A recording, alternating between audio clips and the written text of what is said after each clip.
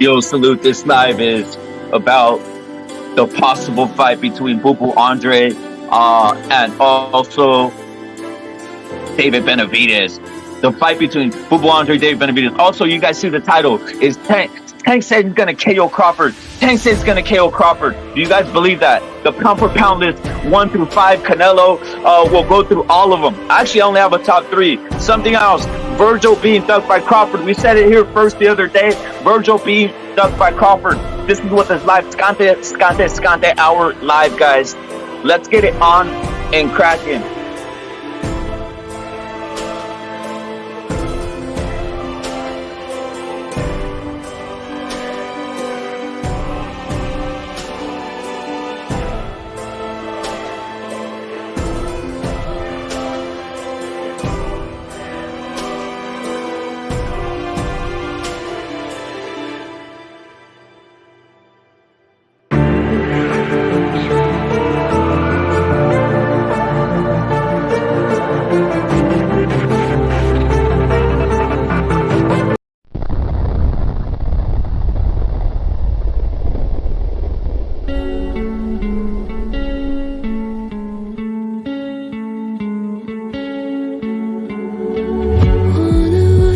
To circle the other, as you go you remain a stranger to me, to you, but our pieces left uncovered. I'm thinking about 4-leaf clovers. I've got composure, silver coin. You hold me, turn me over right now, but expect to. Yo, salute to Killer Be Killed. Ultra Instinct, you're always saluted here, bro.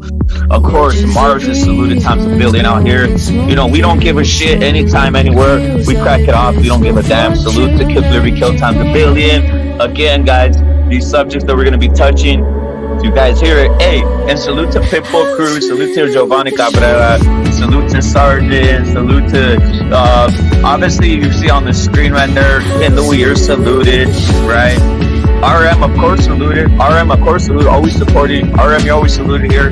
Times a billion. We're gonna get it on and cracking here, bro. We don't give a shit. We don't give a shit. We'll crack it off anytime, anywhere. And let's let it run. That's how we do it.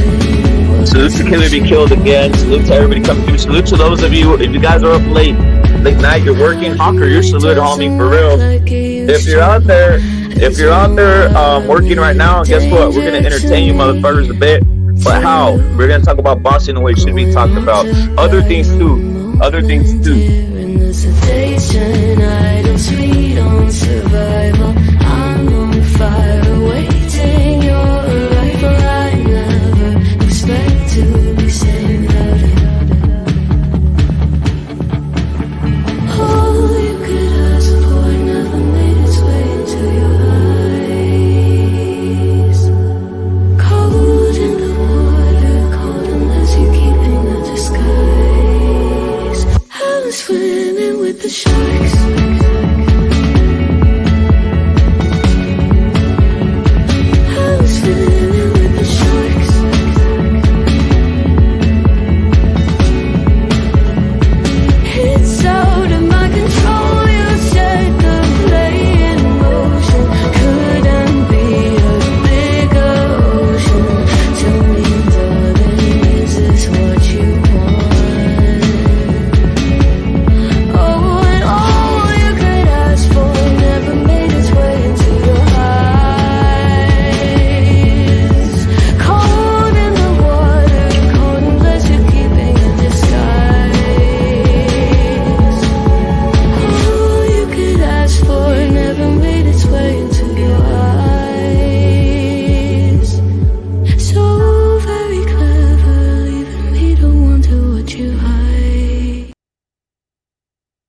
Yo, RM, salute. Knockout net, or salute. Oh, shit. Alonzo, salute to Alonzo. Jump on, bro. Alonzo's up at night. But you know what? We're going to give a double salute to RM. He says, you know, he salutes the intro. You know who I salute? I salute RM. I salute Knockout Ned. And you salute it. Well, here, let's do this for him for RM, bro.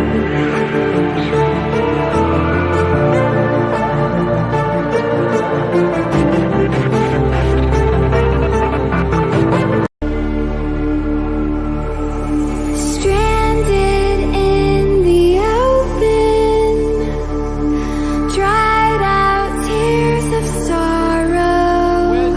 español para que todos se me entiendan, porque es puro mexicano. Que chingue a su madre.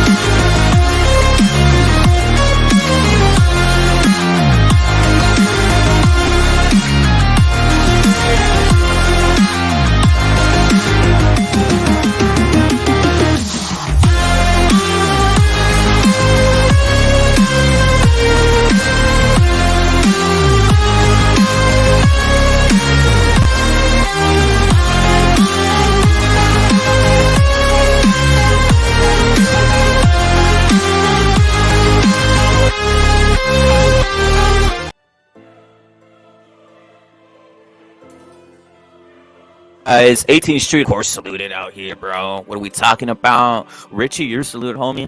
Boston and Frank, of course, saluted. Hit up Boston and Frank, whatever. Hit up Killer Be Kill, whatever. Hit up RM, whatever. Alonzo, you're saluted.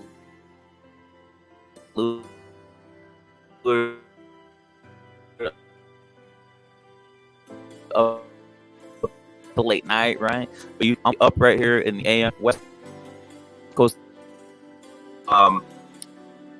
Times a billion out here, right? But guess what? Ultra Instinct, you're right, bro. What are we talking about here? Thank you, Ultra Instinct. I'm gonna fix that, and as I'm gonna fix that, guess what? The proper salute to Mexican boxing.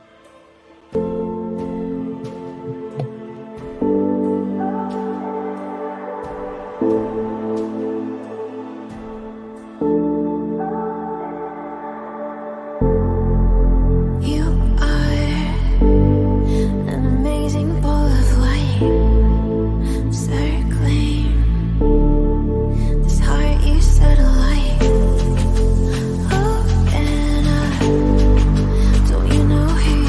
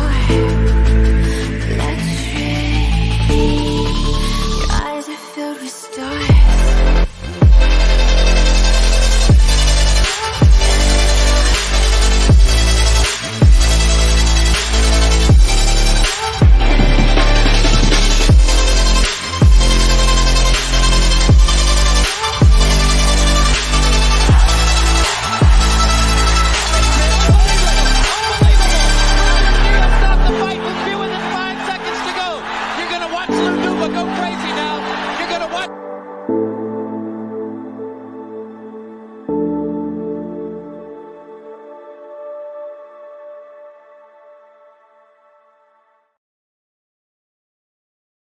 Mars, salute. Don Ramon champ, you're saluted. You think I'm done? You think we're done here? You think we're done with basically the salutes and all this shit? Nah, fuck that shit.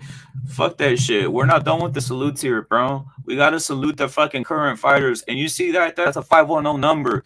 510 number. Hit that shit up if you guys have a fucking opinion. And especially, it's late night, right? This is how you do it. This is how we do it right here, right? Who gives a fuck?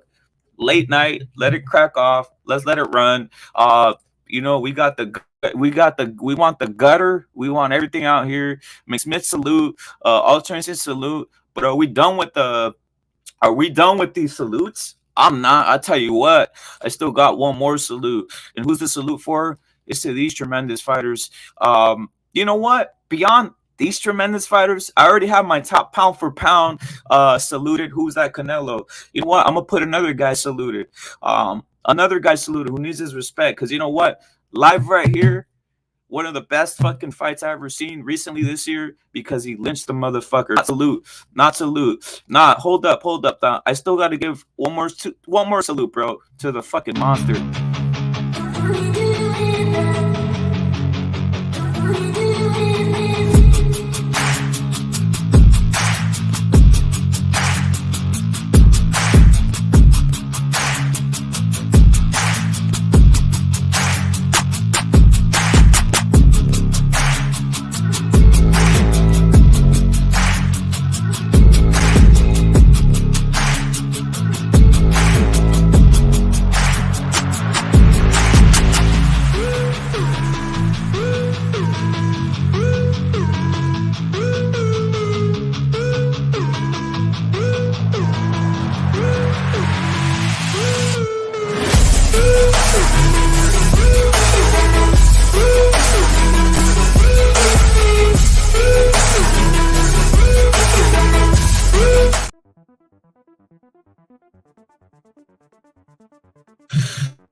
Yo, Mac G, salute. Mac G, salute, bro. Mac G, your salute times salute out here.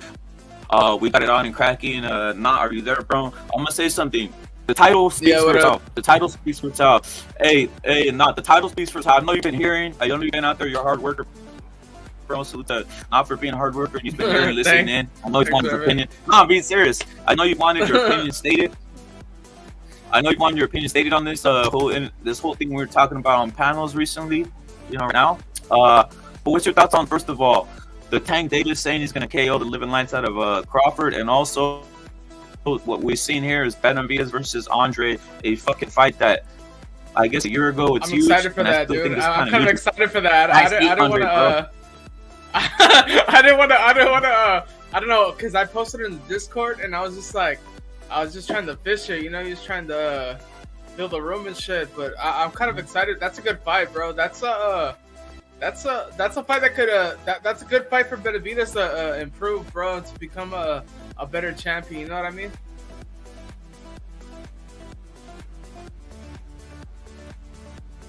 Is it a mega fight at this point? Is that a big fight? Check us out. Yeah, it's not a mega fight. It's like I don't think it's a mega fight, bro. I don't think it's mega. You think it's a mega fight? I think it is. It's a big fight. It's a big fight, bro. It's a big fight due to the fact that is Andre undefeated? Is Andre undefeated? Yeah, two division champ, right? And like 30 fights. I don't know. I don't know his record, but it's like 20 something. Yeah. Hold up. Give me a second here. Now we got somebody on the line. No, we got someone on the line. Give me a second. Here we go, guys. Somebody on the line. Unknown salute. Unknown salute. Are you there, bro? Can you hear me? Loud and clear, brother. Loud and clear. Can you guys hear him? Do you hear this man on the call? Yeah, I can hear him. Salute. Can you hear me? They hear you, bro. They hear you. What's your thoughts, bro? Yeah, we can hear you. Oh man, what was the topic? The topic is: do you think Tank could knock the living lights? Can Tank knock the living lights out of Bud Crawford in your assessment? Can he beat fucking Bud Crawford's ass? Just stop with the silly ass questions. You pretty much asking me if Tank Davis can be a fabricated. Is that gonna be killed? That's gonna be killed, bro. Come on, for real. You're talking about a Tank Davis at 135 pounder that hasn't fought a champion. Come on, they can beat a fabricated 147 pounder. Come on, who are we talking about? Yeah, I mean, if the world is Disneyland real? Of course it is, because he'll fucking sign to it. So everything's fucking fabricated. Okay, so yeah, of course these guys sell their souls, man. That's what we're trying to get to. You know, so look, what we're trying to say is you got a Tank Davis that's fabricated. Who has Mayweather promotions? Who are their fighters? Who are the fighters that they promote? It's Tank Davis. So that's the only fighter that they're able to achieve to a certain type of pay-per-view status, right? So we have a Tank Davis, right, that's fabricated, that hasn't won a championship belt in quite some time. And we're talking about him fighting a Crawford that's been in the welterweight division for like almost 8 years. Come on. What are we talking about? Late night caller salute. Of course, Tank Davis can beat a Terrence Crawford. It's fabricated. Both of these guys come out the factory. Both of these guys' resumes are fabricated. I don't care about who you are. Like, these guys are fabricated, of course. If you're a mastermind fully trained, both of these guys' careers can go as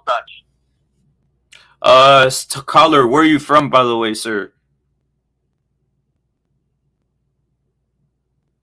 I think the band cut off, guys. Salute to the caller, bro. He basically made his opinion stated, made his opinion heard. You guys want your opinion heard? Mac G, salute, bro. Look if you guys want your opinion heard, hit that line right there. You see 510. But I have to preface it by saying something, guys. Only in American. I'm sadly, guys, only in American lines. If you guys are listening currently internationally, you guys will not be able to make a call. But guys, that's what you guys can do. You guys can hit the StreamYard. StreamYard if you guys have something to say. But if you guys are in America, hit that line that's up right now. It's late night calls. Say what you gotta say. Get shit off your chest. If you need to say something, let it rip here. That's what we're gonna let it fly right now. It's late night. We got Don RoboCrip. We got Reggie on it. Hey, Reggie, you like Benavidez, right? He's a great fighter. Don RoboCrip, you like Benavidez. He's a great fighter. Again, what's your thoughts on the Andre fight? I wanted to ask you guys, do you think Benavidez can knock him out or beat him cleanly, or is this guy better than Plant, bro? Is what I'm asking. Is this guy gonna be tougher than Plant? I don't think so, bro. I think Plant has proven that he could take some punches at least for some while, and I don't think Andre could take the punches at 168. You know, you had to prove it to me first. He's fought at 160 for the majority of his career. So he's never fought a power puncher at 168. And Plant, I mean, he did basically fucking get demolished in both fights, right? But he at least was able to take some of it for some time. So I don't know. I would say that Plant is better than him. That's my opinion. I'm looking at the stats right now, and it says Andre is 6 foot with a 73.5-inch reach, and fucking Benavidez is fucking 6'2" with the 74.5, bro. Damn, Andrade, bro. How do these weight bullies get to these weights so easy, bro? I don't get it. Fucking guys like Andrade should be at super middleweight in the beginning of their career, bro. It's weird. Well, it's just a system that they implement to try to fucking take advantage as long as they can, you know? It's beneficial to try to beat up on little dudes for the longest. Yeah. This guy started, I think, at 154, bro. Fucking... He probably looked like a skeleton, right? Yeah, exactly. Like that, like fucking Jarrett Hurd, bro. I think somebody was talking about him earlier or on another panel, bro. But yeah, Jarrett Hurd, bro. That's why Jarrett Hurd probably got fucked up. He fucking stayed way too long trying to be a weight bully. Well, all I know is that this is a great fucking fight because Andre had an opportunity to become a mandatory for one of Canelo's bouts, fighting that Parker dude, right? And he declined it. and now he has another opportunity to become a fucking mandatory for against Canelo. So all this excuses of Canelo doesn't pick me, Canelo doesn't pick me. First of all, you didn't put yourself in the position for you to get picked the first time, and now if you don't fucking beat Benavidez, well then guess what, bitch? You don't fucking deserve a shot. You know what I mean? So time to fucking see if you fucking actually deserve it or not. And you can't beat Benavidez. Okay. Let's Robo-Crip. You're saluted to Bill Alonzo. You jump on if you got some. Oh shit, L-Dog, you're saluted. Thank you, L-Dog. Thank you for coming back, bro. You've been missed. Salute, L-Dog. Achilles, salute. Bro, and you've been missed. I'm gonna keep it real, L-Dog. You've been missed. But Robo-Crip, we're gonna do a little thing, bro. We're gonna do a little thing right here. Robo-Crip and Reggie, right? Let's do this, guys. All right, you guys in the chat are gonna be interactive here. Again, if you guys have a call it in. We're ready right here, ready to basically take the call. Right, it's right there. The 510 area code 327-7424. Well, we're gonna run a little thing here. What's it gonna be called? Cuck. See who's cucking on Twitter. Is Twitter cucking out here, right? This is the fucking little segment I got, set for, and I just did this randomly right here because I want to basically expose to see if, what do you guys assess of this? Is this cucking guy what we're talking about out here? Hold up, let me expand this real quick. As you see here, announced Benavidez. You see the headline, Benavidez. He's seen Andrade, right? So Dave Benavidez, Dimitri Andrade, everything boxing. You're getting a shout out here, homie. Hopefully you're not hating on me. Yes, well, I'm not hating on you, homie. Get that out, fucking take a rocket pack and fly to space with that shit, homie. Hey, so as I was saying right here. Check it out right here. We got Benavidez and Andrade right here, right? Now let's take a look at the comment section here and expose, see if anybody's cucking. I haven't seen this, guys. I haven't seen this comment section, guys. I have not seen this Don Robo-Crip. I have not seen this comment section. So this is new to me. This is new to me here, right? So let's go through it. Let's tell me this is bad actors here. We got right away, you guys can see Twitter right there that creation of the Reaper. The way do you know what that is? You know what that is right there? Not. I can't even see it, bro. I can't even see it. Let me zoom in a bit, bro. Let's see what it's about. Give me a second, guys. Those styles give me a won't second, match we up have a well, in caller my opinion. going in. It's So not, again, it's not a pay-per-view. Hold up now. We got an incoming caller. My bad. Shit happens here. Caller, salute. Where you from? State your case here. Where you from, brother? Where you from? I'm from Wisconsin, nigga. Hey, of course, y'all been doing to smash the fuck out of fucking Boo-Boo Andre. Boo-Boo Andre ain't nobody got knocked out by next now it's 58. Come on, bro. The fuck we talking about, bro? Benavidez will knock the fuck out of fucking Boo-Boo Andre. Come on, bro. Why? Get that. I mean, hey, I'm not disagreeing or agreeing with your comment, brother, but you know what? Again, it's a fight that's made. Now, you're saying on your Wisconsin, what's Wisconsin's favorite fighter out there? Who's your favorite fighter out there, bro? I got Kelly Plant, but he's a slick nigga with it. But I'm talking about Boo Andre. Yeah, better be just put a foot on fucking Boo Andre asshole, man. I'm keeping real, bro. I'm keeping the Amazon fresh, nigga. That delivery. You know what I'm saying? So fucking Benavidez put a blue on fucking Boo Andre asshole. No doubt. Do you guys agree with that assessment? Don Robo-Crip, he's saying that Boo Andre puts an ass whooping on. Is that what you're saying? Boo Andre puts an ass whooping on Benavidez? The color sounds oddly familiar, bro. I just can't put on the fucking. It's on the tip of my tongue, bro. But I just can't fucking. I mean, he's calling from an area code. This is literally a call. Wisconsin, bro. Yeah. Hey, can you hear me? Nah. I was in the Beast time. Killer. Go ahead. We got Beast Killer on the panel. Just to introduce Beast Killer.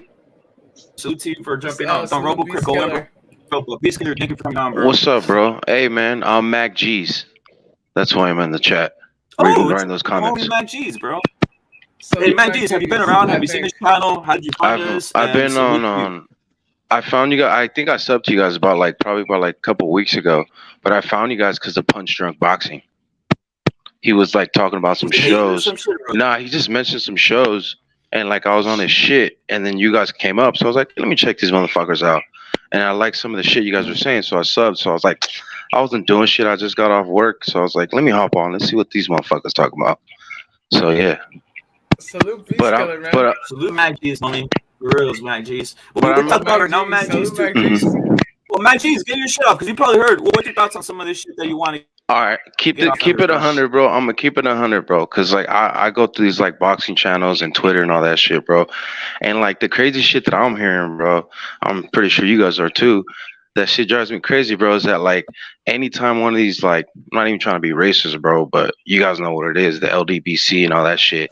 Like when one of their fighters, bro, like goes hard, they always try to find like a new face of boxing, bro. Like when Spence fought Mikey Garcia, Spence fucking sold out the stadium. They're saying Spence is the face of boxing. Wilder fights fucking Fury. They draw. They're saying Wilder's the face of boxing, gets dropped. They say Spence is the face of boxing, gets dropped. They're saying the fucking now they're trying to push Bud as the face of boxing. Bro, this is ridiculous, bro. They always try to find a new face of boxing, and that shit gets pushed back down, bro. And then guess what? I hop on their shit, and then they talk shit, and they try to say, oh, you're Mexican. Da-da-da. I'm Mexican and black, bitch. I'm both. So you can't say shit to me, dog. Mac G, who do you think is the face of boxing right now, then? I'm going to keep it 100, bro, because I'm not one of those homers, bro. Like, I'm super homer, bro. But, like, I do see what everybody's saying about Canelo being on the decline. He's still the face of boxing, no doubt about it. But, like, I ain't going to say that, like, he's on top of his game like how he used to be. You know what I'm saying? He probably got, like, a couple more fights where he's, like, on his shit. You know what I mean? I think David, I think once he beats David, my boy, I think that's when he'll start like doing little exhibition matches and shit. But that's pretty much it, my boy. What do you think about Andrade versus David, bro? I think I'm kind of hyped for the fight. I like it. I think it's a real fight. I think David, that's where David kind of earns his stripes, you know? Against Boo Boo? Yeah, I think it's a good test for him. I'm gonna be honest with you, bro. Like I broke that fight down a couple months ago with my father-in-law, and he was just going really hard for David, bro. And I respect that because he went to his camp and he's seen him fighting shit up in Seattle with his dad. But I'm gonna be honest with you, bro. I think David fucking sleeps Boo Boo, bro. Boo Boo's too sloppy. He's too wild.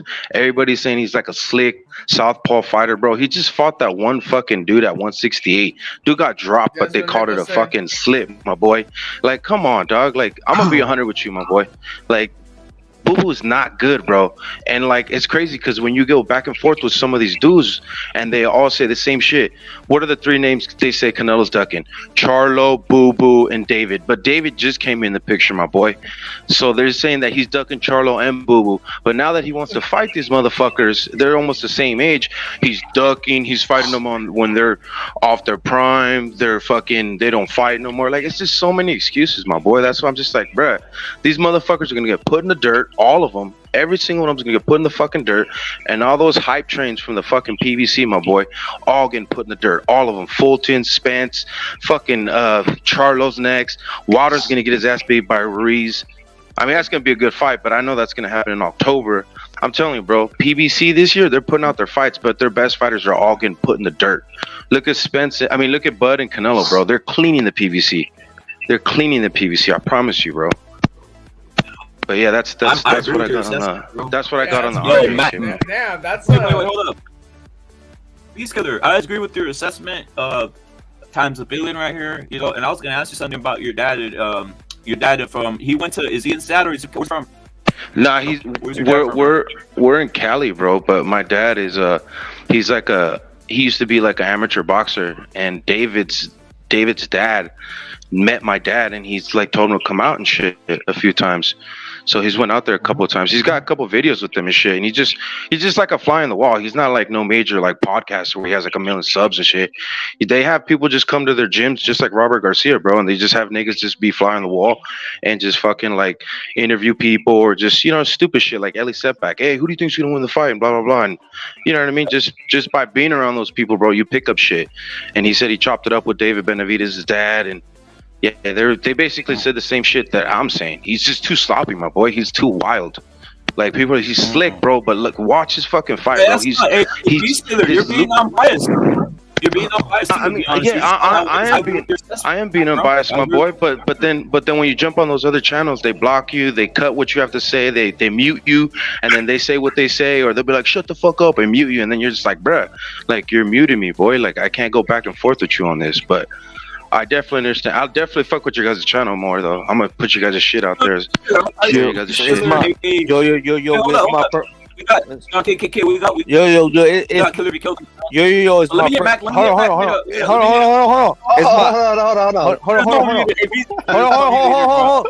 It's my it's my first time listening in, man. First time jumping on the panel. You know, I appreciate y'all. You know, I've been around these LDBC channels. The first time I jumped onto like listening to boxing is I was listening to these LDBC channels like me too. Sports. When it came to Prime, like he was pushing the Black Prime, IQ TV, and all that shit. Big Cock TV, all that shit, bro. I was like, okay, so then I'm like, fuck all that, and I came, and then for mysteriously, I came in and I bumped into a channel called World Rapid Sports Network. World Rapid #CCD, and then from there, I just went on the pond and I started listening to this shit. I was like, this is how I fucking feel. Dog, everything you just said right now, my boy, makes all the sense in the world. I became a fan probably about like 2010, 2009. I was because right now I'm 29. I was probably like early. You can buy alcohol. Yeah, I could not at that time. It was like 2010, like 2009, 2008, like way before what's his name fought Floyd. But anyways, like I'm trying to say is that like I would jump on YouTube, my boy, to hear like news like on boxing and shit, and like they were the biggest channels because they had the most subs. Like if you type in Canelo, what's gonna come up? Dante's Boxing, all these niggas talking shit. But if you listen to like the ones you listen to, like the ones I fuck with straight up is like Showbiz. Because he's not casual. Like he talks shit, but he talks shit about the other dude. He lets it like be known by everybody. You know what I'm saying? You like, talking he's gonna talk shit about him. You talking about? Okay, I don't know who that. You talking about the nigga that got the taco on his head? Yeah, I'm not gonna lie to you, bro. That dude is probably the best unbiased pro black channel that I listen to. Yeah, that nigga trash. He don't know shit about boxing, bro. I'm I keep it 100. I'm gonna keep it 100. That nigga garbage, straight trash. Yo, you hear me? I respect everybody's opinion. Okay, yeah, we hear you. Exactly. I respect everybody's opinion. You know what I mean? Like, I'm not knocking it. But at the end of the day, my boy is like. Hold on. Let me say something. You know that nigga was that dude. I actually know the person that went to school with him, right? In middle school, like who the fuck? His baby mama's Mexican, bro. Hold on. Let me tell you something. Showbiz. So you know that dude was trying to get at somebody that was underage and shit, right? You do know that, right? I didn't know. Oh no, you didn't know that shit, bro. Like, okay. I'll leave it at that. I'm not gonna dig it into to respect that of this channel. Okay, like I hear what you're saying, my boy. I hear what you're saying, but like with all due respect, yeah. I don't fuck with channels like that, bro. My bad, bro. I'm just saying, like compared to like Dante's Boxing and like ETV, it's kind of like compared to them. Come on, bro. I respect. But I don't listen to the I don't that type of opinion, like boxing opinion. I don't care if you over here trying to holler at underage girls and shit. I'm not gonna listen to your opinion. Your opinion comes fault. You know what I'm saying? So no, I understand that, my boy. But like I'm kind of one of those type of dudes. Hold up. Go ahead. Beast Killer. Salute to Beast Killer. We got Beast Killer. We got Achilles. We got obviously Killer Be Killed. We have Los on the panel. But basically, what I was gonna say is this: right here, you can say whatever the fuck you want, to be honest, and not even get kicked out, bro. That's the whole point. That's the whole point here, bro. Like everybody lets it rip. But I was gonna say something. Yeah, this dude has inside information on him, bro. That's what it is, bro. I myself, I've just to be admittedly true Beast Killer, I've had beef with myself, just beef with Showbiz in a sense, because he kind of talks shit about Canelo, and that pisses me off sometimes. So I kind of had beef. I was like the number one guy calling him out, but it's whatever, bro. Everybody to each his phone, and we can all have our own opinion here. But Beast Killer, I do agree with your sense of David Benavidez, and I do agree Dante Boxing Nation's a fucking piece of shit. Like, yeah, I want to talk on something real quick. I want to talk on something real quick because hold up, Beast Killer, bro. It's been a long time since I've been on the panel, man. Shout out to everyone here. Shout out to the CCD. I had to take a long break from boxing after the most disgusting robbery that I've ever seen in my life. Hey, it's Achilles, bro. Oh, okay. I thought you were Mirage. I was about to fucking punch you through the fucking through the fucking phone, but I figured I want to talk on this. Something that people are underestimating was the power of Eminem's walkout when it came to Crawford versus Spence. Because, this guy. Because here's the thing: when Eminem came out with Crawford, that was like Crawford getting the energy of every Hey, it was pretty litty. I ain't gonna lie, bro. Hey, hold on, bro. That shit was litty. Hey, hold on, bro. Let me cook right now. I'm saying that was the energy of every white person channeled into Terrence Crawford. Cook, bro, cook. And that's why when we saw him walk out, he was thinking, I'm gonna do this for Mexicans, I'm gonna do this for white people, I'm gonna beat up Errol Spence. That's basically what it was. That's why we saw Terrence Crawford hit levels that we haven't seen before. Have you seen Terrence Crawford look like that before, Rip It? No, bro. No, dude. I do. Like, I was skeptical. I know Beast Killer. Salute to Reggie. Hey, Robo Crip, please jump on again, bro. I know basically Beast Killer out there. Were we all expecting that? For real, Los. Were we expecting a fucking KO like that? Let's keep it real. Did we really expect that this dude would come in there and just fucking destroy fucking Spence like that? Like, I was expecting. I'm gonna let everybody else go, and then I'm gonna give my input when everybody's done. Expecting a schooling, though. I'll say that. When he played that white boy anthem, I knew it was over for Spence. All right, my opinion on it, bro. I didn't think he would. That was crazy, bro. My bad. I didn't think he was gonna stop him. I didn't think he was gonna whoop his ass like that. But what I could say though, like real shit, if you guys see that Sean Porter interview that he gave with on his podcast, I think he gave it yesterday, the day before yesterday. He breaks that shit down to a T.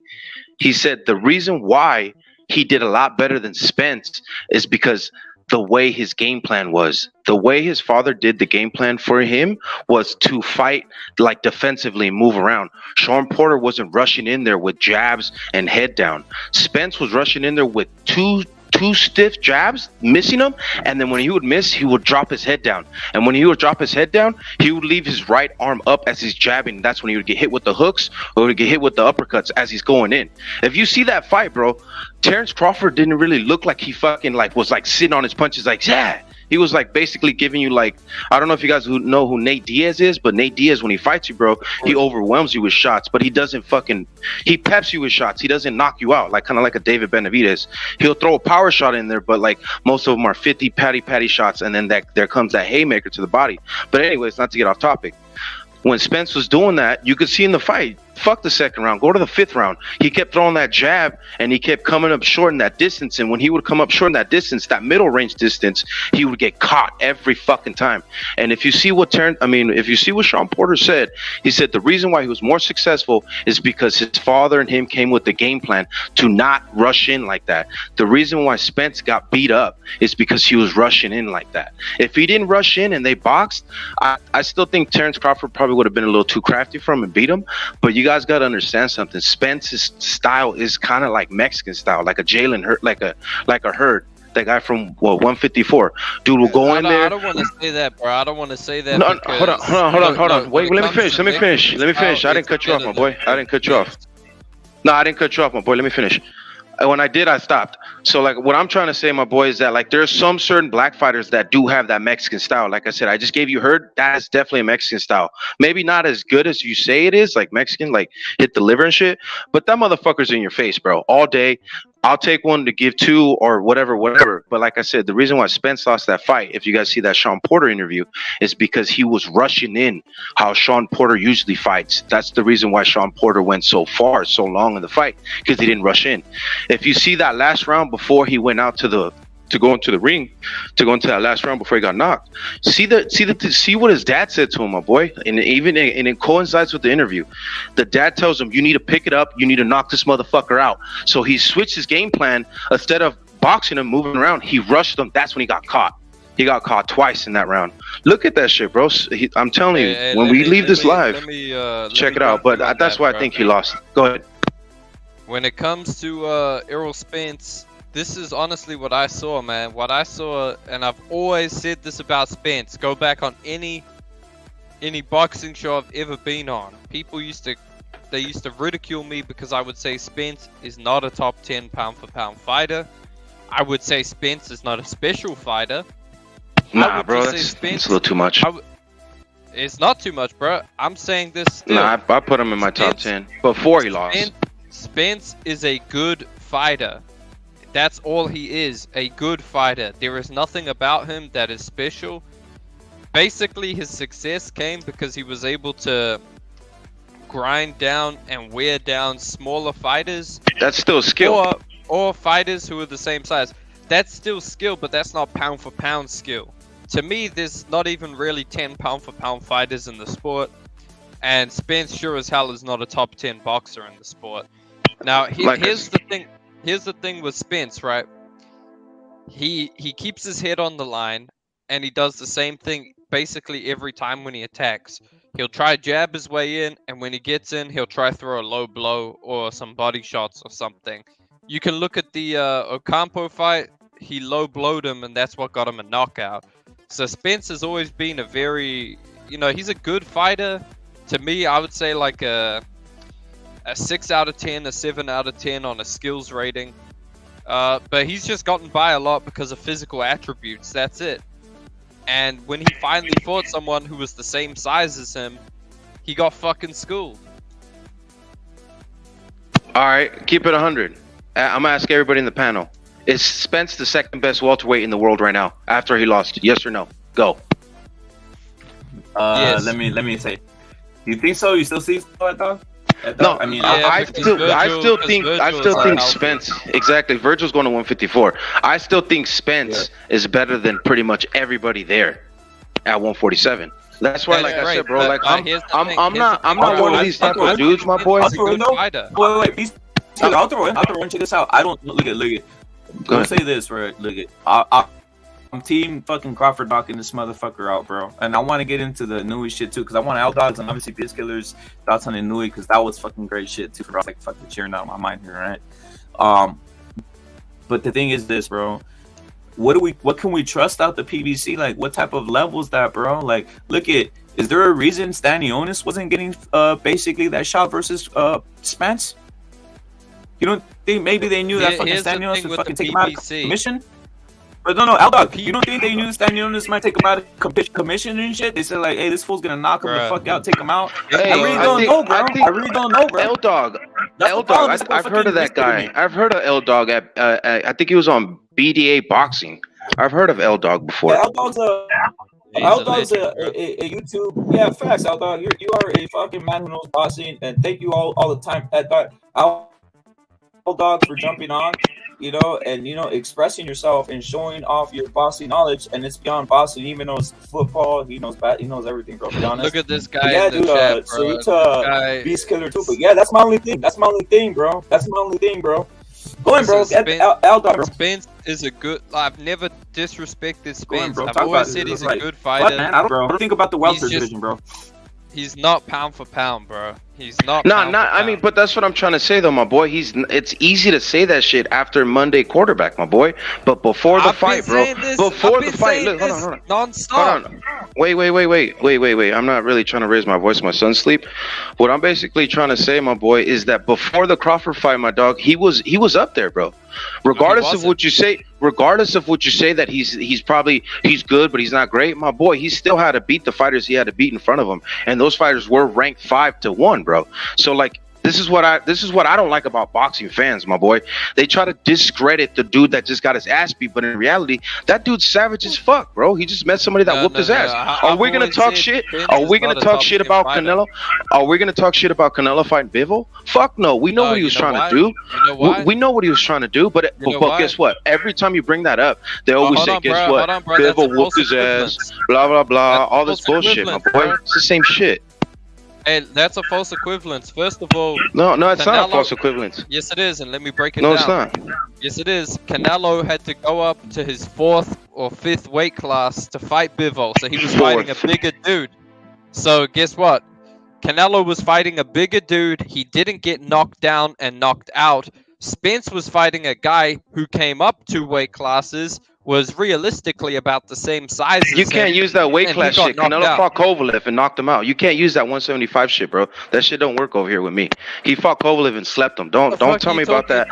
Bro, what are you talking about? You're acting like Canelo fought at 175 his first time, bro. You're getting emotional. No, I'm not getting emotional. Because I've heard you talk before, bro. And like that shit you just came on hold on. That shit you just came on and say Eminem gave him like power, bro. Like I understand you're trying to be funny, but like when I hear shit like that, bro, it's like, bro, keep it boxing, bro. What are you talking about? I'm keeping it boxing and I'm breaking it down, bro. To me, Eminem giving power for the white people and the Mexicans, like, bro, what is that? But go ahead. That is it, bro.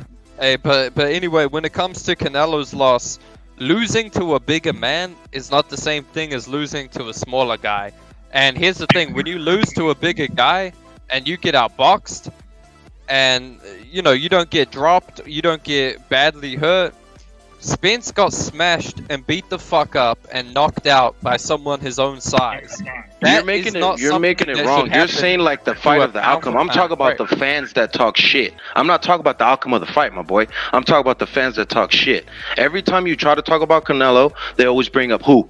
Floyd, that happened 12 years ago. Hold on, bro. You're not talking to those fans. You're talking to me, so you gotta speak to me, bro. No. I'm not. I'm talking to the panel, bro. Like, if you think I'm talking to you, then you're mistaken. I'm talking to everybody in the panel. Look. When it comes to Canelo, he is a pound for pound fighter, and I can explain why.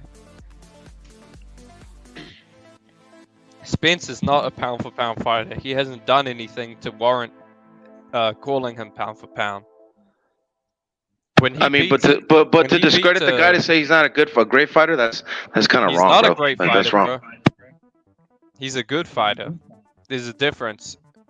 Great fighters don't get beat the fuck up by other guys. There's not many great fighters in history, dude. The term great means it's rare. Is Spence going to the Hall of Fame, yes or no, when he retires? I don't give yes a or fuck. no. Just yes or no. Just no, I don't give a fuck if you don't give a fuck, but just answer it. Yes or no. Is he going to the Hall of Fame? Yes or no. He's not going yes to or my no. Hall of Fame. Okay, let's ask the panel. Let's ask the panel. Is he going to the Hall of Fame? Yes or no. Spence. Would you put him in the Hall of Fame? I said Spence. Spence Hall of Fame. Me personally, no, but I know they're gonna. Isn't Artur Gotti or Mickey Ward in the hold on. That's what I'm saying. No. When it comes to my Hall of Fame, I ain't saying he's a first ballot Hall of Fame, but he's gonna get in there. Like if you're talking about like the first ballot Hall of Fame, but he's gonna get in there. That's like saying, well, you gotta put Spence in the pound for pound because the Ring magazine has him there, so he must be a pound for pound fighter. I don't care about the Ring magazine. I wish we would have had this conversation we're having right now before the fight. It's just crazy how niggas could talk however the fuck they want after the fight, but in reality, Spence is lit. Hey, bro. I'm black. Let's go across the panel. Let's go across the panel. Hey, bro. Hey, L-Dog, if you feel disrespected because of that, bro, then I'm not gonna address you anymore. Spence is a good fighter. It was just obviously he was compromised, bro. That's the thing. Look. The panel. Hold up real quick, because bro, you guys have people like that on the channel? Well, hold up, bro. I've known L-Dog for years, and I've known L-Dog for about 2 or 3 years, and I can tell you he's always said Spence was overrated, and I actually agree to a point. And L-Dog's always had this opinion. He's not just saying because Spence got his ass beat. No, L-Dog always thought Spence was overrated, and you bring some good points to why. So why don't you guys debate that on why he is overrated and not just say He's just saying it because, you know, it's convenient now. Okay, well, like I said, he beat a lot of fighters to get to that point. You know what I'm saying? To get to the point where he's at right now. Maybe you could fucking talk the shit you want. You could say he was on this side of the street, that side of the street. He beat all the dudes on his side of the street. That's what you can go by. I'm not one of these fans, my boy, that discredits the fighter, and that's what he's doing. I don't ever discredit any fighter, my boy. Hey, let me break it down. Let me break it down, Chi-Chi. So guess what? Deontay Wilder, he's also a great fighter because he beat everyone on his side of the street. Hey, guess what? Emiliano Vargas, he's already a great fighter. He's beaten everyone he's fought, right? To get to where he is. We gotta have some standards, bro. I don't give out participation trophies when it comes to boxing. Putting Spence as a great fighter is giving out a participation trophy. What has he done that says greatness? I just told you what he did. He beat 3 champions that were current holders, and he took all their belts. What are you talking about? I just explained that shit to you right now. He beat 3 champions. Let's go into this though. Hey, name the champions. Let's go into this. Hold up, he's gonna. He didn't beat no names. He beat champions. Okay, top let 5, me break it top down. 1. Let me break it down then. Cal Brook, right? That was the first guy he won a world title off. Cal Brook was coming off a brutal knockout loss where his face got destroyed by Triple G. How long ago was that? That was a couple months before Spence fought him. No. How long ago did Cal Brook and Spence fight? I believe it was maybe 2016, 2017. How many years? That's like fucking 6-7 years, my boy. Guess what? Hey, bro, I'm breaking down every single champion he's fought since you wanna. So you said that he beat Cal Brook. Was Cal Brook the best fighter he's fought up to that point when he fought Cal Brook? Yes or no? Go. Yeah, but guess what? He was matter. exactly. So that doesn't go ahead. matter. Next, that's like saying Chris Arreola is a great win. Hold on, bro. Stop cutting me off. That's like saying Chris Arreola is a great win for Deontay Wilder because that was the best guy he fought up until that point. You're not making sense. Super odd analogy right there. That does not make sense. Arreola to Wilder. Arreola wasn't even a champion, bro. What are you talking about? Arreola wasn't even a champion. Arreola was a fucking gatekeeper for the heavyweight division. He's been fighting since, bro. Arreola fought Valery Klitschko. That was like fucking 20 years ago. What are you talking about, my boy? Why is Cal Brook a good win? Why don't you break it down? Why is it a good win? I just explained it to you. At that point in time, Spence's resume, was Cal Brook the best fighter he's fought to that date at that point? Yes or no? Yes, he was. But listen. The analogy, I'm not making no sense. Well, then you're not making no sense. You just said Chris Algier. I mean, whatever the fuck that guy's name, the fat Mexican dude fought Deontay Wilder, and dude wasn't even a champion. Dude was a gatekeeper. You're making wrong comparisons, my boy. You guys say this guy knows boxing? That's a stupid comparison right there, my boy. Arreola and Wilder, like, bro, come on. Here's what you don't see. Let me break it down for you.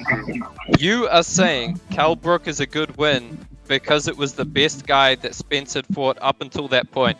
So applying that logic to other fighters, would you hold that same logic with other fighters? So I could say, for instance, No. Don't switch it up. Go back to what you said. Wilder versus who? Yes, Wilder versus that's what you said. Is that a great win? So let's break it down then. That's what you're comparing. You're comparing that. I'm not comparing that. My comparison is Cal Brook is a lot greater than Arreola, a lot greater, because he was a former champion. Arreola was never a champion. He was a gatekeeper. So that was you're already incorrect. Cal Brook was not a former champion. Cal Brook wasn't an IBF champion? He didn't take his belt? What are you talking about?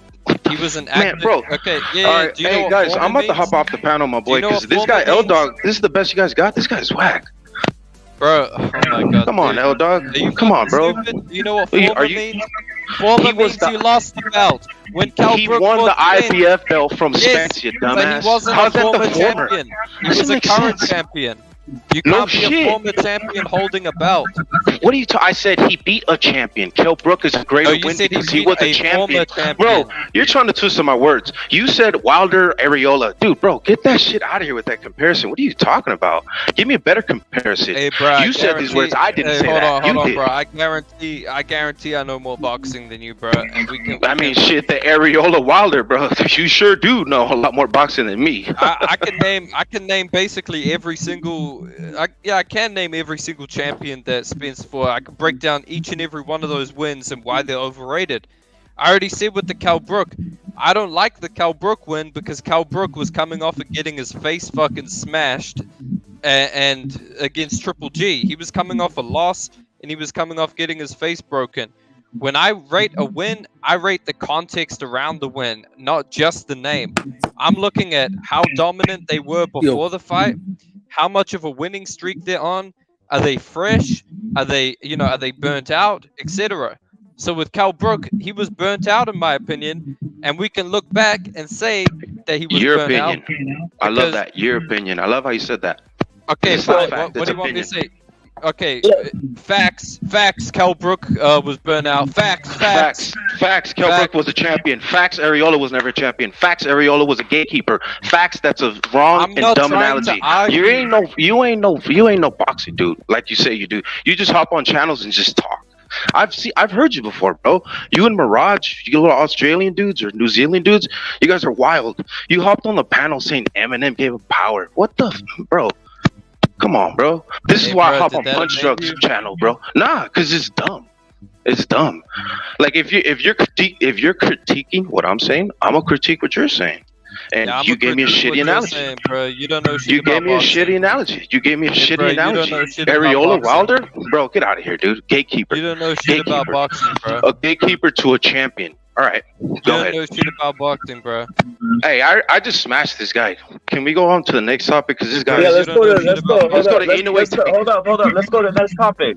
Eldar, let's check this out. I want to know this, by the way. This is what I want to know. Before the Inouye Fulton, did everybody have Inouye here? Yeah, I had Inouye. Yeah. All right. Before the Haney Lomachenko fight, did everybody have Lomachenko or Haney? Who'd you guys have? I had Loma. I told you guys Loma. I had Haney. Why'd you think Haney was gonna win? Beast Killer? It's kind of like I mean, you guys could basically know this common knowledge. He was just bigger, younger, faster, stronger. But I mean, I'm gonna keep it 100, bro. I was shocked. I thought Loma won that fight by 2 rounds. All right, for sure. Yeah, that was a robbery, right? That was a fucking robbery, definitely a robbery. Yeah, bro, I'm not dumb, bro. It was obvious to tell that Loma would beat Haney. Any true boxing fan would have seen it. I mean, yeah, but I mean, the judges didn't see that way. So when you're saying obvious, it's like clear as day for everybody to see. Obviously, the judges didn't feel that way because they gave him 2 rounds. I think they gave Haney 2 rounds, right? He won by 2 rounds. That was 1 round, bro. We know that shit. Well, hold up. Beast Killer.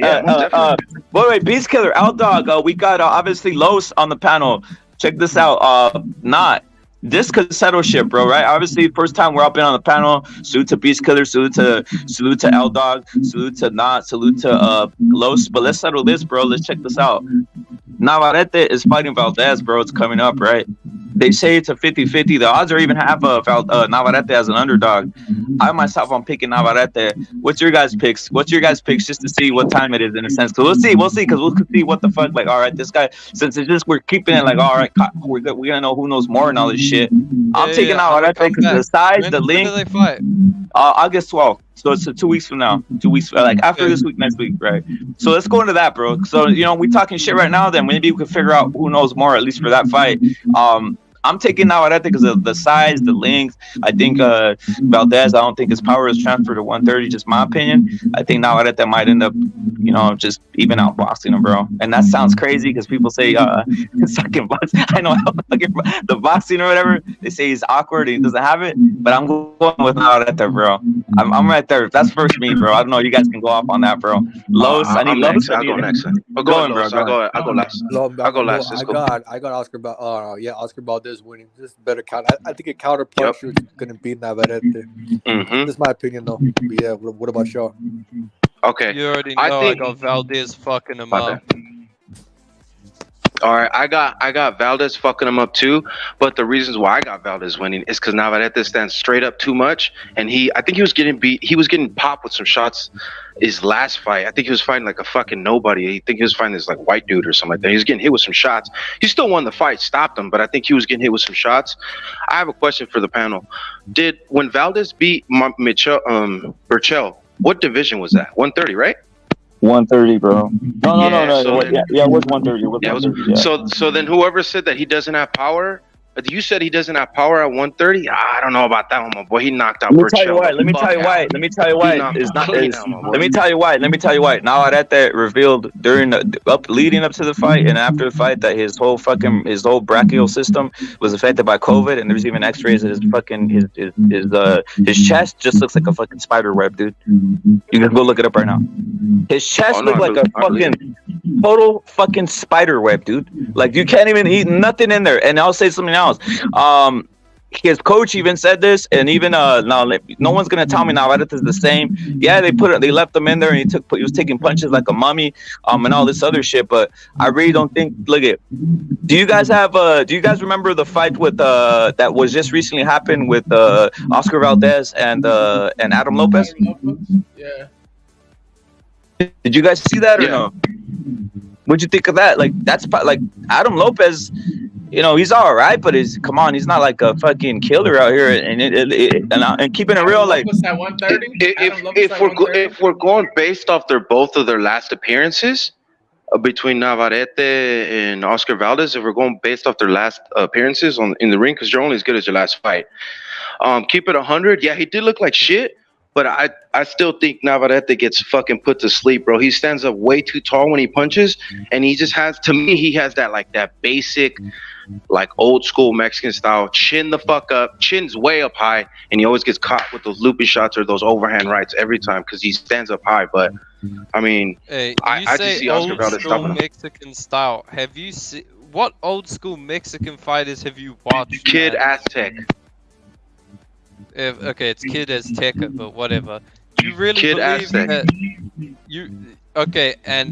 you've seen that's the first Mexican champion, like big first Mexican champion in like the fucking I forgot like 20 or something like that. What's up? You've seen him fight. I've seen like old school videos, and I've like read pamphlets and shit of how good he was. And you could talk about the old Mexican greats. They used to talk about him all the time. Sanchez used to talk about him, Salvador Sanchez. And this is what I love, L Dog, is that you're from New Zealand, Australia, wherever the fuck you're from. You can't read or you can't understand when they're talking Spanish. So coming from a person that understands and speaks Spanish and reads it, you can hear the conviction in their voice when they're saying what they're saying about their fighter.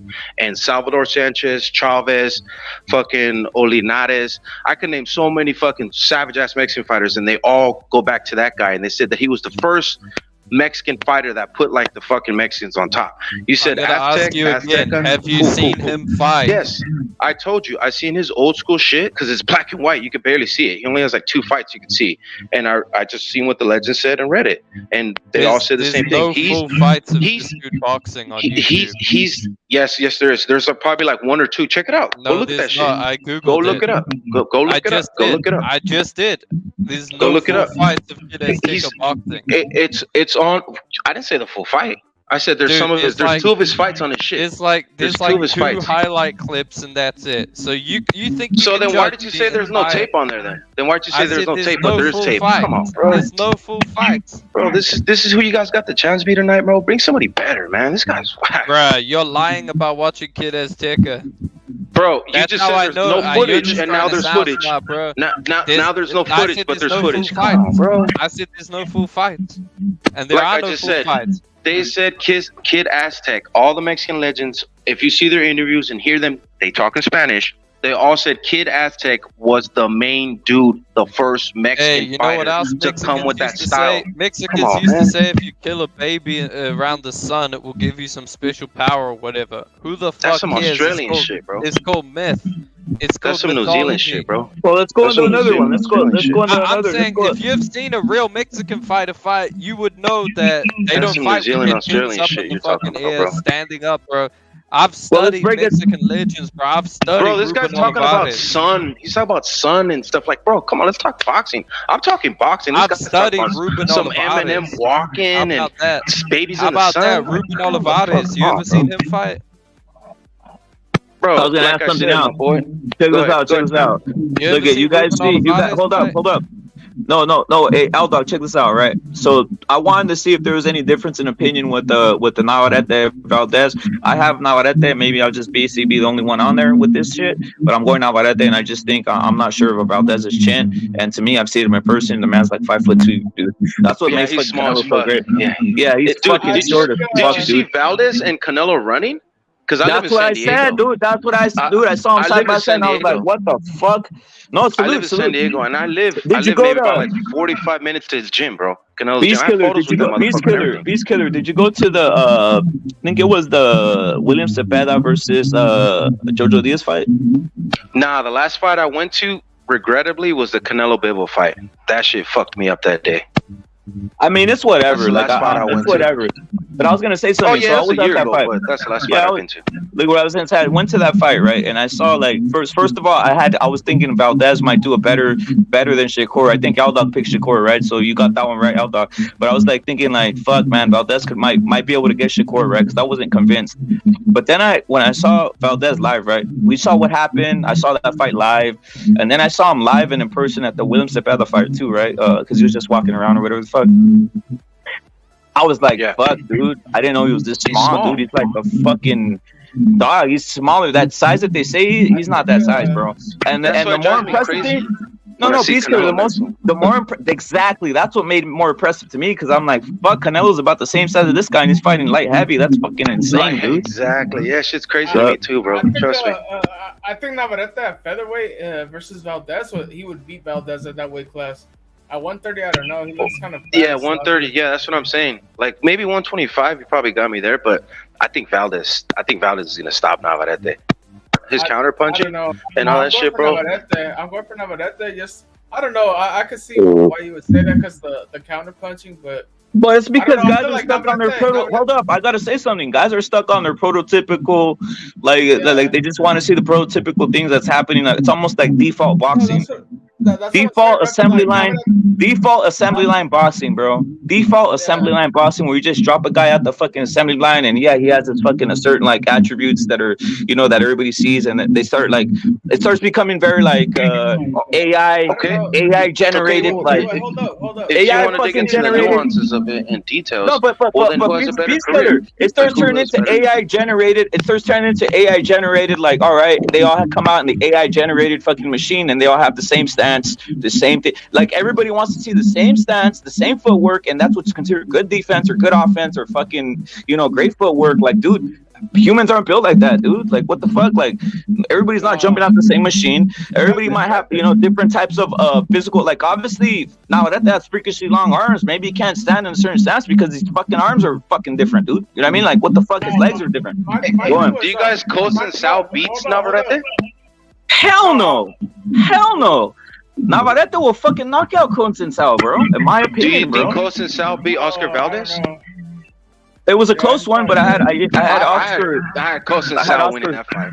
I had Oscar inking it out with the body shots. That's the Brazilian guy. Yeah, I thought the Brazilian dude whipped his ass. Look, I can't be mad at anyone who says Valdez beat Conceição just because Conceição fucking slaps all his punches. And if you technically want to go by the rule book, then those slaps don't count as scoring shots because they're not landing with the knuckle. Bro, you see his face after the fight? God damn, his face. Oh, his face is. Hey, wait, hold up, Beast Killer. His face is always like that, bro. Look at him versus Adam Lopez. He gets touched a lot. He gets touched a lot, dude. He does get touched a lot. I don't know. I think, you know what I'm saying? He does get touched a lot. I think Navarrete has a way of taking people's fucking abilities away and just fucking butchering you down, dude. Look what he did to that guy Christopher Diaz and fucking what's his name, Joet and Dogbo and all those guys. I know Shakur went. Did Shakur go distance with Christopher Diaz? Yeah, he did. That's the point. You see what I'm saying? Like, what the fuck, bro? Shakur proved. He knocked out a couple other guys.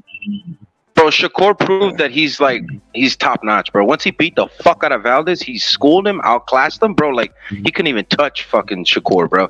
Shakur proved himself at 130. Oh yeah, at 130. At 135, it's a different story. But 130, he proved himself at 130. With Shakur, I need to see him outbox someone who's bigger than himself. I'm not giving any pound for pound credits to guys who don't fight people bigger than themselves. Oh yeah, I don't think he's pound for pound, not yet. I think he will be in the future though. I don't know, I think man. he has a bright future. I gotta see him. I gotta see him fight a bigger guy. I'm just not impressed by guys who weight bully like Shakur. Who do you think's better, Haney or Shakur? It's just a question, no arguments. Just a question. Shakur, man. Come on. Shakur? All right. Yeah, I'm going Haney. I'm only asking these questions not to start arguments or anything. I just really want to know where you guys' heads at. Who do you guys think is better, Haney? I want to start arguments. I really do. Like, that's the best thing. Like, yeah, fuck it. Arguments are great. I have Haney. I got Haney too. No, I'm not saying the fight. I'm talking about like as far as like fighting wise, accomplishments wise. I think Haney is as far as accomplishment wise, he's better. But like overall boxing skill, when they do meet, I think Shakur will beat Haney. I just think Shakur is just fucking top notch, bro.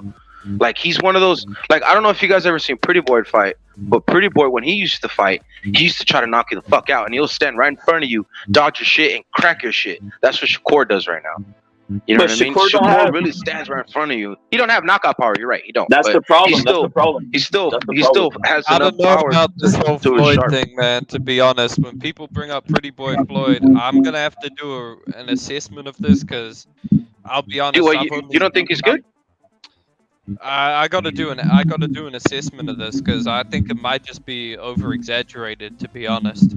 I got a question, bro. How come people like? I'll just ask this: if we're just gonna compare Shakur or whatever to anybody, how come they always go to like? It always goes to like a like, dude. To me, it's not like I can't really tell you he's that type of guy because I saw Floyd knocking guys out at 135, right? So it's like real guys, not like this fucking Japanese guy. He would knock him out. He would knock him out. But he wouldn't finish him. He would finish some of his fights, but he would dominate.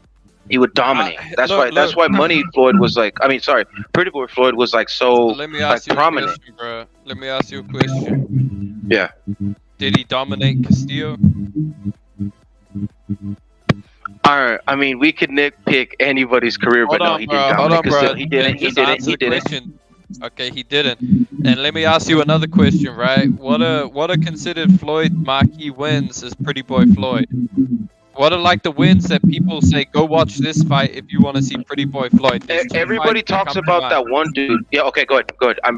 I know you can say him. There's two fights that come to mind, right?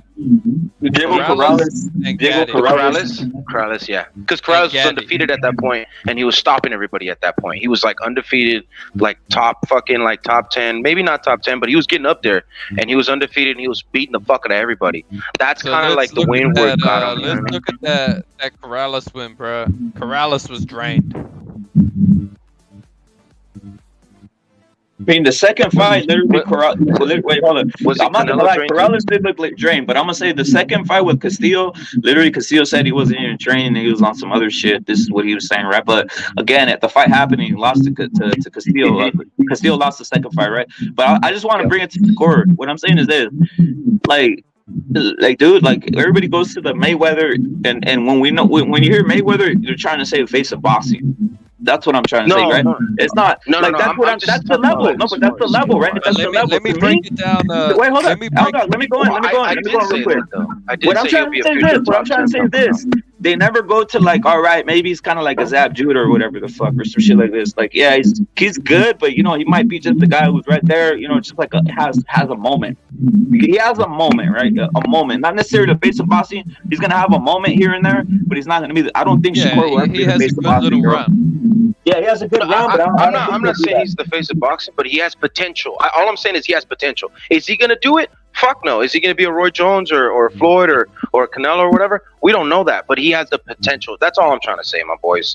I'm saying he just has the potential. That's it. You know what I'm saying? Just like how Haney has the potential as well. Doesn't mean it's going to come to fruition, but it's just he has that potential. That's all I'm trying to say, man. And let me go in on this further, right? Whenever they say Pretty Boy was this monster, I wonder how many fights of Pretty Boy they've actually seen, because a lot of the time with these black fighters of the past, people say they're really good, but then when I go back and rewatch them, they don't actually look that good. Yeah, I was just watching back the fucking Marvis Hagler fight versus the I forgot, it was a short That's what I was dude, gonna say. stocky as fuck, and that dude was giving Marvis Hagler work, and everybody's like, Hold up. You know what I've said? Hold up. You know what I've said? Wait, hold up. I gotta go into this, bro. So yeah, you're tell me right, I'm not lying. L-Dog, Wait, L-Dog, tell me I'm not lying. Hey, Beast Killer, tell me I'm not lying. It's gonna sound crazy, motherfucker. I've said this in the past. When I see Marvin Hagler, I'm not even gonna lie, dude. I see Burchell, dude. Like fucking dudes are playing with me. Like literally, That's what I was same, gonna say. the same shit, bro. I'm being serious, guys. Hey, I'm the biggest Burchell. I'm the biggest Burchell guy, but I'm saying like, guys, are look at his footwork. Come on, bro. Cut the crap out here with the Marvin Hagler. Rip it. I mean, I've seen every Marvin Hagler championship fight. This dude was decent fighter, but honestly, nothing special. I think he robbed the Ram, by the way. I think he robbed the Ram, bro. I think he robbed the Ram, bro. All I can say is this, man. Who he beat at the time, and like the fighters he's beaten, he deserves to be up there at top middleweights in history, because he did beat some top guys. You know what I mean? Regardless if you want to say this or that, he did beat some top guys. If you look at his shit. I mean, the first one that comes into my head. What division? It was a middleweight. Hearns versus fucking Marvis Hagler. That was a good fight, my boy. And he was top 10 status. Hold on, bro. Let me break it down. Is Thomas Hearns known as the legendary middleweight? Thomas Hearns is a legendary fighter. Okay, that's cool, right? But you can't just pick someone from a smaller weight class and say he beat him at middleweight, and then say he didn't he fight at 168 as well too, right? Yeah, he did, but he was never a great middleweight. This is the difference. Like Canelo to me is one of the best middleweights of all time, because he beat Triple G, who was one of the best middleweights of all time. Whereas but even when you get into that subject, I can't say with Hagler that he beat any great middleweight. What great middleweight did he beat? In my opinion, a fucking lightweight came up and beat him basically, or made him look bad. I mean, I don't have his list of fighters like right in front of me. Like if I have Canelo's, because I know it on the top of my head, or like a Shakur or something like that, because it's been like 20, 30, 40 fucking years the last time he fought. But like, I just don't have it on the top of my head. I can go on my phone and look through all the names, but I know for a fact he's fought in some top five. He's fought in some pound for pound fighters. And when he beat Hearns, I think Hearns was like number 7 or number 8, I believe, at the Ring magazine at the time. And the only reason why I know some of this shit is because, like I said, my father-in-law, he's about like 67 right now, and he goes to boxing gyms all the time. He's a gym rat. He's a boxing rat, sorry. And he watches old ass films. He brings out old ass fucking books when I was young, like of Ring magazine from 19 fucking, I forgot, like World War II days and shit. Like, this shit's wild, bro. It wasn't even the Ring at the time. It was called some other shit. But like, he brings out all these books, and you can see all the old fighters, and that's how I learned about Kid Aztec. You can see Chavez talking about him. You can see Salvador Sanchez talking about it. Don't read about fighters, watch fighters, man. But if the greats that we look up to or that we adore and we call them great are saying that guy's great, bro, they gotta know something, bro. They gotta know some keys to the tool. You know what I mean? Like Canelo, like when Canelo fought Floyd. He learned something. I hate when people try to discredit and say, "Oh, he didn't learn." Bro, he learned something from that fight. Everybody learns something from a great fighter, and he just unlocked some keys when he fought him. Same shit. When fighters talk about a fighter that's really fucking good, if you see Roy Jones Jr., when he was coming up, he said Salvador Sanchez was the shit. Why? Because he watched them. You gotta watch these guys. Hold on, bro. Here's the thing. You gotta watch these guys fight, and you gotta make your own opinion. I'm not gonna listen to what someone else tells me about a fighter. I'm gonna go and watch them. I'm going to listen to the guy that's been in there, and that's great. If that guy's great and he's talking and he's saying that guy's great, hey, man, I'm going to listen. He might not be right. He might be wrong. All right, you said the key word. I'm going to go in and ask everybody on the panel this, right? A common opponent between Crawford and Virgil Ortiz is Cav Velasquez. And Cav Velasquez, out of his own words, said Virgil's better. That's true. He did. He said he hits harder too. Do you guys think Virgil will beat Crawford though? Be honest. Yes. I'm being serious. Really? When he said, yes, bro, I think he has the look at. Does anybody have a power jab like Virgil? Not since Virgil's basically. like a Spence.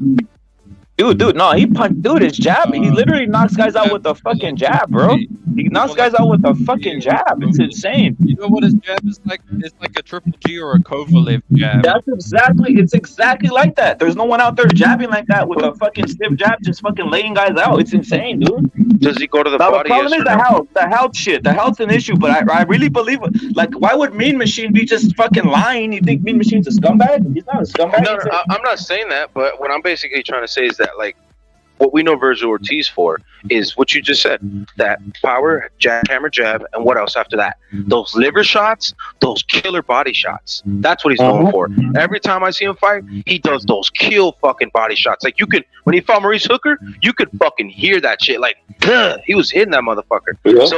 So all of his fights, he's known for killer body shots. What I'm basically trying to say is the reason why Crawford will smoke him is because Spence and Ortiz kind of fight similar. That's all I'm trying to say. I don't think they do, bro. I don't think they do. I disagree, bro. I think they fight similar, bro. I don't think if you look at the punch stats, half their shots are to the body. What? And the reason why Spence was able to catch Crawford was able to catch Spence every time is because he was going to the body and he was going down, reaching under, he was ducking his head, straight up hook to the top of the fucking forehead or uppercut. Look that shit up, man. Here's the difference between Virgil and when you crouch, when you go to the body. Dude, Virgil can fight on the outside. Virgil's best punches, maybe his straight punches, to be honest, his jab and his right hand. He's also that's the key word. Wait, L-Dog, that's the key word. Straight punches, bro. Yep. That's how you beat a black fighter, bro. You throw straight punches. I think the way you beat a black fighter is the way Margarito fights. I think that's the best way to beat a black fighter. Why do you guys think, I've broken this down before, why do you guys think Kovalev, Triple G, Lomachenko, Usyk, these guys always beat black fighters? And the only black fighters that beat them, technically, they robbed them, basically, because they didn't want to have those Americans lose. It's because they throw straight punches and they, you know, they throw straight punches, L-Dog, and they're on their tippy toes, like Bivol. Look at when they fight. A lot of those Eastern Ukrainian fighters, Russians, they all on their toes and they do those straight looping shots. But when they throw that looping shot, it comes after that 1-2. The looping punches, that's how you don't beat a black fighter, bro. He turns the knuckle in. Like Triple G with socking on top of the head. Punches, bro, it's like black fighters, they can just use their athletic movements to get away from it. That's basically what I see.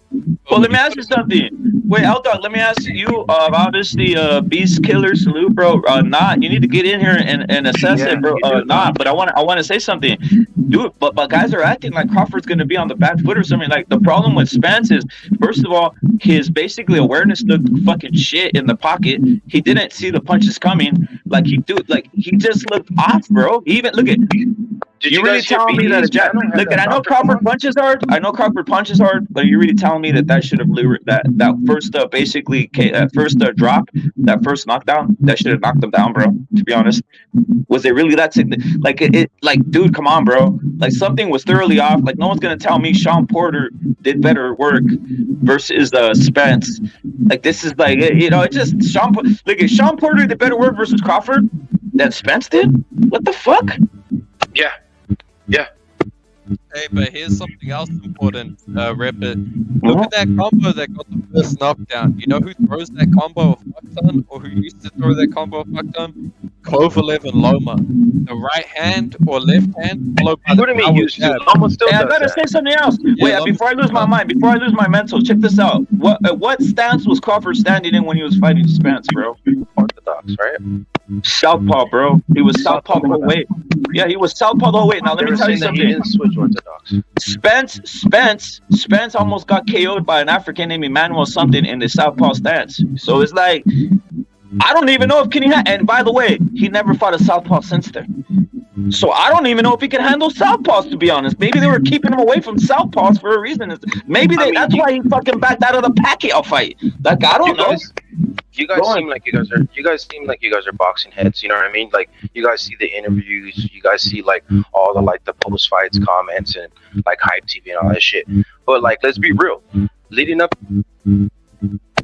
to this fight, dude, when you heard if you hear Spence's coach, they asked him, "Hey, have you watched tape on Crawford and all that shit?" He's like, "Nah, we don't watch tape. We don't do nothing. That we was don't study." the dumbest shit ever. Yeah, right? Didn't he said that shit? He's like, "Bro, wait, hold up. Was that misinformation or was that really him being him? Like, No, sometimes it's hard to it's hard to, I know, but it's hard to accept. Like, he knows he's on the mic. He knows Crawford. Like, sometimes some of that stuff, you don't know if he's just like, if he's just basically putting misinformation out for confidence when he's like in the life. We don't know, bro. Like, you know, that there's a lot of stuff these guys say you really can't take him at face value. Now, if he really did that, he's a fucking imbecile and a fucking numbskull. And you know what? I'm gonna say something. I bet Brian Garcia, one of my favorite fighters, and it's fucking crap if this dude's coaching Ryan Garcia like that, bro. To be honest, bro, it's fucking sickening, dude. Because if he's not in fucking studying anything, what kind of fucking coach is that, dude? A fucking imbecile. Hey, man, I don't think he's gonna. I think all his fighters are gonna take L's this year, just like how Eddie Reynoso's fighters took L's a couple years ago. I think it was last year, the year before. Valdez lost. Fucking that other dude, I forgot that little Mexican dude. I forgot his fucking name. They call him El Rey. He lost. He got beat up. That's by one of my favorites. I like Ray too. I met him. He's a little dude. Yeah, he's fucking cool. But Valdez got beat up. Then Canelo lost. Like, damn, bro, that's gonna happen to Derek James. I promise you. I promise. Well, look at check this out. That's what I was gonna ask you guys before you guys start going hell in a cell right here for fucking going over some shit. I was gonna ask you guys something. Look at Anthony Joshua's fighting Dillian White, dude. Like, do you guys think there's any chance that Dillian White KOs him or fucking like drops Anthony Joshua? Because that really will fucking really fuck Derek James up. That's what I'm asking, dude. Like, does Anthony Joshua have a chance of losing here? Outdog, break it down, bro. Obviously, Beast Killer, break it down and not break it down, bro. Look, it's heavyweight boxing, so you can never say never, but I'll say AJ should win this fight. He's just better than White, basically. He's just a better fighter, levels above him. What I could say is this, is that the first time they fought, they were kind of like on an even playing field. I mean, I'm sorry, my bad. When they first fought, Anthony Joshua was obviously a little bit better because he was fighting better competition. He was a champion or whatever. But he lost in the Olympics, I think, to Dillian White, I believe, right? Didn't he lose to Dillian White in the Olympics or like in the amateurs, right? Am I wrong? Yeah, right? Like an underground sparring shit. Yeah. Like so then like he lost that first fight in the amateurs or whatever. Then when they went to the pros, he fucking dropped him, slept him, knocked him out, boom, put him asleep. I watched that fight. It wasn't that competitive. It was a good fight. But this fight that's coming up now, the way Joshua's looked and how he has a new trainer, people don't really understand this shit. And my father-in-law breaks this shit down all the time. When you get a new trainer, it's like learning a new fucking language. It's like learning a new language because it's a new different style, different setting, different everything, my boy. So you got to get used to that shit. And it doesn't take 1 or 2 fights. It takes a long fucking time. That's why I don't really understand why some of these boxers that they've been with coaches for a long time, they leave them. Just like Andy Ruiz when he left fucking Manny Robles. Dude, he was good for him, but he left. But what I'm basically trying to say is that it's more of a 50-50 fight now that he has a new trainer. That's what I'm trying to say. It's closer. The way I look at it, it's almost like a gun, right? Picking a trainer is like picking a gun for a mission. Imagine there's a better gun, right? Like it's got all the better specs, but it just doesn't do the job. Like it's not the right gun you want. Same with the trainer, man. It's like you can pick a good trainer, but it might not suit you. Even though he's a good trainer, it just might not suit you. And people need to stop always thinking, let me go to the best trainer right now, because it might not be a good trainer for you. You need to have it personalized. Yeah. Oh, salute to Eldog for bringing down Beast Killer. You're saluted. Thank you for coming through. I know you dropped off the panel. Never sober salute, but thank you for jumping on the panel. And yes, it does get like that, bro. But you know what, Eldog, you're basically how you always hold your own, bro. You always break it down. But I wanted to get into the Nui shit, bro. We got Los on the panel. We got Not on the panel. Dog, like that Nui shit. Eldog, bro. I was excited, bro. Like I was like, I didn't know how to. Cause think about it, dude. We've seen time after time. We're just talking about like Boots Ennis versus that guy Karen, a back foot guy. We saw Teofimo struggle with Sandor Martin. Yo, can you hear countless me? fighters, loud and clear, bro. Countless fighters struggle with the back foot. My internet stripped and shit. Sorry about that. I came No back. doubt. Countless fighters struggle with the back foot, bro. And fucking Inui flawlessly just dismantled this motherfucking Fulton, dude. Like that was fucking amazing, bro. I'm just keeping it real. Like he's a beast, bro. Now I was gonna ask this. Do you think he has a chance to move up multiple weight divisions out there? Like, what's his limit, bro? What's Inui's limit, guys? What's Inui's limit? Los, Beast Killer, not out there. What's your limit, bro? I think it's featherweight. I think featherweight, bro. Yeah, I think featherweight. Look, with Inui, I'm gonna be honest, man. When I watch this dude box, yeah, like 130, yeah, like around there. When I watch Inoue box, I'm always surprised at how he's like such a good fighter because he just doesn't impress me like crazy. I know that sounds weird, but when I watch him just technically, I'm not really amazed. He's just like a basic fighter with amazing physical attributes, but I mean, I don't think he can go up much longer because of that. Like, I don't think he can get up to 130 or 135 because his power just won't be hurting people there. 135 is kind of crazy. Yeah, 135 is way too crazy. Way too crazy. Maybe I would say his limit will probably be 130. That's just me going on a limb. That's like his high limit. But my opinion, I think he's probably going to go up one weight division or stay where he's at. Because kind of like what L-Dog said, he does not impress me. He's right. He does not. When I seen him fight Fulton, go on, Beast Killer. My bad. Go on. When I seen him fight Fulton, he didn't do anything like crazy where you're just like, oh fuck, his head movement's legit, his feet work, blah blah blah. And a lot of people like to say Inoue has power. He does have power, but he has like kind of like not explosive power, like where it's like a one punch knockout, like holy fuck. It was like he tagged him with that shot, buzzed him, and then did like a jump fucking shot and caught him with like a fucking straight. I don't know about that. And he caught him, bro, and he just dropped his ass. I'll say. All right, hold up. L-Dog, let me play this. L-Dog, let me please play this. This is obviously I have the thing for Inoue, but I'm gonna tell you this. He does have reflexes, and look at. This is real clip on this clip right here, guys. You guys, it's not me muting. It's just what happens when you play these clips. You guys are gonna see, right? Just wait, maybe 3 seconds into the Godzilla shit after Godzilla, you're gonna see the punch he landed on Fulton. To me, that's pretty fucking impressive. Here goes.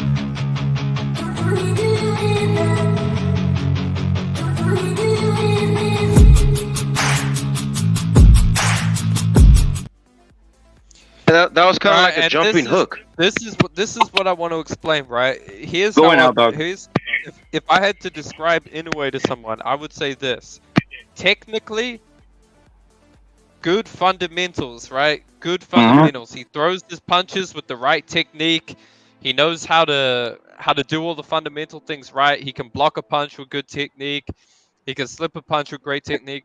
But there's nothing that makes me really amazed technically. Now, where he makes up for that is he's got insane power, insane stamina, a great fucking chin, and great hand speed. And when you fundamentals, and reflexes too. So when you have fundamentals and you've got basically, imagine it's like a video game and you've got 10 out of 10 stats on all the physical, right? That's like Inoue. Now, here's the thing with Inoue, right? And this is kind of what I was thinking of.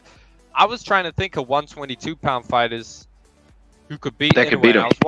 I was watching Inoue, against Fulton, and I just saw that this dude says people always shit on good fundamentals. I said he's got good fundamentals, okay, but he doesn't have anything that screams outside of the fundamentals, right?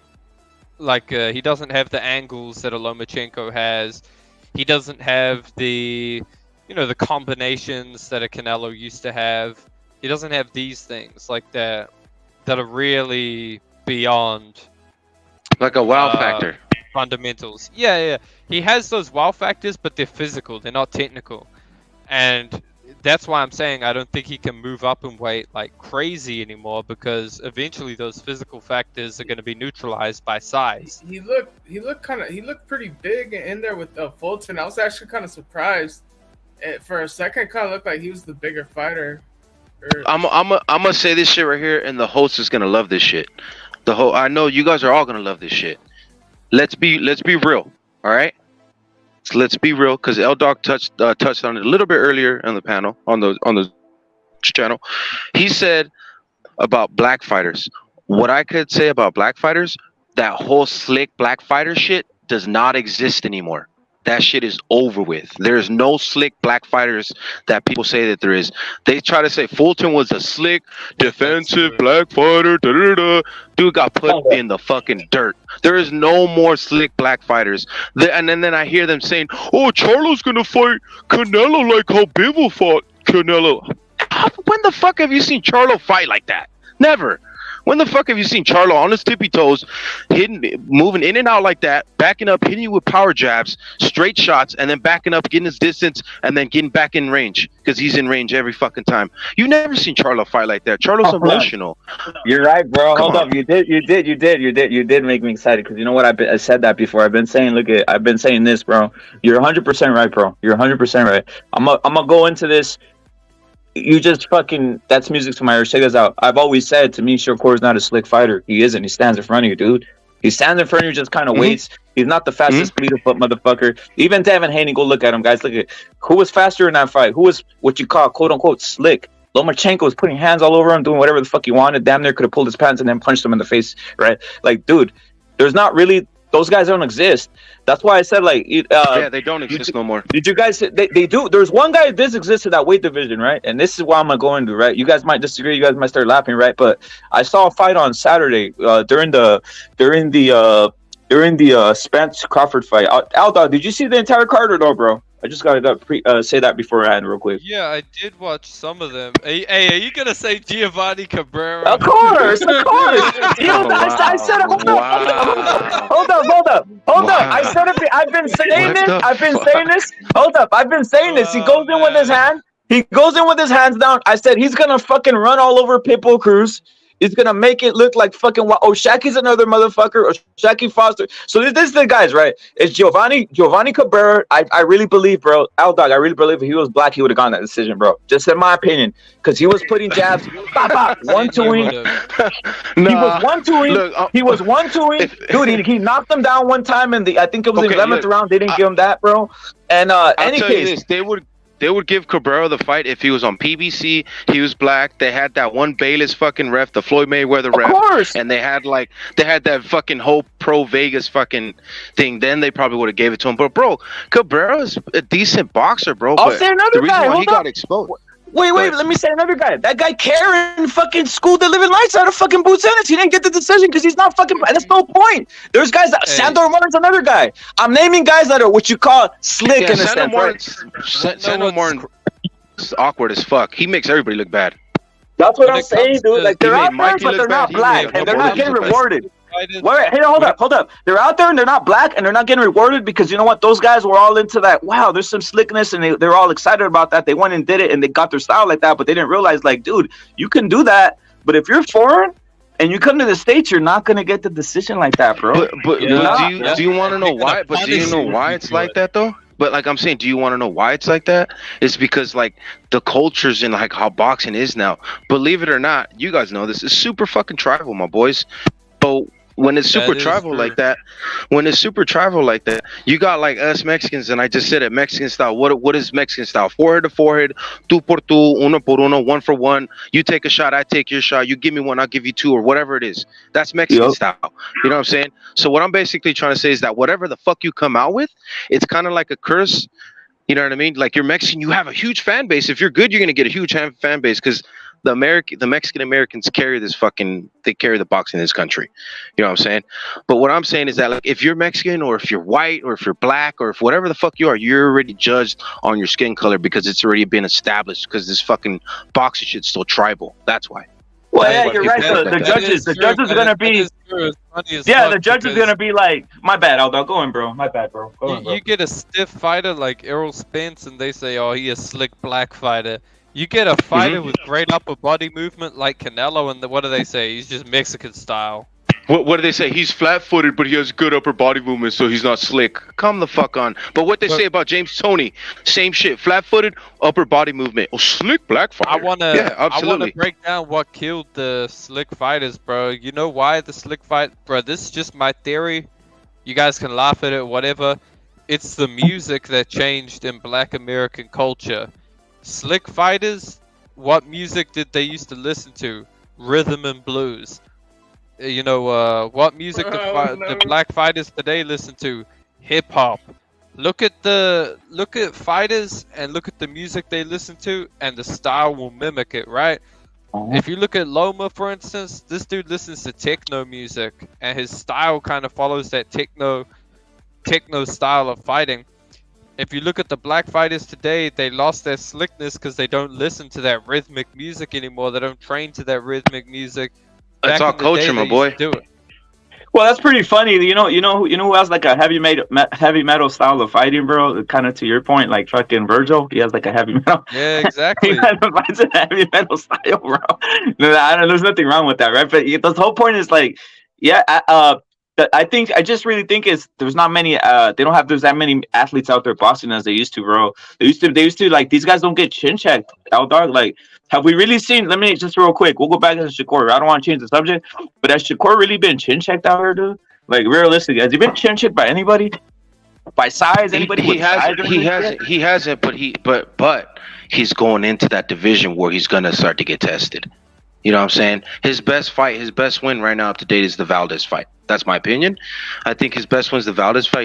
He looked good. He looked, you know what I mean? But he was bullying him. He was way too big. He's like 5'9", around there. You know what I mean? Yep. He was bigger than Valdez. You know what I mean? Longer reach. We can say whatever the fuck you want, but he schooled Valdez. He whooped his ass. That's fair. Dropped him and everything. Dominated him. But now he's going into that 135 division. You know what I'm saying? He's going to that 135 division where there's good fighters, where there's killers at. Because I'm gonna tell you right now, if he fought Tank, he's got to fight a perfect fight. Because one fucking mistake, it's over. And Tank has that power, dude. Tank has that power. It's weird. Tank reminds me of Canelo for some reason. Well, we could go into that.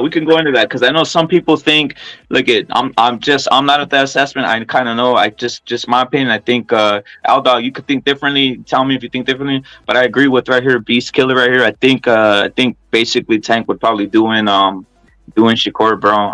I have to see it, bro. I wouldn't mind seeing it, but I think Tank would doing Shakur. What's your assessment of that, Aldog? Because they've always been a proponent of basically Tank being exposed in a sense, right? Yeah, I think that fight. I mean, I don't want to say it'll be like Crawford versus Spence, but I think Shakur will just beat him. You said Shakur will beat him? Yeah, I think Shakur will beat Tank. My bad. You think? I'm tired. I'm gonna say it's. Well, what time is it in New Zealand? Like fucking like, aren't you guys like 2 days ahead of us or some shit like that, or like a day ahead? Yeah, you're from New Zealand, right? Like or Australian or some shit, right? It's like 8 o'clock at night, bro. But I'm fucking tired. I had a long day. Yeah, I just got off work. Hey, salute to you, Aldog, for jumping on, bro. He hasn't been on in a while, Beast Killer. So salute to Aldog, bro, for jumping on 8 o'clock at night, even though he has a day. I heard of Aldog on BDA's channel. I know he's been on BDA's channel after the Loma robbery, man. Like, I really did stop watching for a while. I came back to watch it about Kambosos versus Maxie Hughes. And then I watched the Crawford fight as well. Oh, bro, he got robbed. Holy fuck, bro. Kambosos. Oh my god. That was robbery. That was like a Romero fight, bro. That was worse than Loma Haney because, dude, I thought like just Kambosos looked like a bum, dude. He looked like shit. And what happened? You know what happened, L-Dog? Who does he have? He has a new trainer. And it goes back to what I said about new trainers. Dog, it's like driving a fucking mini fucking van to a Ferrari, my boy. It's different. It's just different, bro. When you get a new trainer, it's just different, bro. Not necessarily always, but I mean, if you're at this high level, you got to find another guy that matches your shit. Because look at what Anthony Joshua did. He tried to go to Robert Garcia, try to get that Mexican style. Didn't work. Yeah, you know what I'm saying? He did look better than compared to the first fight. What, the Usyk fight? Oh yeah, he went for it a little bit more, but he was getting fucking cracked with shit. I think he almost. This is my hot take, bro. I actually think he looked best in the first Usyk fight. Yeah, I just think he went for it more in the second fight, and he was getting caught with shots because he wasn't as good as Usyk. Usyk's just technically sound. It's just that Eastern Bloc, bro, that L Dog was talking about earlier. That Eastern Bloc, bro, of all those fighters that came out in that generation, the Loma, fucking GG, and all those guys. Fucking even Derevyanchenko was a good fucking amateur, and wasn't he like a medalist or like he placed in the Olympics or something like that? I mean, dude, Derevyanchenko's a fucking animal, bro. I'm just keeping it real. I mean, I saw the Jaime Munguia fight. Much respect to Derevyanchenko, bro. Like, what a fucking beast. All those Eastern European fighters, bro. They just have that style, bro, where it's those straight punches, and those styles give those guys those trouble, bro. A muck salute on the panel. We got a muck on the panel, but I was gonna say something real quick before we go into a muck. I have the utmost respect for Usyk, but you know what? I'm gonna keep it real. I'm gonna keep it. L Dog knows. Beast Killer. I'm a Team Fury. I just think Fury's too big, too strong for Usyk, and I hope that fight happens. Oh, yeah. That's the fight that needs to happen. Two undefeated heavyweights, bro. Like, come on, guys. Like, how are we not seeing this? And obviously, some people blame Fury. I don't care at this point. I just want to see it, bro. But you know, I do give. Sometimes I troll the shit, you know, out of Usyk, but out of especially the fan base. But guys, come on, I know Usyk's a fucking beast, bro. Like, for real, like, bro. One of the most toxic fucking fan bases you'll see is the Wilder fan base, my boy. Look at all the Wilder fans trying to do what they're doing for Spence right now. There is no fucking Fury fan base other than me and a couple motherfuckers, bro. Nah, there's a bunch of Fury fans, my boy. There's a bunch. What does the Wilder fan base have in common? With who? What do all the Wilder fans have in common? I don't know. You got to tell me that they're black. I don't know. I don't know. Yes. That's why I don't say the Wilder fan base. I say the black fan base. Well, you know what? You guys are gonna learn something new. Dog, hold up. Does that exist anymore? Because, you know, I was noticing those guys are kind of soft, bro. They don't I don't see guys jumping on. Well, like, I'm surprised, to be honest, bro. That's kind of soft, bro. Like, I'm gonna say something else though. Dog, check this out. Do you see what happened to Fulton? Dude, that like the what you call it, the LDBC is kind of soft, bro. The black fan base is soft as fuck now, dude. They're jumping off of trains. It's crumbling. Now. Like, it's crumbling, bro. It's crumbling. It's so fucking soft, bro. They can't even invent a fucking conspiracy no more, bro. It's still alive and thriving. They got about 10 fighters left. Yeah, you say 10 fighters, but I'll tell you right now. Wilder got slept. That's one of them. Spence got slept. That's one of them. Fucking Tank's one of them. Let me give you some more. Not in total. Charlo's about to get slept. You know what I mean? Just go down the list of their best fighters. I'm talking about black fighters. Yeah, they got 10 fighters left, give or take. Name. Which one? I was trying to. One of them is Anderson. Who? Anderson. Baby Anderson. Baby Anderson.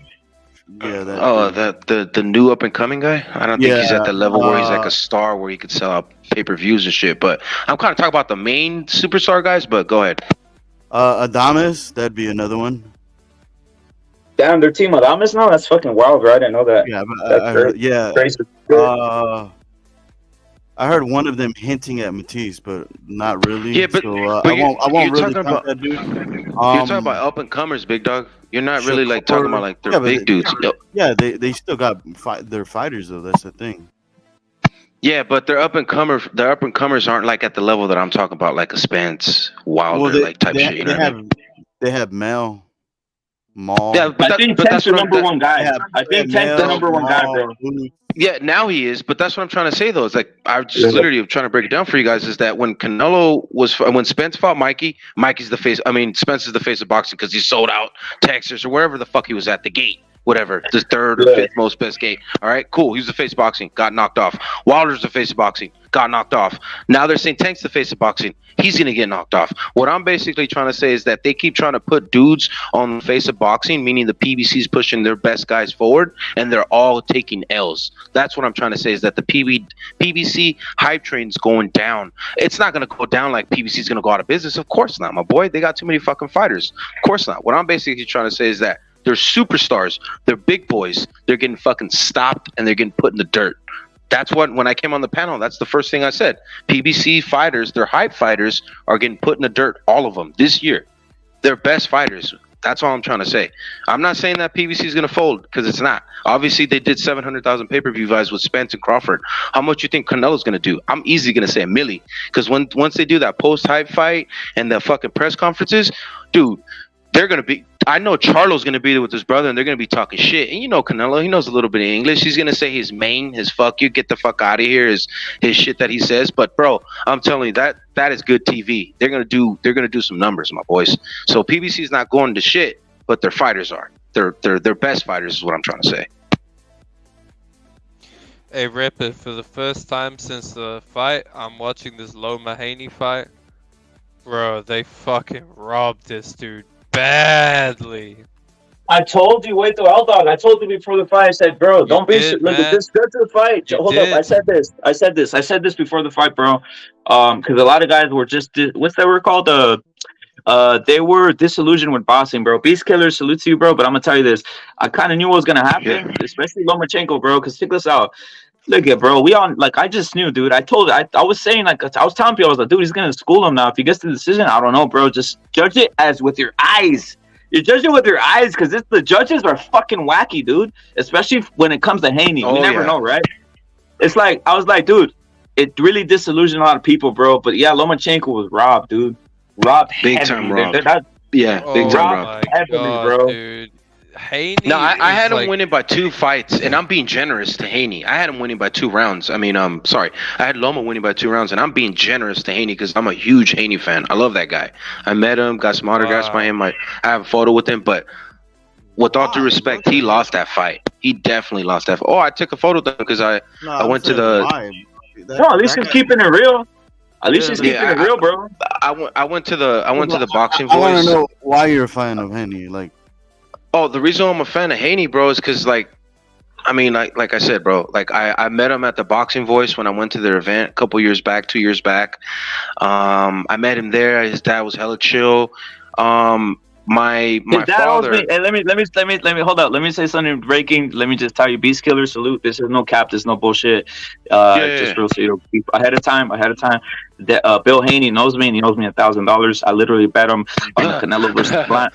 No cap, bro. No, I believe it. Yeah. So look at. I bet him on the Canelo versus Plant. I was ridiculing him here because he didn't pay me $1,000. He owes me $1,000, bro. Some fucking bullshit. He literally said Caleb Plant was gonna win. I said, "Oh, you have money, right, Bill?" I said, "I'll bet you $1,000 Canelo beats up on Plant." And he said, "Yeah." I said, "Yeah, all right. You better pay it up, motherfucker."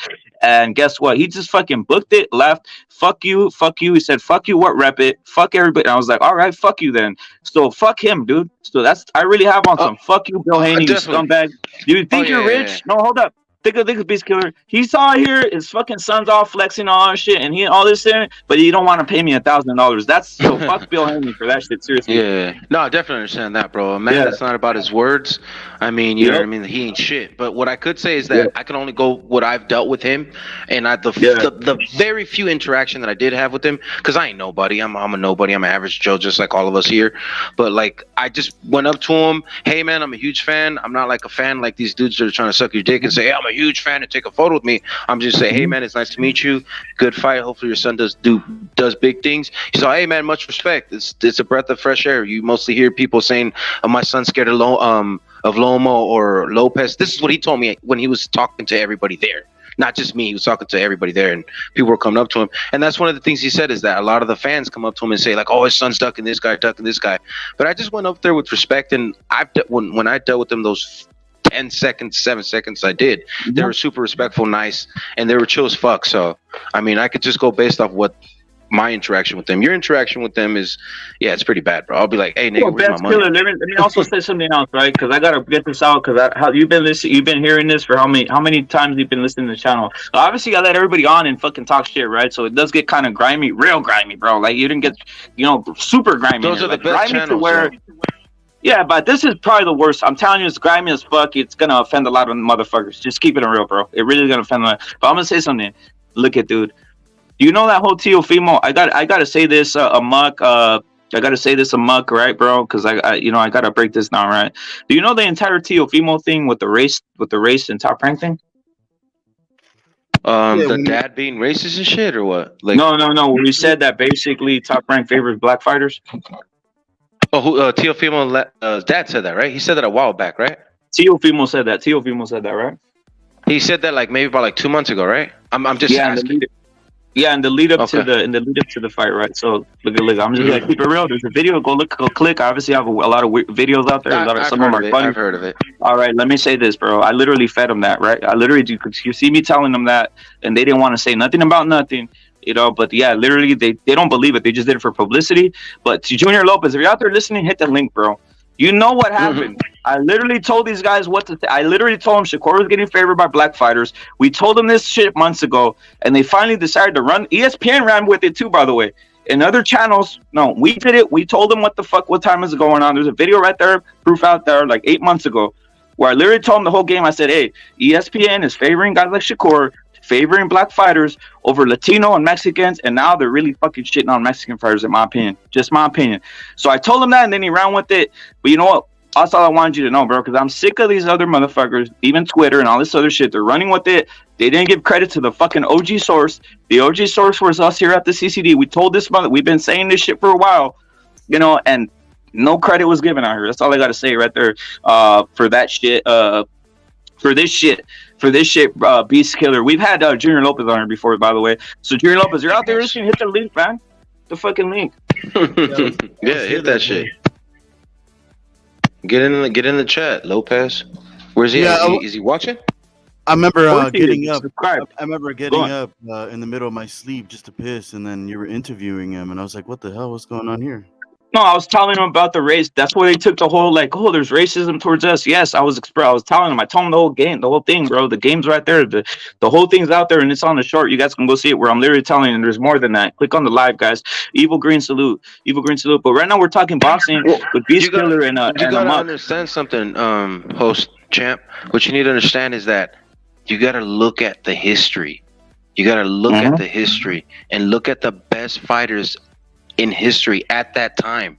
You know what I mean? And you could only look at the heavyweights. Besides, before, like O'Sullivan and Dempsey and fucking and all those dudes, those were like the tough, like white dudes that were champions at that time. And then Jack Johnson and then Lewis, and then you started seeing like all Liston, Ali. You started getting these like black folks start growing in numbers, because L-Dog, he's a white dude, he could tell you. Back in the day, dude, it was all ran by white folks. Now the black dudes took the sport over, and then the white folks got upset. The white folks got upset. Now the blacks took over. But guess what?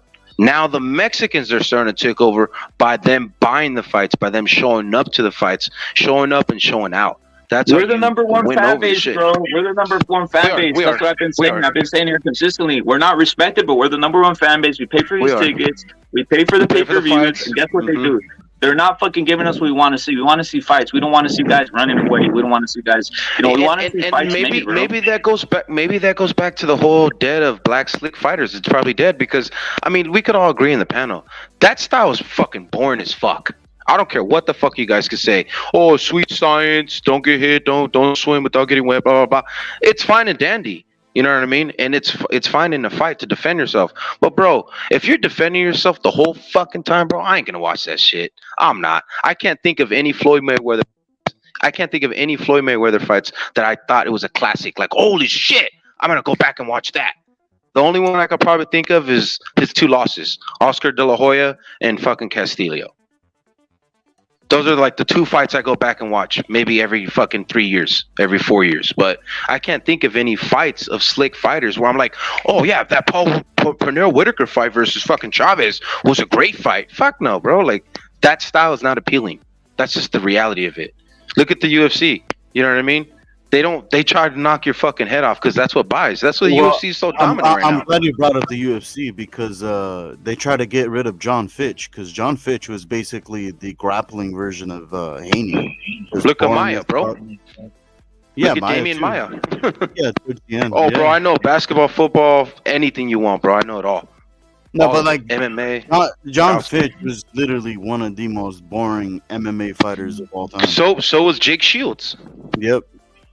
Yeah, so was Jake Shields, my boy. But anyways, let's go back to boxing. But yeah, I think that's why the slick black fighter's dead because that fighting style is not appealing. They want to knock each other out.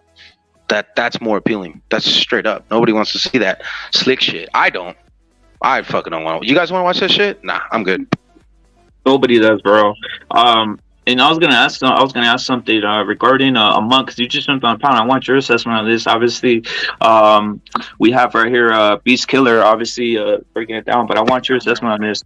Look I've said it before. I said to me, I always figured this. It's gonna be Canelo versus Jermell Charlo, and everything goes as what we think. You know, Canelo beats Jermell, and to me, his next opponent would have been, in my opinion, on May 5th, as Eddie Reynoso said, David Benavidez, right? But right now, David Benavidez I don't think so. Wait, hold on. Let me finish. Right now, Good. now they're saying David Benavidez is gonna fight him, Bubu Andrade, right? Now, obviously that's another thing, right? Because I was gonna finish it off by this. I had Canelo, Benavidez, and then maybe Andre, but that's already out. And now I don't know what to think on the third. I think the third might be Jermell Charlo coming around and saying, hey, you know, you ducked me. You ducked me. He's going to say, you ducked me. You agreed to fight with me. Now you ducked me. And then he's going to come out and fight him on the third one, right? But now with Benavidez and Andre, what do you think happens there? And how does it affect? Because think about it. The winner really will get hype in a sense, right? Because that's the winner. And the guy's going to stand in the middle of the ring. I know what's going to happen. Like Benavidez wins and destroys Andre. He's going to go, yo, Canelo, I'm looking for you. I'm the Mexican monster. He's going to be on some shit like that, right? And Andre's going to say, yo, I showed up to the press conference. Me and my dad, we called you out on some shit like that, right? Like, yeah. So the winner, to me, that's a sure to Canelo fight. But what you think? Is it Benavidez or is it Andre who's going to win that fight, bro? I'm up. I don't even know why this is even a question. That guy went life and death with Jack Coquet. Let that shit sink in. That's pretty crazy, yeah. You're pretty crazy. Of all people, he went life and death with Jack Coquet. Does he get in the ring and call out Canelo then? At the end of that fight? Basically says, look, I beat this guy, now where you at, in a sense? Where you at, Canelo? Well, I mean, if that fight's gonna happen, I hate to go back to the David Benavidez and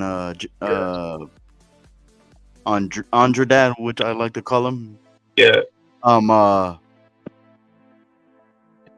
see him getting stopped because I remember him getting dropped by a few different guys, lower tier guys as well.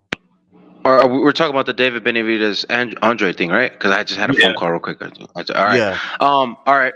Well, I'm gonna be honest with you guys. A little bit before that, I had a train of thought that I fucking lost, but it came back. It's on the David Benavidez boo-boo thing. I don't know if you guys know that. You guys do know this, but like it was maybe like a month back or 2 months back. Diego Pacheco was fighting in Monterrey or whatever, and like I follow like all that like shit over there in Mexico or whatever.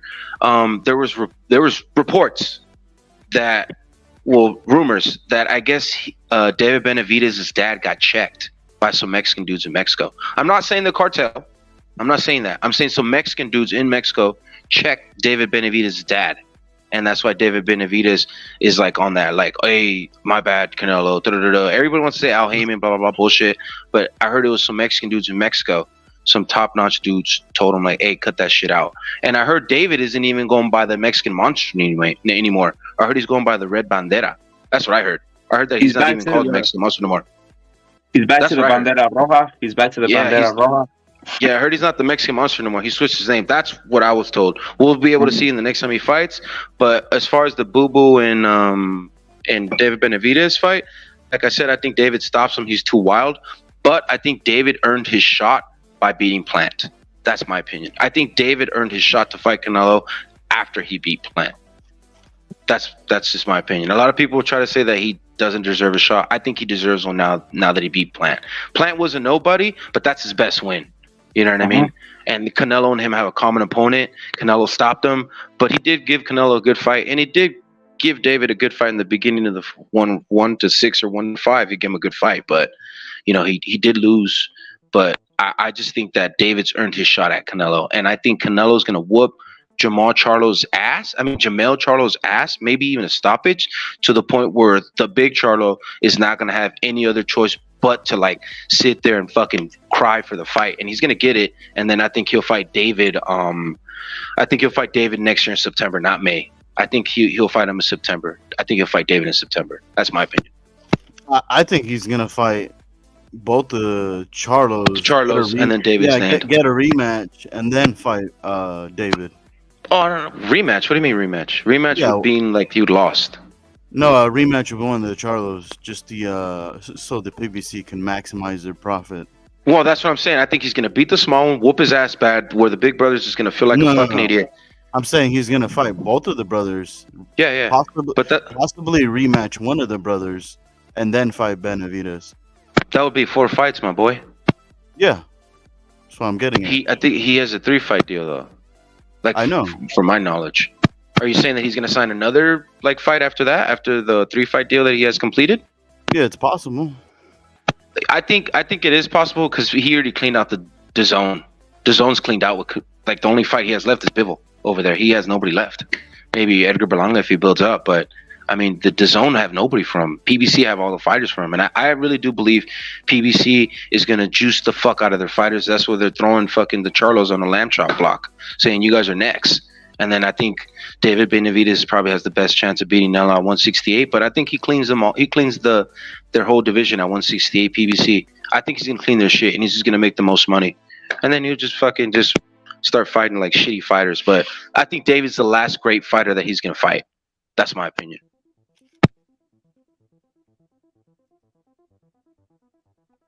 I got a thought on that, bro.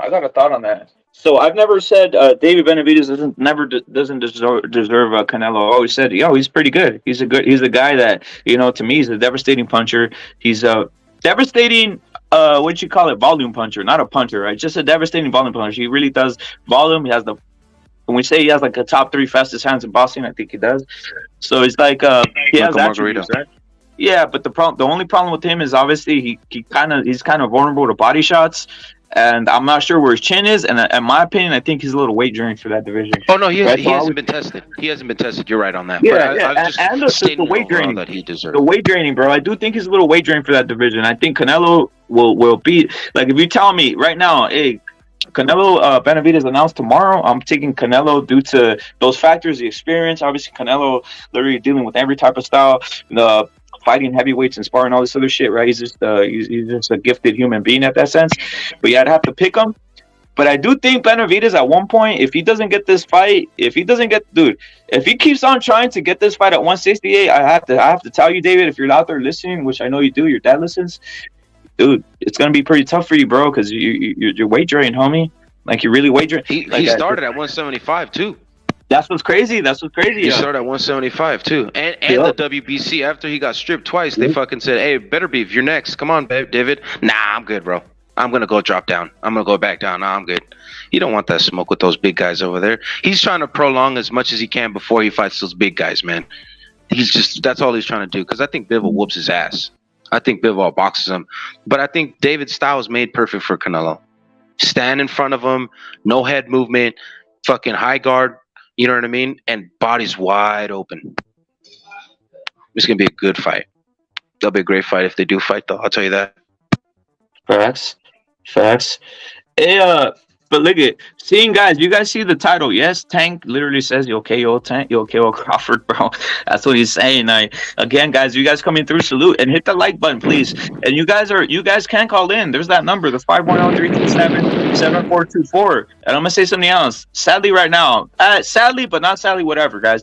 If you guys are in the United States of America, you guys can call. We will rectify the international calling situation coming here soon. We're going to use a different type of system. But right now, we're just strictly for the United States of America. But if you guys have an opinion from anywhere else in the world, you guys can always hit the StreamYard link and express yourselves, right? Express yourselves today. Tell us your opinion. What you guys think? What you guys think about Tank Davis claiming he's going to knock out David? Tank Davis says he's going to knock out Crawford, and also David Benavidez versus Canelo, which is a big fight that I think should always. It's just amazing. Canelo really is the face of boxing, and him lining up a David. Dude, imagine him lining up David Benavidez next. Now the third fight would be Charlo, I think. But this is the thing I want to ask you. I want to ask you, bro. I want to ask you this, Beast Killer. Like, think about this, bro. Do you think the slap, Kane Mack, you're always saluted, homie. Do you think the slap really killed that whole, basically the momentum, bro? Like, Charlo just let him get himself slapped. Like, if that would have been a Canelo, like, it killed the momentum for him to be a Canelo opponent. Because I don't think it's like it made basically Big Charlo look unsinister. We want like for the theater, for the promotion. You want sinister figures. That's why Canelo versus Plant sold so much, guys. Because Caleb Plant came. I don't care what anybody says. Yes, he's a piece of shit at sometimes, but he basically sold that fight. He sold the fight at the presser. He sold the fight with the trying to slap Canelo. Canelo's reflexes are too fucking damn amazing. But do you think it kind of like? What do you think the third fight versus Canelo will be, dude? Because I have David Benavidez pegged in because I have him beating Andrade. What do you think that third fight with Canelo will be, bro? All right, let's go back to the slap. The slap, on what you said, bro, I'm gonna tell you right now, those guys are getting dragged through the fucking mud. Both of the boys, both of the twins. He's getting put to sleep in September. And then if he fights Plant, bro, the way he looked like a bitch when he got slapped, like, bro, his wife was like, oh, damn, got slapped. He looked like a dude that just got slapped by his friend, and he's just trying to figure out, like, what he got slapped. Like, he's like, bro, like, he looked like a bitch. He looked like a straight bitch. Like, bro, why'd you hit me? Like, why'd you hit me? His homie got more turned up than he did. You know what I'm saying? But, like, that whole slap, bro, they're dragging those boys to the mud. Their reputation, them fighting Canelo and stuff is going down. Like, I think I do believe what you're saying, though, as far as, like, David Benavidez being the second fight, because Charlo is going through the mud right now, bro. Like, the big Charlo is what I'm saying. The big Charlo's going through the mud where it's dropping his stock, where people probably don't even want to watch that shit because he's inactive. He's over getting slapped by a white boy. His wife's fighting and shit, like all type of shit, bro. They're over here fighting at stadiums, like, bro. Their names are getting dragged through the mud right now. So I can't see the big Charlo unless he beats Plant, like, with crazy fashion, knockout or something, then I can see the stock going up high. But right now, bro, he's just going through the mud, bro. The best thing for him to do, since they already got the promotion, the WWF promotion, WWE promotion, the fucking slap heard around the world, I think that's going to sell. That's just my opinion. And then as far as the David Benavidez Canelo thing, kind of broke it down a little bit, but I still think Canelo beats him because of his style. But it's going to be a good fight, you know what I mean? And these are just fights that we all want to see, regardless of who we think is going to win. We want to see them. That's just the end of the day. We just want to see the best fight the best, and that'll be a great fucking fight. I'll say that. Now, who do you think the third opponent is then, bro? Salute to everybody coming in. Mecca, salute. I don't know. Like, who do you think it could be, though? Just think about it in a sense, like just basically scanning the PVC, scanning some of the opponents. Look at, I'll just bring this up. I don't know if you've heard this. You probably heard this, bro, because you look at most people here listening, and you guys are listening out there right now. You guys are pretty hardcore boxing fans, and you guys probably already know, right? Oscar De La Hoya tweeted yesterday that basically the Berlanga Munguia fight that's basically being negotiated, the winner is ready and destined to fight Canelo at 168, bro. So already setting up the winner between Munguia versus Berlanga to face Canelo Alvarez. Now, I don't know how that works out in a situation of basically PVC and the zone, shit, all that shit. But, dude, that's kind of an interesting little thing right there, right? The winner supposedly is set to fight. That's what Oscar tweeted. Is set to fight. The winner between Berlanga and Munguia, which is being negotiated, set to fight Canelo. So I really don't know who the third fight could be. I thought it was Andrade. I thought it was, obviously he's getting eliminated. Could it be David Morales? They said it was Spence. He just got fucking slept. Exactly. I do not. They're probably maybe, like, I don't think Canelo fights Morel. He's just too green. Way too green. He gets no credit for that. I mean, shit, if you want to like scrape and dig at the PBC, my boy, you got to start scraping now. You got to start going like David Morrell. I mean, sorry, you just got to start going to like the dog, Darrell. You got to start going to fucking like a rematch with Plant, like just all type of shit, bro. Because their best fighters are getting dragged to the mud right now. All their best fighters are getting dragged to the mud. The only one that's like on a highlight is fucking David Benavidez, but he needs to keep that momentum going by fighting like another top-notch guy. You just said he's fighting Boo Boo, right? Or it's being reported. That's a good fight. Yep. That's a big fight. You know what I mean? That's a big fight. But like as far as like me digging and scraping, you got me right there, big dog. I'm speechless on that one. That's what it's because you said it. Wait, bro. Breeze Killer, you said it, bro. Guys are getting eliminated surely but surely, right? Spence, that was the whole, the whole wave in a sense of the conspiracy, and obviously what's been being pushed by other people, right? And obviously Andre, he's getting eliminated. That would have been a decent. I mean, you could say you could throw that one in. You know why? Because there is like history. They could at the promo they could bring back like, oh, you talk shit. How did Andre goes? He went in there on kind of like on some attack shit, but then kind of went on some soft shit. Like you're not gonna get a fight like that, bro. You're attacking my dad. Can I get a fight? No, dude. You gotta get the chair or hit Canelo on the head with it, bro. Like, you gotta hit Canelo on the head. And you gotta fucking slap the living lights and start burning the Mexican flag, bro. Like, dude, no one's gonna get a fight with on some soft shit, bro. Low salute to you, panel. So to me, I'm kind of dumbfounded, but I'll say something else, bro. They do have is Badu Jack associated? He's actually associated with PBC, now signed to the basically Saudi Arabian like that Saudi Arabian promotion, right? That's signing guys, but that's a little like. Maybe that's the third. For me, I hope it is because I like Canelo. I hope he goes and gets about the cruiserweight, right? So I wouldn't mind seeing that as a third fight. But Low, salute to you, bro. What's your thoughts on some of this shit that you're hearing, bro? What are y'all talking about, man? We're talking about, check this out, Los. The elimination factor of the Canelo opponents that we thought beforehand would happen, right? So you got Spence eliminated. You got Andre being eliminated because Andre's gonna fight Benavidez. Benavidez, yep. Mm-hmm. So what's left right there for the third fight? Charlo's looking right here like a sucker, slapped up by Plant. Slapped up by Plant. The Plant Charlo probably gonna crack off before anything, right? At this point, hold up. There it is, bro. Low salute. We got inside information with Charlos because we know people who know him personally, right? Who party with him. So there's that, and we all know that basically the Big Charlo said from what I'm hearing, Big Charlo was never gonna fight him anyway, bro. Los, Big Charlo was never gonna fight him, bro. He literally, I just know this for a fact, never gonna fight him. So with the slap shit, it's not happening anyway. So you have Morale. You think Morale could do anything to Canelo, Los, or what?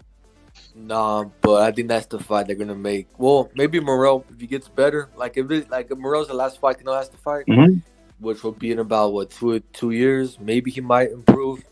But right now, no, I see Canelo washing Morale. But I don't know. In 2 years, he might be better.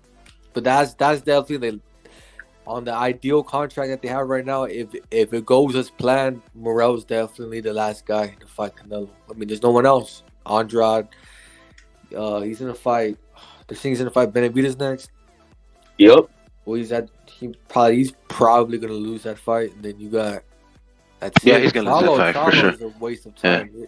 That's what I'm saying. Like that when he got slapped, bro. Like it's just starting to look more and more sus to the point where it was like, hey man, he was calling Canelo out. He should fight fucking the Big Charlo because he's been calling him out. But like at this point, it's like, what's left of him? What's left of that Charlo? Nothing. At least the younger Charlo's undisputed. You know what I'm saying? This Charlo's getting slapped. His baby mama's fucking punching him, smashing his cars, doing psychedelics, getting fucked up with his cousins, slapping his wife, getting arrested. Like, bro, there's a bunch of shit that these motherfuckers are going through, and it's just blasted everywhere, bro. So that's why I kind of feel like that Big Charlo's just, I don't know, man. If he beats the fuck out of Plant, his stock could rise, but nah, bro. Like, I just, that third fight is just like a fucking mystery. If he fights David next after this Charlo fight, that third fight's a mystery to me. You could fucking roll some dice or fucking flip a coin or something against who he's gonna fight, because I don't know who's that third fight gonna be. I'm looking at the PBC roster right now. I don't know. So look, I'll say this about Canelo's future. I think Canelo's future is bright. Obviously, I've said it. I don't like the Jermell Canelo fight because I feel like it's an easy ass fight, man. Like Canelo's gonna watch him, but if I take my opinion out of it, and I go on the facts, this fight is going to generate a lot of money for Canelo. I think, and plus he's going to knock Jamel out. All the casuals are going to be impressed because they think Jamel's all good because they don't understand weight classes. So, undisputed too. So Canelo's going to knock out Jamel easily, right? He's going to dominate him. And this fight's going to do about, I predict, 800K at least. I'm thinking around 800, maybe even $1 million. But I'm thinking 800K at least. That's huge because Spence Crawford did 700K. So that's good. That's really good. Mel is it do 100K more at least in my opinion. I think that's what I predict. So that's your low number or that's your top number? Low number, 800K is my low number. Yeah, 800K. That's my low number too. Yeah. At least shit. The limit's $1 million, right? And they could do it. So for Canelo.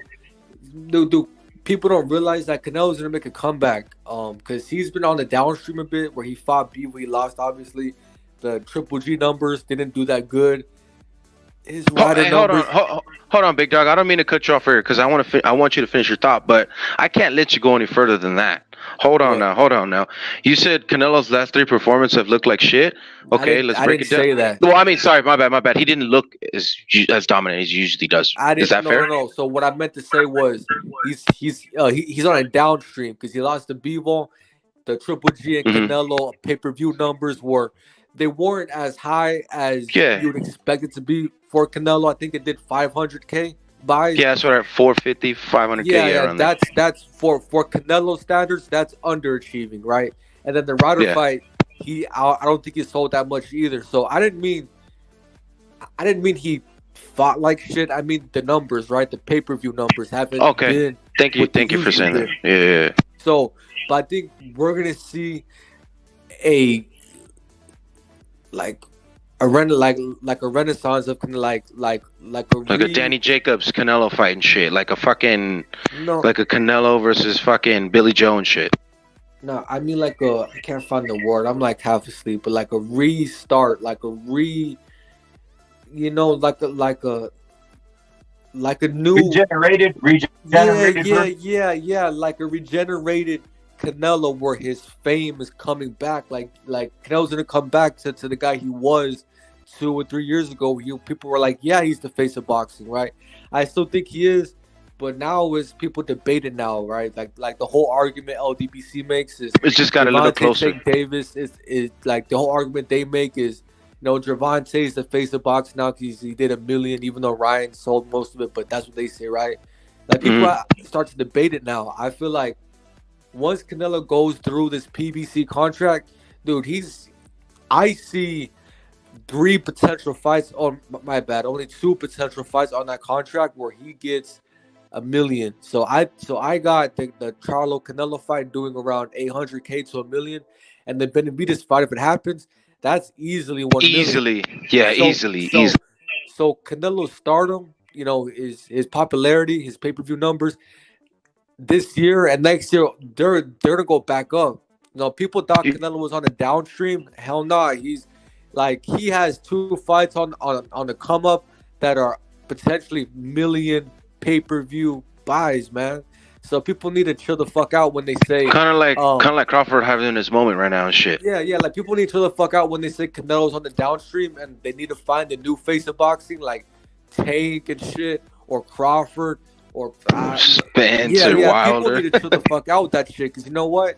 Canelo has 2 upcoming fights. If all goes well, he has 2 upcoming fights that will do 100 million, 1 million pay-per-views. 2 of them. That's a pretty big fucking deal. I think going back to what you said a little bit, you basically you basically corrected what you said, like as far as like him not declining in the fight, meaning like his numbers. What I'm saying is that like the last 3 fights that he had, you didn't say this, I'm bringing this up. His last 3 fights when he fought Bivol was obviously bigger, but I mean he still fought his heart out and he didn't get knocked out, he didn't get wobbled, he lost by a round. I thought he lost by 2 or 3 rounds, but it is what it is. And then he fought Triple G. I thought he was winning 9 rounds easily. Like 9 Beast rounds killer. For sure. Beast killer. Yeah. Not to interrupt you, bro, but we got a caller. Unknown caller. Salute to you, bro. Okay. What's your thoughts on what Beast killer, what Los who knows boxing is talking about right here? Unknown going, bro. You're on the line live, bro. At the moment. Let's get it, Unknown. Come on. Come with Go some in, bro. fire. I think he's shooting. If Unknown, if you're out there, recall in, brother. You're online. Obviously, maybe you're fucking, you're shy, bro. You don't Probably call on in, mute bro. or some I'm shit. about to hang it up. Yeah. I'm gonna hang it up, bro. But go in, bro. I hear you now, bro. I hear you, bro. Go in. I'm sorry, bro. I'm at work right now. I'm in the restroom. I'm hiding in the restroom. No doubt. But I don't mean to go off topic right now, but I just kind of wanted to discuss what the future holds for Canelo right now, because we know he's the pound number one fighter in the world, with the best resume, with the best undisputed run at 168. So I just kind of want to know what are your thoughts, or what do you think? What do you think are his future fights after his three PBC fights? Is he going for maybe undisputed at 175, or does he retire after his three PBC fights? Thank you for the question, bro. Go in, bro. My bad. All right, I'll go first. All right, I think Canelo did an interview a couple of days ago, or like a week ago, with like when he was golfing. He said he's gonna fight till he's 37. I take a man by his word. So he's 33 right now, so that's another 4 years. So I don't see him. He just turned 33. I don't see him retiring after the PBC deal. What I do see though is that once he cleans out the PBC, that 3-fight deal, and I think if like Bivol is like undisputed or something like at 175, I think that's where he'll try to reach and fight for undisputed like at 175. I don't think he'll fight Better Beef. That's my opinion. I don't think he'll fight Better Beef. There's no point. But I think he'll have that SS Pinita that he has on his side with Bivol. I think he would fight him if he's undisputed. That's what I think. And then after that, I think he'll just start fighting like bums, like a Anthony Durrell or like fucking maybe another Caleb Plant, just to like go on a good, like just go out on a good fucking streak. You know what I mean? That's my opinion on it. I just think that he's I don't think he's gonna retire. I think he has like a good 3-4 years left. Maybe dominant, maybe 2 years. I would say I think it depends on how his PBC deal goes. I mean, I don't fucking might lose to Benavidez. I don't know. That might alter the way he goes. Might lose to Charlo. Yeah, you never know. If he gets to alter the way he decides on how his career goes. I mean, shit, if he gets knocked out by Benavidez, then shit, he might fucking retire on the spot. But if I had to predict, I think he beats all those guys. And after that, he might fuck around a bit for, a couple of years. And he'll probably retire, and then he might come back, unretire and come back. I don't know. I mean, all these guys they retire and then they want to come back, and they do. Canelo strikes me as that guy that's going to retire and then unretire because he just loves boxing. He loves it. That's his passion. So it's something I see in him with guys that That's really why I don't think boxing. he'll retire. Guys that really love boxing, they have a hard time staying retired. So it also depends how. That's why I think he won't retire. Like you said, if he gets dropped or knocked the fuck out, yeah, I think the writing's on the wall. But I think he loves boxing so much, bro, and it's giving him so much. And all his next fights are all cash out fights. You know what I'm saying? Just like what's his name that just said it? All his fights are million pay-per-view fights. You know what I mean? Yeah, so it's gonna get his stock back up. It's gonna get his shit back up. So I kind of agree with what the dude was saying before me. He was pretty on point on that. But like as far as Los, as far as like the whole him going forward type of thing, bro, I think he'll go strong another 2 years, like being on top, and then then we'll start seeing him like drop and shit. You know what I mean? People are gonna be surprised, man. What like when he starts getting like when he starts fucking coming down to earth and shit? No, people are gonna be surprised when he would like this next 12 months. People are gonna be really fucking surprised at how like the regeneration of Canelo's career, because the whole fucking narrative is he's on the fucking decline and we gotta find a new star. But he's fighting all the guys that said he's ducking too. You got to remember that. Yeah, it's like he's gonna kill those narratives. People don't realize that if you look at Canelo's future, like dude, this guy has obviously 2 fucking $1 million pay-per-view, like easily $1 million pay-per-view fights. Maybe a little bit under at 1 million for the Charlo one, but Benavidez, shit, that's a humongous fight. You know, so. I think the Charlo one will do the million because they talk spicy, and you know, like I know, the reason why that Plant fight sold 800K or 900K is because that slap, and he was getting spicy with them. You know what I'm saying? Nobody knew who that fucking white boy was, but he started talking shit and slapped the fuck out of him. Canelo got him back. It did 900, you know what I'm saying? Right? Yeah, it did 900. They say 900 to 800K. I'll give him 800K, 900K. Who gives a fuck? It's still up there. But what I'm basically trying to say is that I think both of the Charlo fights, if Charlo gets his shit together and beats Plant, I think they're going to talk spicy to Canelo. And that's going to get the fans to buy that shit. Because the casuals aren't like us. We want to see the fight. The casuals want to see the fucking talking and shit talking. Quick question. So the fight, it's a week after. When's the fight? Because I know it's not on the usual September 15th, right? The stadium was fucking UFC fucking did like a card for a Mexican chick on September 14th, so they had to switch it to September 30th. Hey, big dog, okay. I'm gonna hop off right now because it's 2:00. I gotta go like wash my ass and I gotta go work out. But shit. I'm gonna hop on you guys' channel and shit. Send me some like messages or some links or whatever, and I'll hop on and like talk some shit with the guys. Hold up. You just another voice and shit. Hold up before you jump off. Are you seeing that? Do you see that link in the private chat right there? Fuck. Would I go to chat? Hold on, my boy, because it's like private chat. Okay, I see it. Yeah, I see it. Subscribe to that channel too.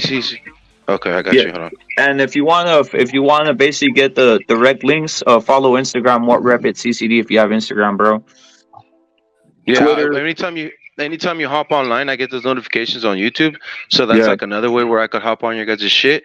But like, bro, if I fuck with you heavy, bro, you let me on your shit, bro. So you know what I mean? You let me get my shit off. You let me and L Dog go at it. You know what I'm saying?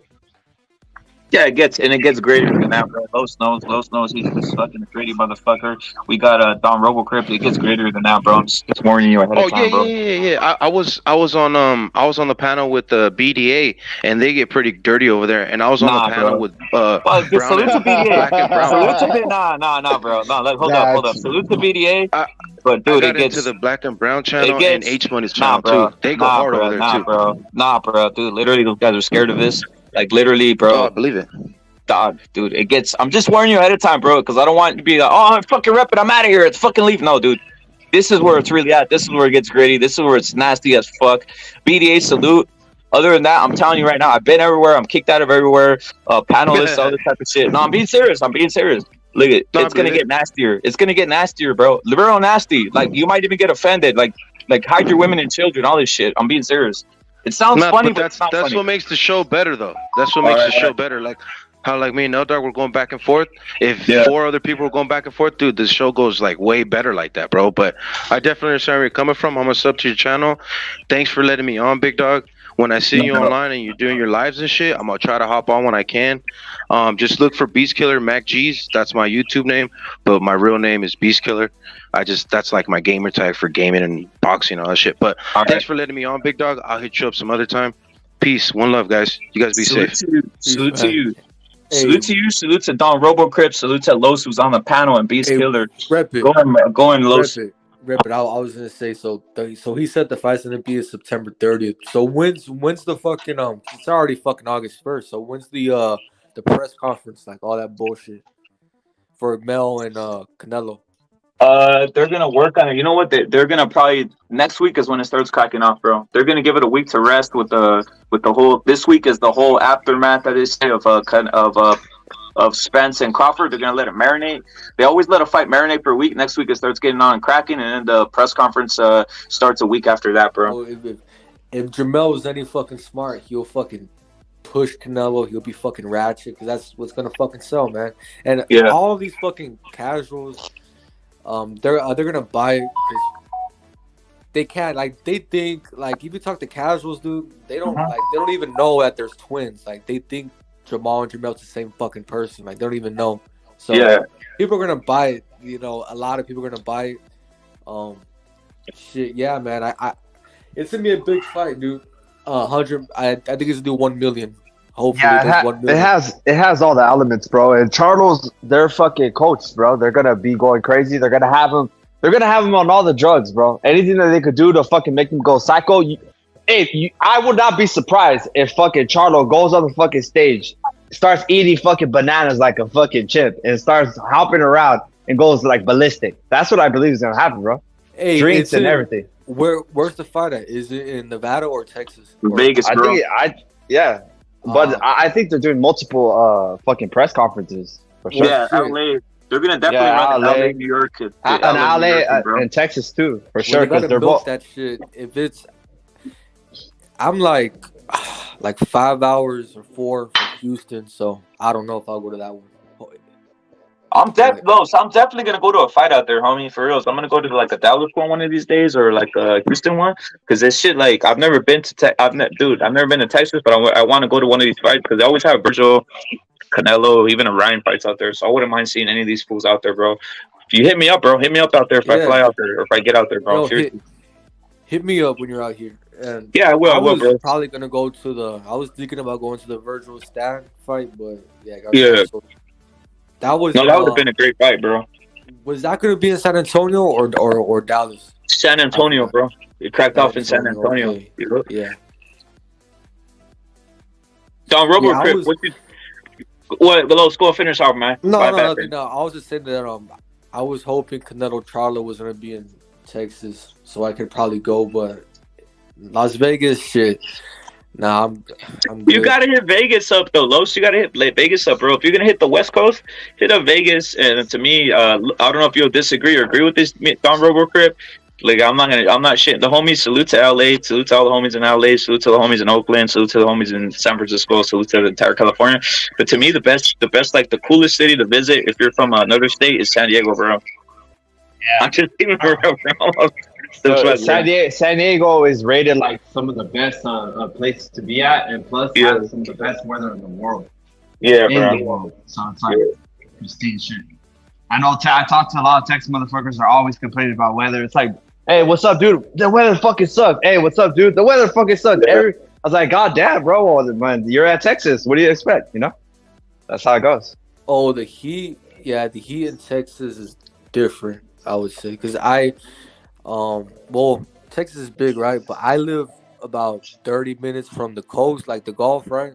So I'm like in the very humid where I live. So like, you can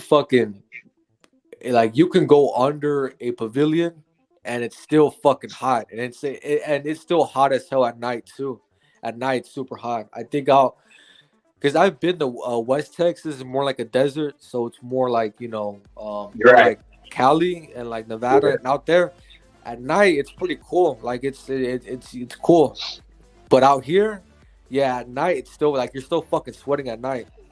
It's like sometimes I'll go like at fucking 10 o'clock or like 9 p.m. I'll go play some fucking basketball. It's fucking dark outside and it's fucking hot as hell. So I'm like, shit. I don't like it. You guys got that humid shit. You guys got a lot of humidity out there. Yeah. Yeah, going back, San Diego, man, there's a lot of amenities. You know, you go to the fucking zoo, bruh. San Diego Zoo. If you ever been there, you go to fucking, the beaches. There's fucking amusement parks up the ass. Yo, there's a lot of good shit. Finished, bro. I was gonna say, if other than that, maybe go to Vegas on the West Coast. Obviously, Phoenix and all that shit's pretty cool too, right? If you guys like that type of shit, dry heat and all that. Just regular shit. A lot of Mexicans or whatever the fuck, right? And if you want to get away from Mexicans, don't go there. But yeah, there's a lot of Mexicans. but about like the reason why the fight's like in Vegas is just because that shit generates so much money in Vegas, bro. It's like, the gates are insane. Which city out west has the best hoes? Well, obviously Las Vegas. San Diego, bro. San Diego. Maybe I'm biased, bro. But San Diego, you want to talk about like easy hoes? No disrespect if you're listening. If you're white chicks, no disrespect if you're listening out there. Just don't be. I'll say Portland. The Northwest has a bunch of like hoes, bro. Keeping it real, bro. I'm not going over there. Oh, dude, Seattle too. Seattle, Portland, those types of areas. They got real nice hoes, bro. I'm not gonna lie, bro. I bet. Yeah. So there's like specifically those girls from that specific areas. They're not like basically British girls. Those girls are like more German. You know, you're not lying, bro. How the fuck do you? Yeah, they're like mixed, Irish, bro. German, Because I'm fucking RoboCrip. You already know me, dude. I be saying stupid. I be saying like random ass shit all over the place. You know? No, that whole area in the north was established by a lot of Germans and Northern Europeans, right? Yeah, so they look. They have a different. They have a different look. You know, better teeth. Better I've teeth. always noticed that look. More taller. When you look at the South, most of the whites in the South, they're like Irish, correct, Anglo.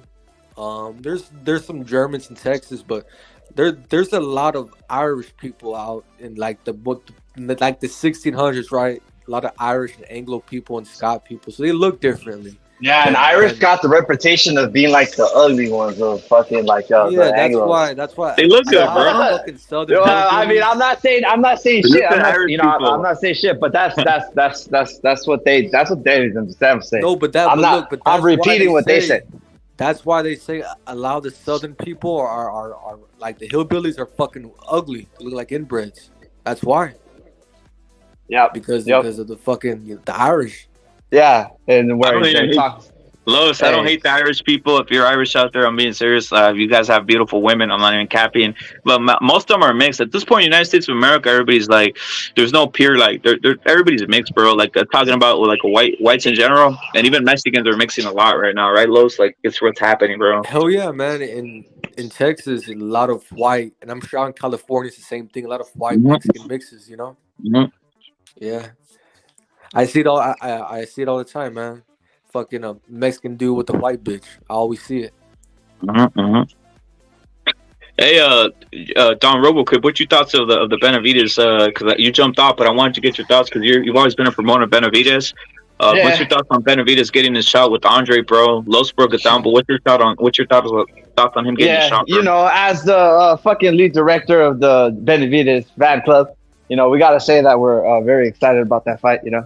Very excited about that fight. I always believed that, you know, David Benavidez earned a shot with Canelo, but this would just solidify it, right? A lot of people fucking rate. If you actually hate Canelo, one of the names that you're going to mention is Andrade. So if Benavidez knocks him out, then that just, you know, puts Benavidez's name at a different level, right? Yeah. So hopefully that fight does get made, and I think that's the strategy going for Team Benavidez. So hopefully it gets made, and rather win or loss, I've always said, you know, hopefully the torch gets passed on to him.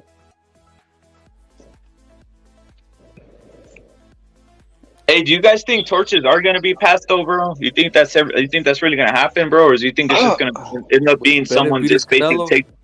Yeah. Like, you think it's going to be like? Wait, hold up. Did Canelo even get the torch? Like, Canelo lost, bro. I don't think he got the torch. I think he just started winning, and there was a vacuum, and then he became the guy, bro. But he did get that fucking viewership, right? Because that shit with Mayweather, it sold like over 1.4 million, and then if it sold 1.4 million, you know that it got fucking ripped off where people were streaming it like 3-4 million people. This is my issue with when people say the whole Mayweather bullshit. So if Canelo never fought Mayweather, he still would have been a huge fucking star, right? That's one. Maybe Mayweather had a little bit to do with it, but regardless, Canelo would have been a huge fucking star regardless, right? Number two, this has nothing to do with his stardom, but the thing that irritates me is when people say Canelo learned from the Floyd loss, right? He took some moves from Floyd, like the whole slickness bullshit. Like, yeah, obviously you never fucking watched the Austin Trout fight where Canelo was slick as hell in the Trout fight. That was before Mayweather. He's always been slick as hell. He's always been slick as hell. Yeah, he's always been slick. And he just became but one of the reasons why a lot of casuals say that is because they didn't watch that Trout fight. They only watched the Mayweather fight, you know, because that was a big fight. You know, so it has more views. Like, to me, you know, it kind of goes on along with the social media shit. You know, the reason why a lot of people didn't want to believe that somehow Ryan Garcia wasn't going to translate to sales. Well, Dick, how the fuck not? If he has a big ass following, all he needs is a small percentage of those people to actually buy the fight. You know, so it's kind of like the same thing. Like that viewership that Benavidez would get for that fight would be fucking insane. if you actually seen some of the numbers that he's been pulling, without, obviously the Canelo fight, it's been fucking putrid, It's been like on Showtime, it's been very bad numbers, dude. And then obviously he sold under 150K against Plant. So getting that level of that stage, getting that level of promotion, and win or loss, Benavidez ain't gonna go down like a bitch. He's gonna fight like with the Mexican heart, and that shit's gonna be entertaining. Win or loss. Robo and Rapid. Look at it like this. When people say Mayweather passed the torch to Canelo and Mayweather made Canelo popular, right? Okay, look at this. To me, it's an illusion because if you look at Mayweather, he fought two guys that weren't that known, right? Andre Berto and Robert Guerrero, right? Those two guys, they were never that known. Maybe you can give Robert a little bit of credit because he's Mexican and Mexicans buy pay-per-views, but besides that, you fought two no-names, right? Andre Berto and Guerrero, right? So look at his numbers against those guys, right? They weren't that good. I know the Berto fight was what, 500K, 400K, right? Something like that.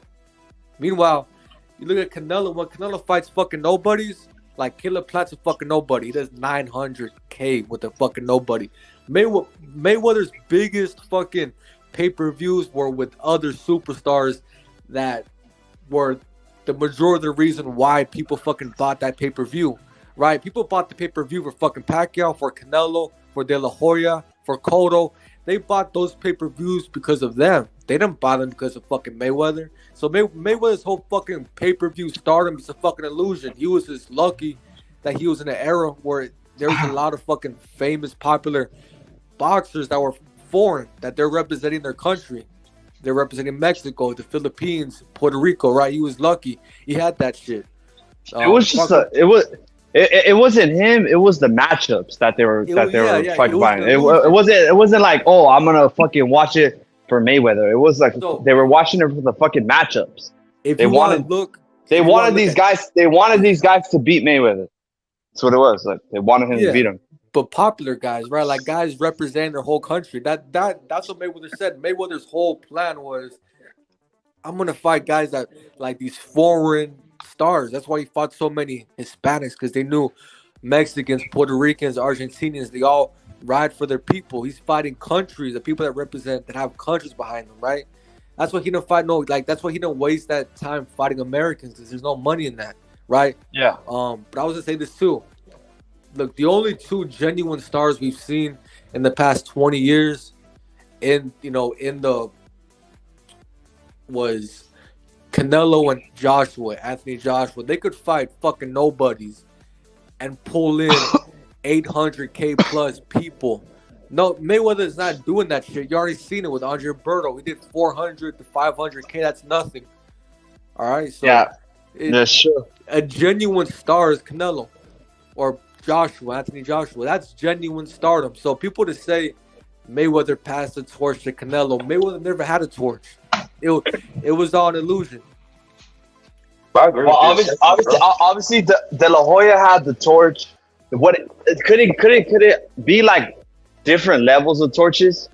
Like it's obviously not a 1-to-1, type of shit where you're gonna obviously get my whole entire fandom, but some of it's gonna shine off, right? They're gonna get something off of it, and whatever that is, they could then build it up with other opponents, other marketable opponents, however they can. That's like, I'm not gonna say like I want Benavidez to become Canelo, exactly who he is, but there has to be another guy. Like Mexican fans are just not gonna be like, all right, I'm done with the sport of boxing because Canelo retires. You know what I mean? Yeah. So that's why I was like, if not Benavidez, then like shit, like some of it has to shine off. Like some of his fandom has to come to Benavidez, like through that fight. If the fight is good, and I think it is gonna be good, win or loss, Yeah. So Nardi said so, saying Canelo pulled 200 on 200 count single mile with Ryder. Okay, well that issue is and I'll admit. And I even said that about 30 minutes ago, that Canelo's on a downstream. If you talk about his popularity, he is on a bit of a downstream. But if you look at, I could pull up examples of Canelo selling fucking 900K with bums, right? Where he fucking fought Billy Joe Saunders during COVID, and he brought 70 to 80K people to fucking Dallas during COVID. Yeah, and then you had to also account for the times that we're in too. That we're in a fucking basically age where people don't fucking buy the pay-per-views. They're easily accessible to rob. You know, all pay-per-views across the board are down. Plus, he's fucking fighting on DAZN, dude. Like, DAZN is a fucking small ass network in the United States. You know, it doesn't penetrate the way like a Showtime does, or the way that because Showtime has CBS, you know, pushing them. So it's different, man. It's a big time difference between the past and now. You know, if Canelo was fighting pure on HBO, you know, since like the way it was from the past, man, that plat number would be even fucking more insane than it was, and the Billy Joe Saunders numbers. Yo, guys, what you think of this, bro? This is obviously just dropping right here. You got Michael Benson saying if Vasily Lomachenko turns down the opportunity to fight Shakur Stevenson for the vacant WBC title, world title, it goes to a different direction. Then next in line will be WBC ranking to fight Shakur would be basically Isaac Cruz, William Cepeda, and Frank Warren after that. So basically the first in line is Isaac Cruz. What do you think about that, Los? So if Vasily Lomachenko turns down Shakur Stevenson, he gets Isaac Cruz. What you think about that, bro? Isaac Cruz and Shakur? Yep. Oh, man. We know me, dude. I'm an honest person. I don't... Be honest, bro. Yeah, be honest. Shakur beats Cruz, man. It is what it is, man. I don't think Cruz is... It is what it is, man. I don't know. What do y'all think? I think I'll be rooting for Pitbull, but I'm gonna say something. If it's a similar demonstration that he had versus Gio, they're gonna give the decision to Shakur. But I'll be rooting for Pitbull. I'll be interested to be seeing that fight too. But to be honest, because I don't know who's the hardest puncher that Shakur's fought, bro. Is it Valdez? Let me think. Well, he fought some fucking. I mean, they said this African dude he fought at 130. This Nakatali? Nakila or some shit. Nakatila. Yeah. They said he was a hard puncher. I don't know, but Nakatila got fucked up by Mutara. So I don't know. Maybe him or Oscar Valdez probably the hardest. Cruz hits way harder than both of them, but I'm like skillfully. I think Shakur just beats him. But what I want to say is like Shakur is so fucking lucky, man. Like this guy, like. Okay, so Loma's getting old. Haney and Seal move up. Like 130 and 135. And even when fucking Shakur was at 126, all them fucking weight divisions were super fucking like easy. Like they're like the talent pool and those levels were like super fucking low. Like, is it like obviously it's a coincidence, right? Because I don't think it's manufactured. It's out like you can't. Just the luck of the job, bro. How good a fucking weight division is gonna be, but like the motherfuckers is lucky as hell, man. Like 135 is gonna be a shit division once Loma gets old and obviously Haney and Seal left. It's a shit division, dude. So this guy is really fucking lucky. I don't think Pitbull stands a chance, man. He telegraphs all his shots. He doesn't have a jab. He just throws looping shots nonstop, and he's fucking like 5'2". You know how they said that Valdez is shorter than he actually thinks? I think all boxers are typically shorter. Even fucking Fury, you get this shit that he's 6'9". He's not 6'9". He's like 6'6", 6'7". All these guys are shorter than what they think. It looks good to be taller than what you actually are. It pops off. Maybe there's a number, some type of shit where the producers, they're like, oh yeah, if this guy looks like a menacing number, 6'3", 6'5" for like a certain weight class, it looks better, But to me, I think Pitbull is actually like 5'1", and he ain't even gonna get close to fucking Shakur. He's gonna be fucking throwing, and he's gonna be missing. He's gonna be hitting air all night, and it's gonna be over, bro. It's gonna be a bad fucking It's just a bad viewing, man. I ain't gonna watch that shit. I ain't gonna watch that shit either, because he's gonna try to be you're plotting. Really not watching? You guys are not watching? He's gonna try to be plotting forward, and he's just not gonna be able to catch him. I'm not gonna watch like the fucking whole like top rank fucking blow fucking Shakur's dick off and shit just because he's fucking schooling Isaac Cruz, who to me is fucking average. It's just like the whole idea of him fucking schooling another fucking average Mexican that he's way fucking bigger than. Like, I'm not gonna fucking waste my time watching that shit again. Like, I've already seen that shit like 3 fucking times with Joet, Oscar. Like, man, like I have too much fucking self-respect to watch him fight. So like, he's obviously way fucking bigger than Isaac Cruz, right? So like, even that's a fucking like, even then it's a mismatch, right? So like, yeah, Isaac Cruz ain't no fucking Isaac Cruz ain't no fucking 135 fighter, bro. He's just fucking lazy as fuck. Doesn't want to diet, wants to eat tacos all the time and get drunk. Good for you, bro, but you're a pro boxer. You want to do that shit, you're going to be fighting at a disadvantage with taller guys your whole entire fucking life, you know? And not just taller guys, significantly taller guys. You know? It's like, fuck, bro. Like, I ain't going to watch that shit either. For what? But actually, you know how they say there's good things that come from bad things too? And this might be a good thing because if he loses, that'll throw off the hype from Tank and, you know, Pitbull. So we don't have to see that shit again. Who loses? If when Pitbull loses, you know, we don't have to see. We don't have to see Tank Pitbull too. You know. Shit. Yeah, I guess. But like, shit, Shakur Tank. That like, I would rather see Tank Pitbull because that like at least Pitbull has a chance to beat Tank, but Shakur now he has 0 chance of beating Shakur. I'm sorry. That's why actually I was fucking hoping that Gio got knocked out. So I wouldn't have to see fucking Tank go on a fucking white Mexican beatdown, you know? I was having fucking nightmares. Because one time, you know, after a fucking show, Rep was telling me that fucking they're going to line up, what's his name? Rayo Valenzuela. And I was like, oh, fuck. They're going to get Rayo, they're going to get Gio, and they're going to fucking go up and fucking give fucking the new guy, Picasso, like $3 million to go up 5 weight classes. And knock them all out, bro. So I was like, "Oh, fuck that! I can't be having that." They wanted Chris Colbert. That's why they robbed him in the Rayo fight. So they want Colbert to fight. Think so? For I don't know, for some fucking dumb reason they just want. I would think it'll be Rayo, bro. Like Rayo, like I would think Rayo would make more money, right? Me too, but but they're saying that he's gonna fight. Like he's looking to fight Colbert next, and then Colbert robbed Rayo. So it's just like.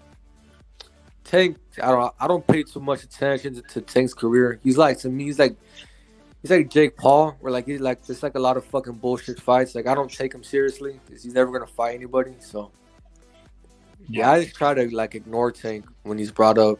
Yeah, because the way I think about it too. Look, like obviously I don't try to fucking associate myself with narratives, but narratives control thoughts. You know, over the opinion of millions. Regardless, you know, we could see that through the fucking pound for pound list, you know, where Spence has been in one division for fucking 13 years, but yet he's top 3 pound for pound of basically the whole entire world. Why? Because America sets the narratives. You know, they set the narratives. They tell you how to think, how to act, and next thing you know, everybody's fucking following it, right?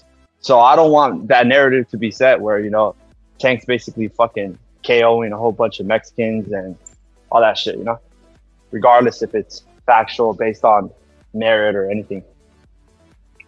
Yeah. You know what? Los, what you think of this? Don Robocrip, salute to you, bro. What you think of this right here, bro? This is pretty damn astonishing right here. They got basically the Ring magazine with their top welters. What's your thoughts on them still having Terrence Crawford and Earl Spence as 1, 2, and then they got Duran as number 3, bro? They got Duran as number 3, bro. Duran as number 3. They got Rocha down. I think Rocha's beat better competition. You guys could hate him. Even Cody Crowley who beat a guy. Salute to Abel for coming on, getting giving us an exclusive interview, and salute to Mono Ramos too who listens. But like, what's the whole point of having Cody Crowley down there? Roman Villa and all these guys. Obviously, Roman Villa got his ass kicked by this motherfucker, right? But what's the whole point of having Stanionis, Rocha, Cody Crowley below Duran Ennis, and even a Virgil Ortiz? Like Virgil Ortiz done better than Earl Spence at this point, from what I'm seeing. What's your thoughts on this Ring magazine shit and this pound for pound listing? That tells you that how weak the welterweight division is, man. I mean, Virgil is gonna move up, right? So I'm not even worried about. Virgil's gonna move up. There's no way he stays at 47. So you take him out. I mean, yeah. So we got Stanionis. I think he's good, and he's talented, but his skill wise, I think he's overrated. Rocha, he's decent. It's just a weak ass division, man. Like, yeah, it's just a weak division, dude. People don't realize how weak 47 is. Like, I remember like 5 years ago, people were saying it's the best division in the world. Now it's like shit. It's probably like because Earl's gonna move up, so that and then Virgil's gonna move up. Terrence might even move up, right? That's like the weakest division in boxing. Because once you get past standing owners, who the fuck is like? I've seen Rocha fight. He's decent. Cody Crowler's ass. Then Aviation's ass. I don't even know who the fuck Shakrim is. They're all that's a weak ass division. I don't know. I mean, they have Avenizing at number 7, bro. Come on, right? And here's the whole thing. You're right, bro. Check this out. How do you have Spence number 2 still? That's what I'm tripping out on. Los Don Robo. How do you have Spence number 2, bro? Come on, is he really the number 2 guy? Well, it's a weak division, man. Like, okay, if you don't have Spence at number 2, who are you gonna have? Because Virgil's moving up. I mean, no one else.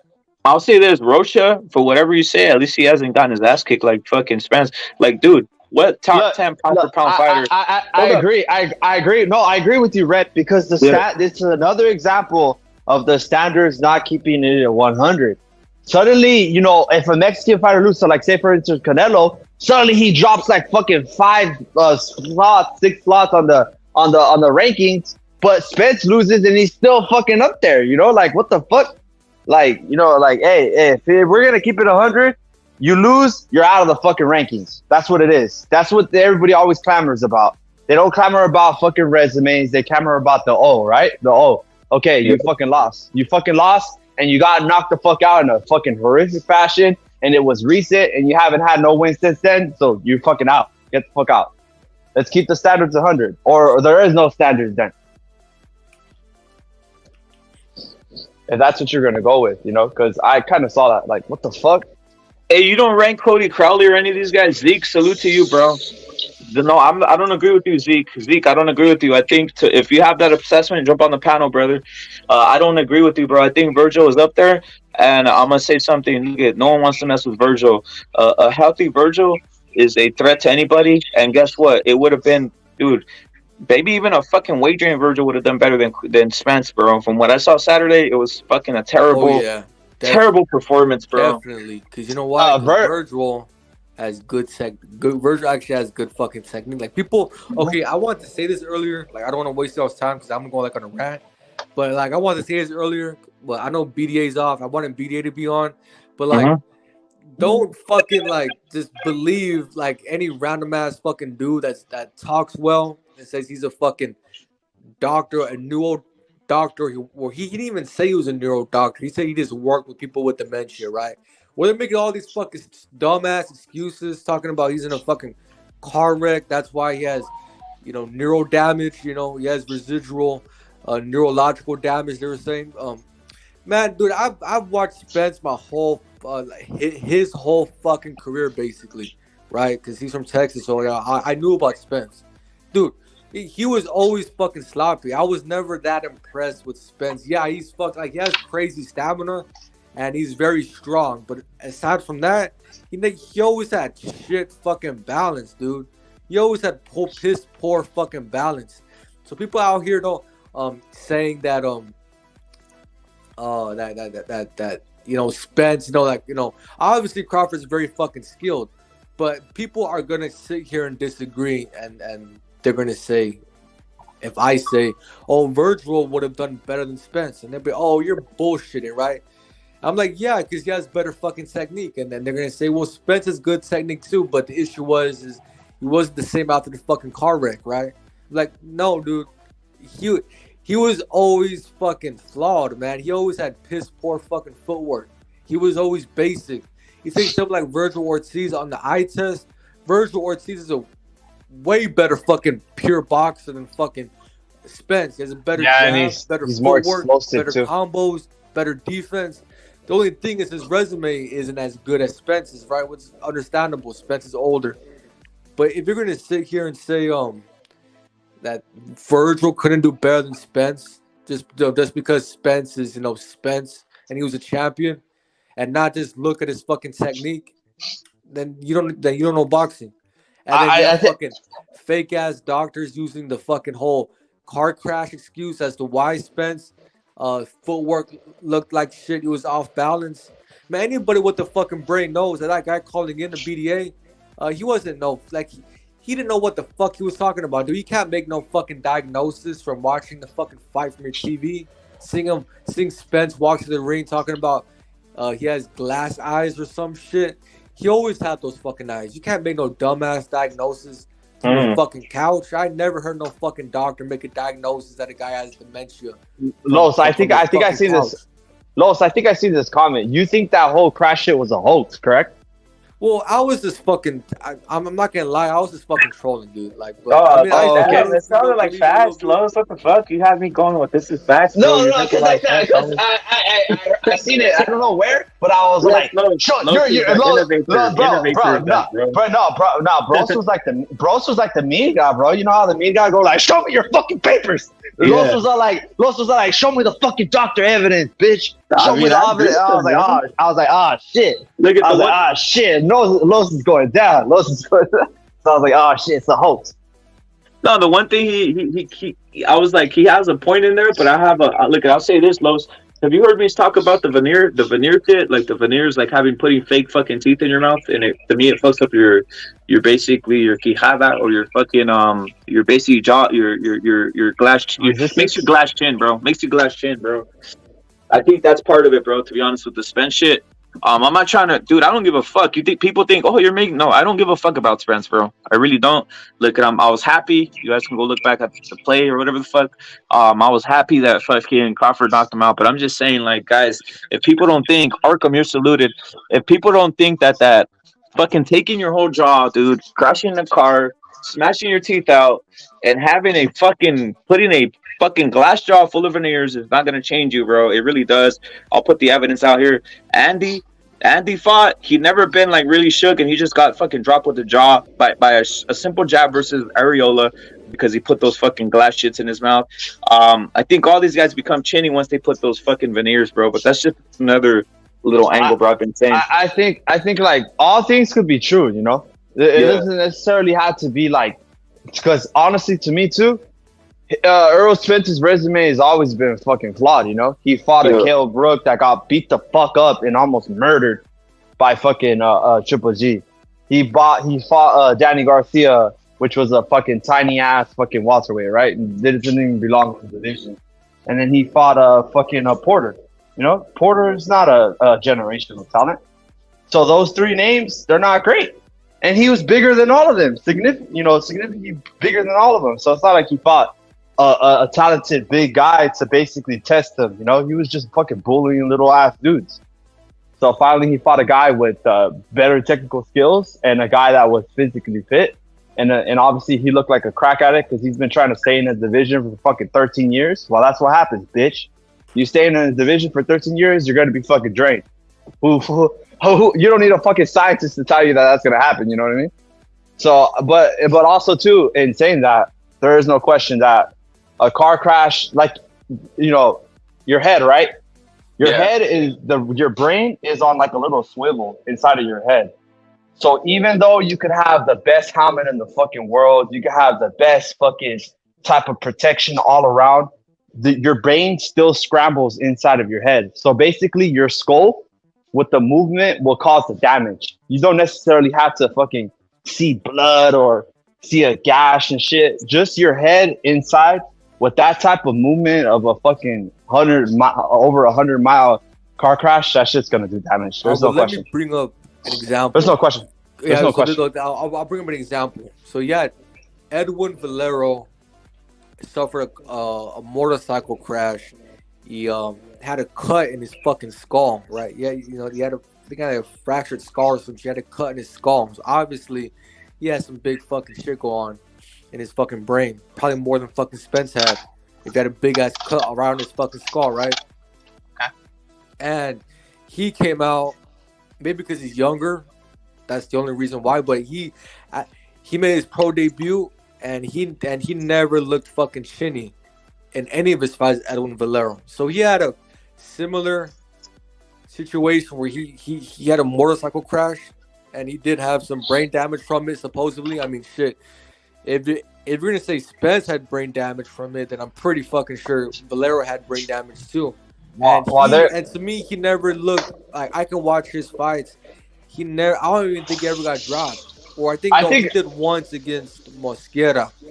But he never looked to me. Like in a lot of sports, like especially like in soccer, when people get like skull injuries, they usually fucking just retire and shit. You know? And you see in other sports. Too, yeah. So it's definitely something, you know, like, and obviously like other guys are gonna react different to it.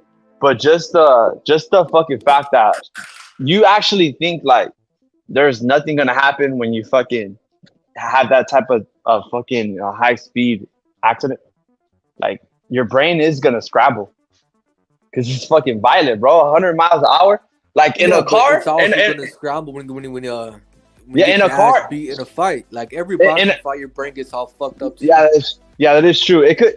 It's like to me, like it was just a compounding, like it was a compounding factor. So it was a combination where it was the car crash. Yeah, he was all the weight drain. He was already fucking 33, weight drain, already suffering. Because all of these boxers, basically to me, all have CTE. There's no way that you're gonna be getting hit with fucking even like basic jabs, like fucking. I don't even know how much do you think a pro boxer that has like a 10-year career gets hit in the head. Like at least 1,000, right? At least 1,000 something times. So they all have CTE. So maybe it just like progressed it, you know, to where he had the effects a little earlier. What about the Danny Garcia fight where we saw Earl Spence eat a lot of Danny Garcia hooks, and people don't eat hooks that from Danny that clean that often? What about that? Where he was eating Danny Garcia's hooks? Was it because I think Danny's a lot of Danny's brain damage to occur? I think a lot of Danny's power was at 40, right? When he went to 40, he always still had He's power decent. at 147. I mean, Keith Thurman said it like Danny always had power when he fought him. To me, he was like a 40-pounder, bro, masquerading as a fucking 47 just to get paid. But I mean, I don't know, man. My opinion, I feel like Bud beat Spence just because Spence looked like the style matchup. Like you have a guy with sloppy defense coming to Crawford. Crawford's gonna look fucking good because that's when Crawford does his best when you come to him. Crawford struggles the most when you keep your distance. You have good straight punches, a good overhand right, a good 1-2. Look at and you can counter punch from long range. Look at the Jose Benavidez fight. Jose's not even that fucking good, and he was giving Crawford trouble. Can you imagine someone like Oscar De La Hoya? You know, someone like that. Can you imagine that? No, but you got fucking Spence. Someone a little bit more disciplined, Yeah, a sloppy come forward guy, that trips over his front foot. Of course, Crawford's gonna look fucking good, right? You know, the only thing with me that made the fight interesting was that Spence is so fucking strong, right? That's probably the only thing that made it, and his stamina too, right? But he wasn't actually strong in the match, right? Because he's fucking. To me, his body was pushing back Crawford. To me, his body didn't. His chin wasn't there, but he was pushing. To me, his body didn't look filled out, and that could be, that's like the weight drain. Yeah, of course, yeah. That's like the weight drain shit. That's something I'll consider. That's on him, and that's on him. Yeah, and that's on him. Yeah, for being too long in the division. Yeah, but I'm not disagreeing with you. I'm saying like it's just like it's all comes together, you know. It all came together on a perfect night, and that's why he all got fucked up that way. Well, look, I mean, I can agree, but I think most of it was that he's just like the style, like he just never wasn't that fucking good. If you got someone like Virgil Ortiz in there with better technique and probably a better fucking game plan, and he probably gives Crawford a way fucking better fight. And Virgil would have. I don't know. Virgil would have fucked up Spence. That's all I know. Like, look. Like, basically, what I'm saying is, like, if you get Spence before the car wreck, when he was a bit younger and he could make 147 easier, I still think Crawford beats his ass, and I still think Virgil Ortiz is better competition for Crawford than a younger prime Spence would be. Basically, that's what I'm trying to say. Yeah, I could agree with that. Yeah, I agree with that.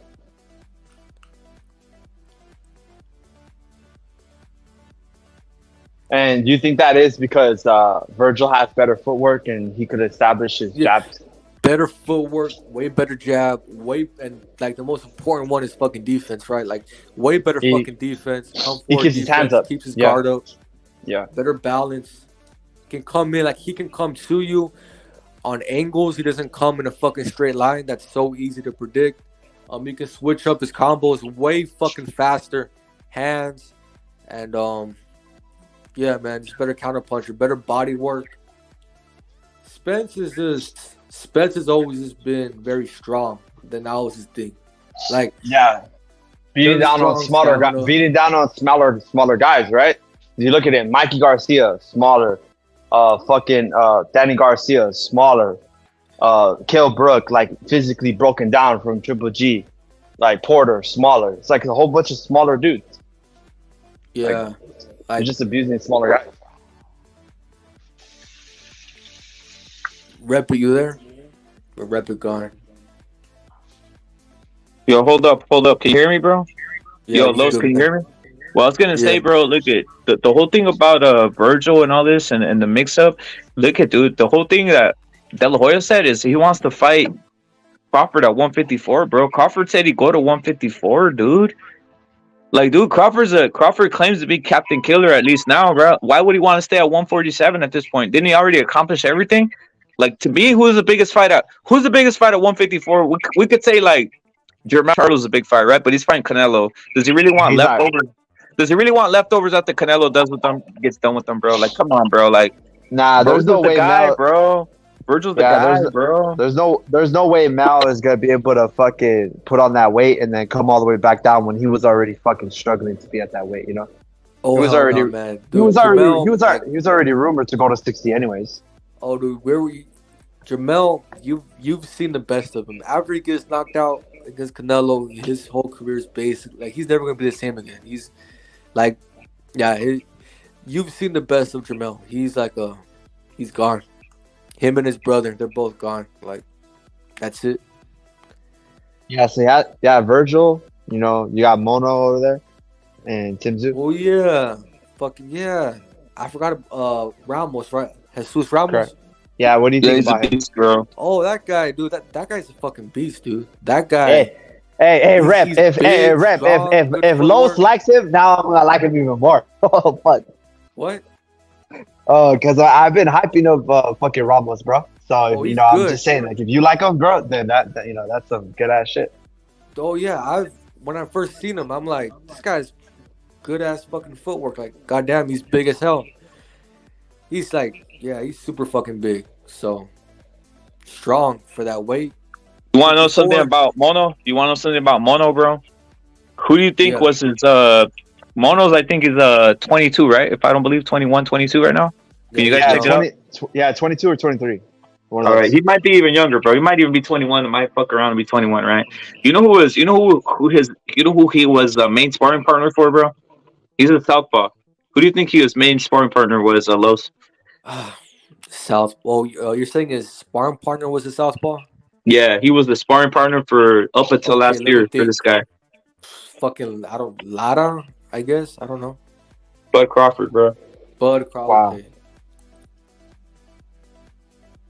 Yeah. Bud Crawford, dog. So he's like, hey, bro, he's a fucking animal, dude. Now, I mean, he has the ability to move up in various ways, too. A lot of these guys have the ability, right? But that's how you become, like what Aldous says, pound for pound. That's how you become pound for pound when you start jumping, right? That's why it's kind of hard to even, like, we'll go back on Spence real quick. That's why it's, come on, bro. How old is Spence? 33, 34? And he's still tripping around at fucking welter, bro? Like, get the fuck out of here. One division, bro. Yeah, get the fuck out of here, bro. Shit, bro. Yeah, how okay, so, like, if Nava knocks out Valdez and he doesn't go on the pound for pound, then what the fuck is this shit about, dude? Because this is the third weight class. How are you going to have guys one weight class? You know, so it's like, it's fucking ridiculous. But, yeah, man, Mono, he's huge for the division. You know, he's 22. You know, sky's the limit, from my point of view. Hey, Los, you don't like messing around. Isak, salute, bro. You don't like talking or seeing young fighters, right, Los? From what What I remember? No. What I said was, it's just cringe nowadays when like not so much PBC but Top Rank, the way they fucking build up these fucking prospects when they beat up bums. I'm not gonna watch that. Like I'm not gonna watch Tessator fucking kiss Jared Anderson's ass for beating up a fucking bum. Like the fuck I look like wasting my Saturday watching that shit. Like I'll waste it watching a good 50-50 fight. Like we seen when Bud Spence wasn't 50-50, but that's what we thought going in. So like I'm not gonna watch Jared Anderson beat up a fucking bum or Keyshawn Davis beat up a bum and then watch Tessator little bitch ass fucking just kiss their ass. Like go ahead. Go ahead. Yeah, fuck that shit. I was gonna say, Rep and Los, something that you guys, because you guys obviously been watching boxing for a long ass time, and was that something that changed dramatically? You know, at the death of HBO, once we got all this promotions. Okay, look, I've only been watching boxing for about fucking like a decade, I would say, maybe like 9 or 8 years, right? The homerism, yeah. So I haven't been watching boxing that fucking long, right? Compared to fucking Rep It and older people, and I can even fucking see the difference. When HBO was around, there was like a level of where the boxing network had control over the box. Like that's how it felt. Whereas the commentator and the whole promotion, they can criticize each fucking boxer. There was journalistic integrity. Yeah. So nowadays, the thing that fucking changed it. Well, first of all, HBO left, and then you're with Showtime, PBC. The first thing I seen where it's going downhill was when fucking Wilder got Paul Malignaggi fired because I remember that. Paulie thought Fury won the fight. He thought Wilder got robbed. So Wilder gets Paulie fired. That was like the first sign I seen where I'm like, shit's changing. And ever since then, it's been downhill. Fucking the Zone does it too. They fucking kiss ass. Top Rank, all they do is kiss ass. PBC, they hired fucking Abner Mars. All he does is fucking kiss ass. The Tank and Charlo. Wow, right? I mean that the type of thing that happened with fucking Paul Malignaggi, that shit's kind of like a fucking message to the whole entire fucking journalistic community of boxing. Basically saying, stand in a straight line, be a mouthpiece, or fucking get fired. You decide, you know? So, I mean, you know, at this point, they're just fucking mercenaries, you know? And, hey, man, I'm not going to say that I wouldn't be the same because, you know, when you see a lot of those contracts, they're getting paid good money, and that's how it goes, you know? Money talks. That's what it is. Yeah. But Rep It, what about since you've been watching boxing a lot longer, how is it, like, basically what RoboCrip question? You can call me cop, bro. I'm a cop in practice, bro. Playing in the streets. RoboCrip, that happens. Salute to Arkham, bro. I get mixed up. Yeah. Oh shit, yeah. Go ahead, Rep. What were you saying, Los, about the basically just answer RoboCrip's question because he asked like the change, right? Like in between, like from boxing nowadays compared to maybe when you were like first watching it. Like, was there like a big difference in how like commentators and networks would like kiss ass to the boxers nowadays? Well, look at, bro, I saw the tail end of Jaime Munguia, bro. The whole hype, he was on HBO, bro. Like, that's why I like Jaime so much, bro. Because they really had like, if you came out on there, you were a motherfucker, right? They don't have that monopoly no more, bro. You know, that's why I'm Team Jaime. That's why I like him so much. Because, I saw that whole shit. I saw him knock out this fucking, this guy, Asim, whatever the fuck his last name is, guys. I can't remember right now. Ali Salim. Yeah, Ali Salim. I saw him knock the living lights out of him, right? But that dude, that was they posted guys, and that was it, right? Because they would post them in front of you, and that's it. Like, that's the guy, right? That's the guy. They're coming up. You wouldn't know anything else. You'd sit there and watch that shit. Then yeah, bro, they had a little, but that created more of a unity environment where people thought like where people could fucking rally around a certain fighter, bro. That's how Triple G became Triple G, bro. Because people started rallying behind the fighter Triple G because they would show him on the weekend, bro. Canelo the same way. Now there's so many scattered shit, bro. Like fucking The Zone, PBC, fucking Top Rank. Like, you can't really, like, everybody's gonna pick their own shit. Like, fuck you, I'm picking my shit, fuck you, you know, this type of shit. So people really don't have a fucking, like, a thing to rally around to be like, yo, I agree this guy's good, I agree this guy's good. It just becomes a fuckery, bro. But you know what? Like, I remember watching an HBO fight, and like the commentator was unbiased. He was objective. He would say what he's seen. You wouldn't fucking lie and kiss ass like they do nowadays. Like I remember that, and this was not even a decade ago. This was like 2015, 16.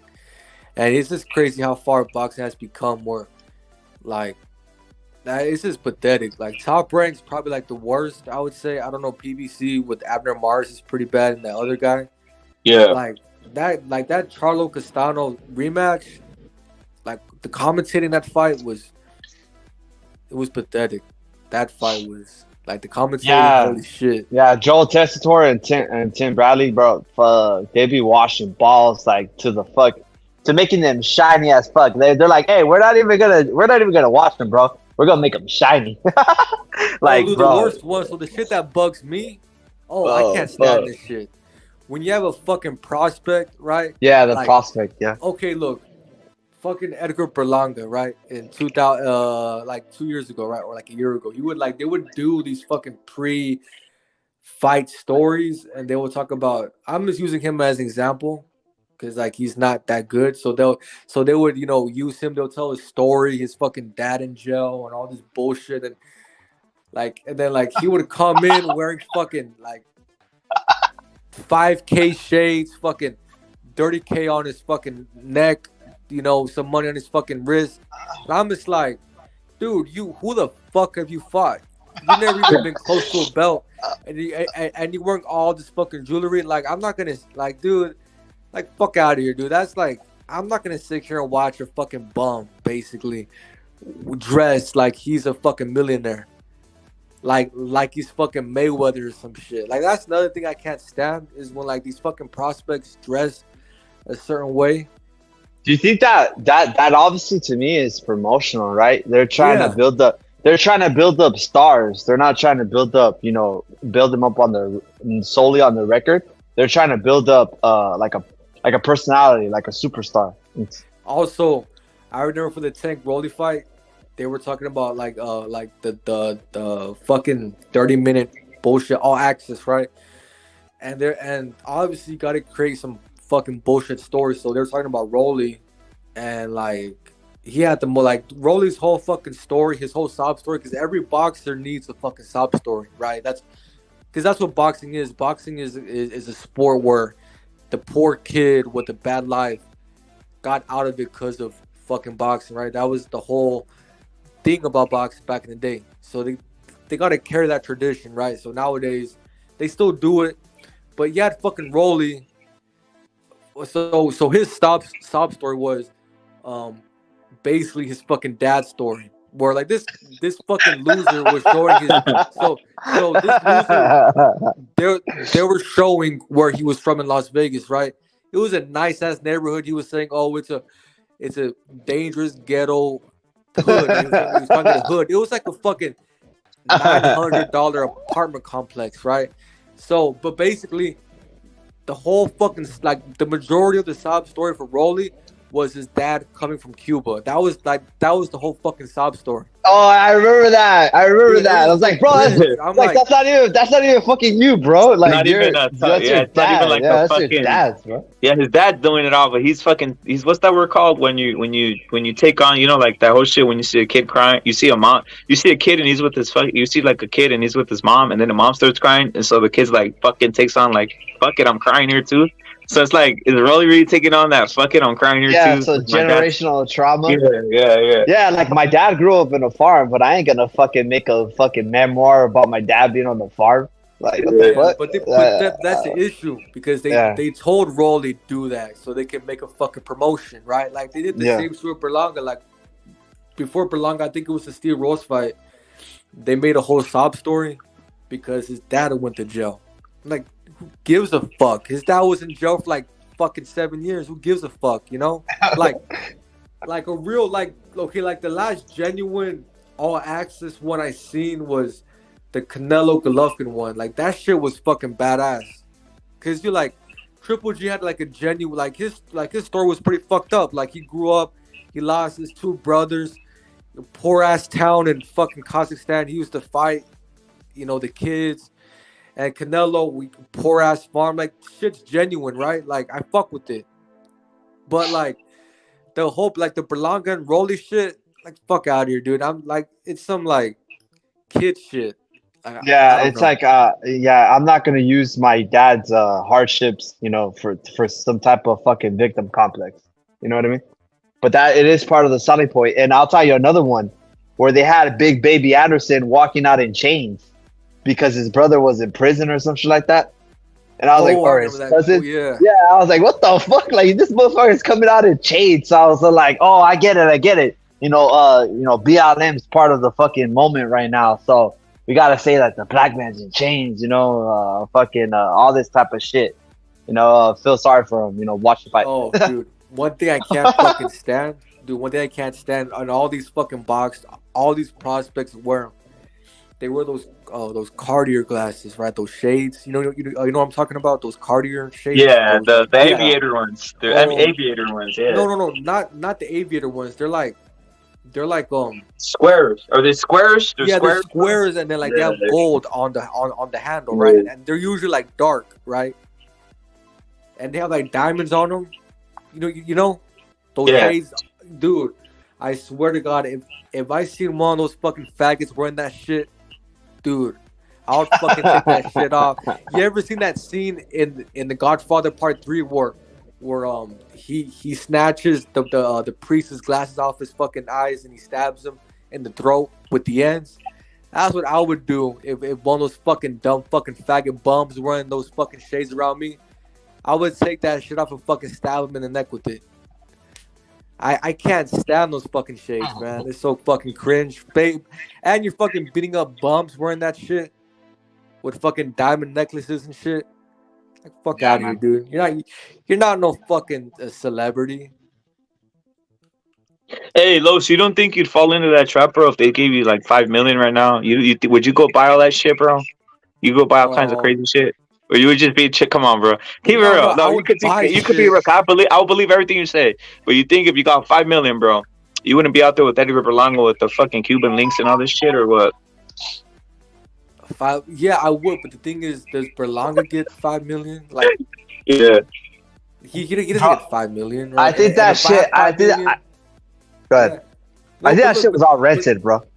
But look, that ties into the whole issue I'm saying where they're giving these young prospects a lot of money. So like they're buying stupid shit and it looks fucking retarded. Like who the fuck you beat? Why the fuck you got all this money? Like it just looks stupid to me, you know, like yeah, that I would see how that could be a detriment to their career too.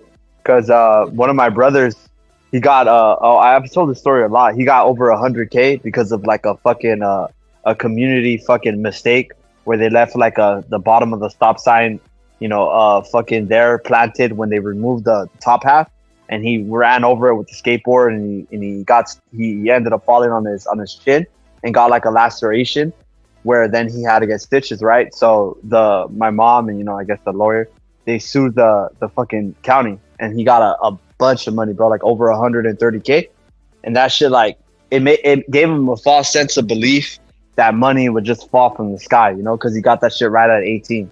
So a lot of these guys, they're getting these $1 million contracts, and it is fucking them up in the sense, like, say, for instance, like Tail. Like, Tail, for whatever reason, he thought that he deserved more money, you know? So he did that fucking huge-ass delay, and maybe he stayed in the division so long, and then he ended up getting a little injured, and that's when he lost against Barbosa, you know? So giving all these guys young money, you know, like that, without them actually earning it or doing anything in the boxing ring is a detriment to their career, you know? It could be. Yeah, no, you're definitely right on that. But like, you see my point though. Like, Repit and Robo were like, you give these first of all, you give these young boxers money, you give them all the ass kissing they need in the promotion and the fucking commentating and the commentary. You give them all that shit, and they're just beating up fucking bums. I'm not gonna sit here and watch that shit. Like, it's just weird. Like, I'm not gonna waste my fucking time watching. That's why like a Tank and a Shakur exists, right? Because they get fucking praised for minimal shit, and they get fucking $1 million checks. So it's like, why the fuck am I gonna even progress to a different challenge? You know, because all the shit that in terms like a bodybuilding concept, you know, you gain muscle through progressive overload, which is adding more weight to your lifts. It's the same shit here. Like, what would be the reason why I should fucking, you know, perform better or train harder or, you know, fight difficult opponents if I'm already getting, you know, $1 million in my ass kissed, you know? Yeah. It's a huge detriment to the sport. But that's where the sport's going. So like, I'm not like the future of boxing. I'm not even like, I'm watching fucking like honestly like I'm watching more so like I'm hyped for the NFL. It starts in about a month or so. So I'm like, I'm You looking team forward Cowboys, to that. bro? Or you team Cowboys? You team Cowboys, bro? I mean, that's been my team since I was a kid, but I can't stand Dak Prescott. Dak Prescott's a bitch, bro. What the fuck, bro? Like, I literally can't stopped fucking watching. stand Dak. Dog, I've been Cowboys since I was a kid, bro. I literally stopped watching that shit once I saw Dak Do Prescott. you actually follow the like you follow it, Los, or not really? Because I know you follow boxing like fuck, bro, like a fucking scientist. So do you follow football like that? I'm decent at boxing. Football, yeah, I follow football pretty well too. But I'm just saying, go ahead. Just the road boxing is going in. I'm just not interested. Like I like Mel Canelo. I'll watch that. I'll watch Better Beef and Caleb. But like, shit, like, yeah, man. I'm more excited for football season than I am for the future of boxing. Because something I was gonna tell you is that your reaction to that's telling me, oh, you're a Cowboys fan and you're excited for football. While to me, I kind of fucking deserted football when they did Tony Romo dirty, you know, and they didn't let him get the opportunity to come back. And also too, like just the fact that throughout Tony's whole career, he had to deal with fucking Jerry Jones as the general manager, making horrific ass decisions. And then finally, when he retires, he fucking actually built up a general managing team where they actually make sound decisions, you know? It's like, motherfucker, how come you couldn't do that for Tony, you know? Dude, I told everybody. So 2016, Romo gets hurt in the preseason against the Seahawks, right? And he's out. They say he'll be out for like a month or two. So you get fucking Dak in. He's doing okay, right? I think we can all agree his best year was his rookie year, right? He was doing okay. I was never impressed with Dak. But you had people out there saying, oh, look, the Cowboys are okay, they lost. I think they lost week 1 that year, and then they went on a big streak, right? So they were on this big streak with Dak, and then Romo is available the week after the Vikings game, and like, no, keep Dak in, right? And I was saying, look, I was watching the Cowboys that year, and I'm like, you know, the Zeke and the offensive line was the team. That was the team. Whereas Dak was decent, but like I feel like their passing game, they had no fucking deep balls, right? Dak never threw the ball deep. It was always fucking drag routes. It was always slants, right? I'm like, you have Romo in there. Romo was doing fucking play action balls deep, right? Yeah. That's what Romo does. 1-on-1 with Dez, right? Post routes with Terrence Williams, right? He has that connection with Jason Witten. So while everybody was sucking Dak Prescott's dick, they were saying that Dak Prescott is a rookie, so they should get rid of Romo and they can have more money to build the defense. I'm like, hold the fuck up. If you want to do anything in the playoffs, you gotta have fucking Romo in there because he's the actual fucking threat.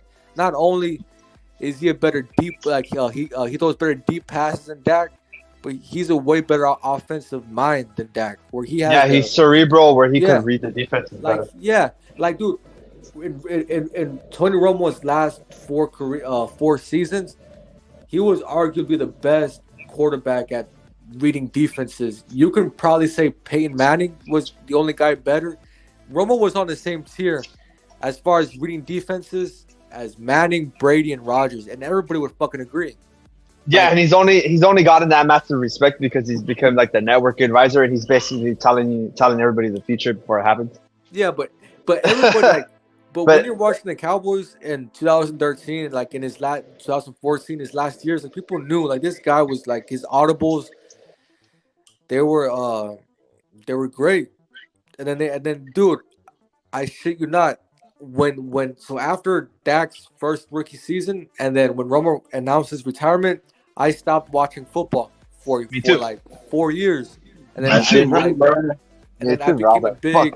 And then that's when I focused a lot on boxing. That's when boxing became my favorite sport, right?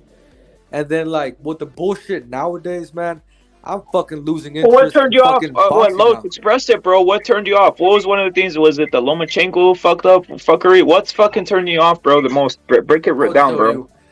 It's the predictability that turned me off. Whereas every fucking Shakur fight, he's gonna fight a fucking bum, an easy ass fight, right?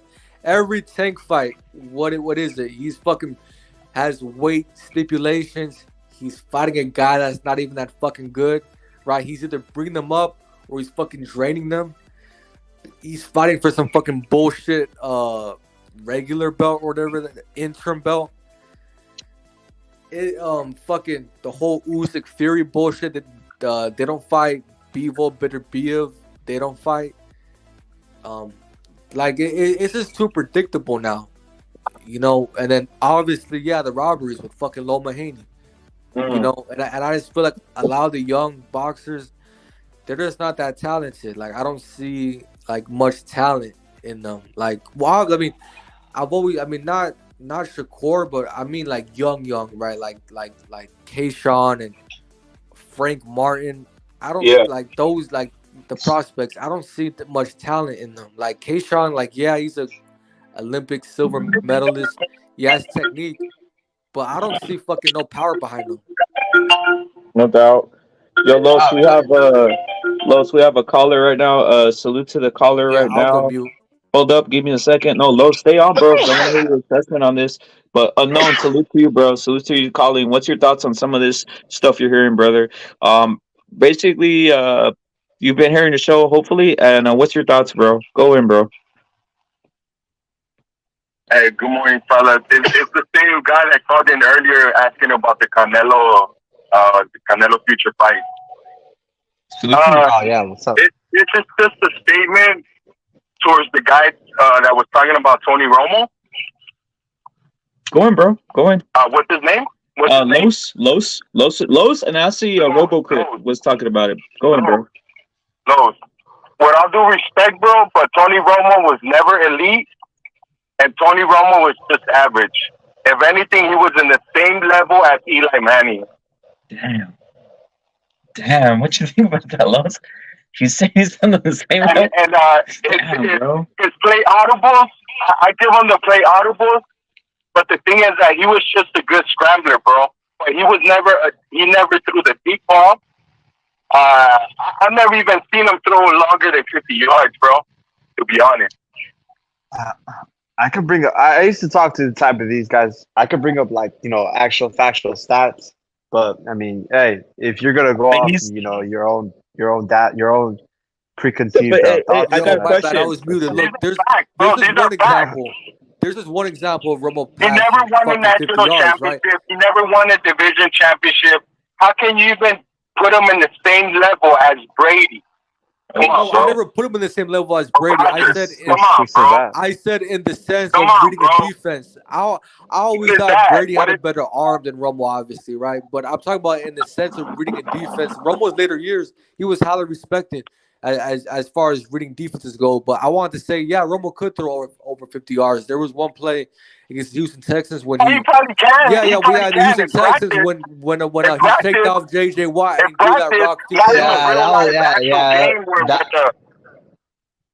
That was an iconic play you're talking about right now. Yeah, he threw that rock 50 yards after he shook off J.J. Watt. That was a 50-yard throw. Yeah, he juked one. Okay, I'll give you that. Well, I mean, you said you never seen it, and I just gave you an example. Yeah, because you're just making it seem like Tony Romo's is like Brett Favre, like this type of elite player. When honestly, bro, he was just never average. Had a good team. He never took his team anywhere. He never took his team anywhere. The only thing is that he was in a good position. He was in America's team, the Dallas Cowboys. But I mean,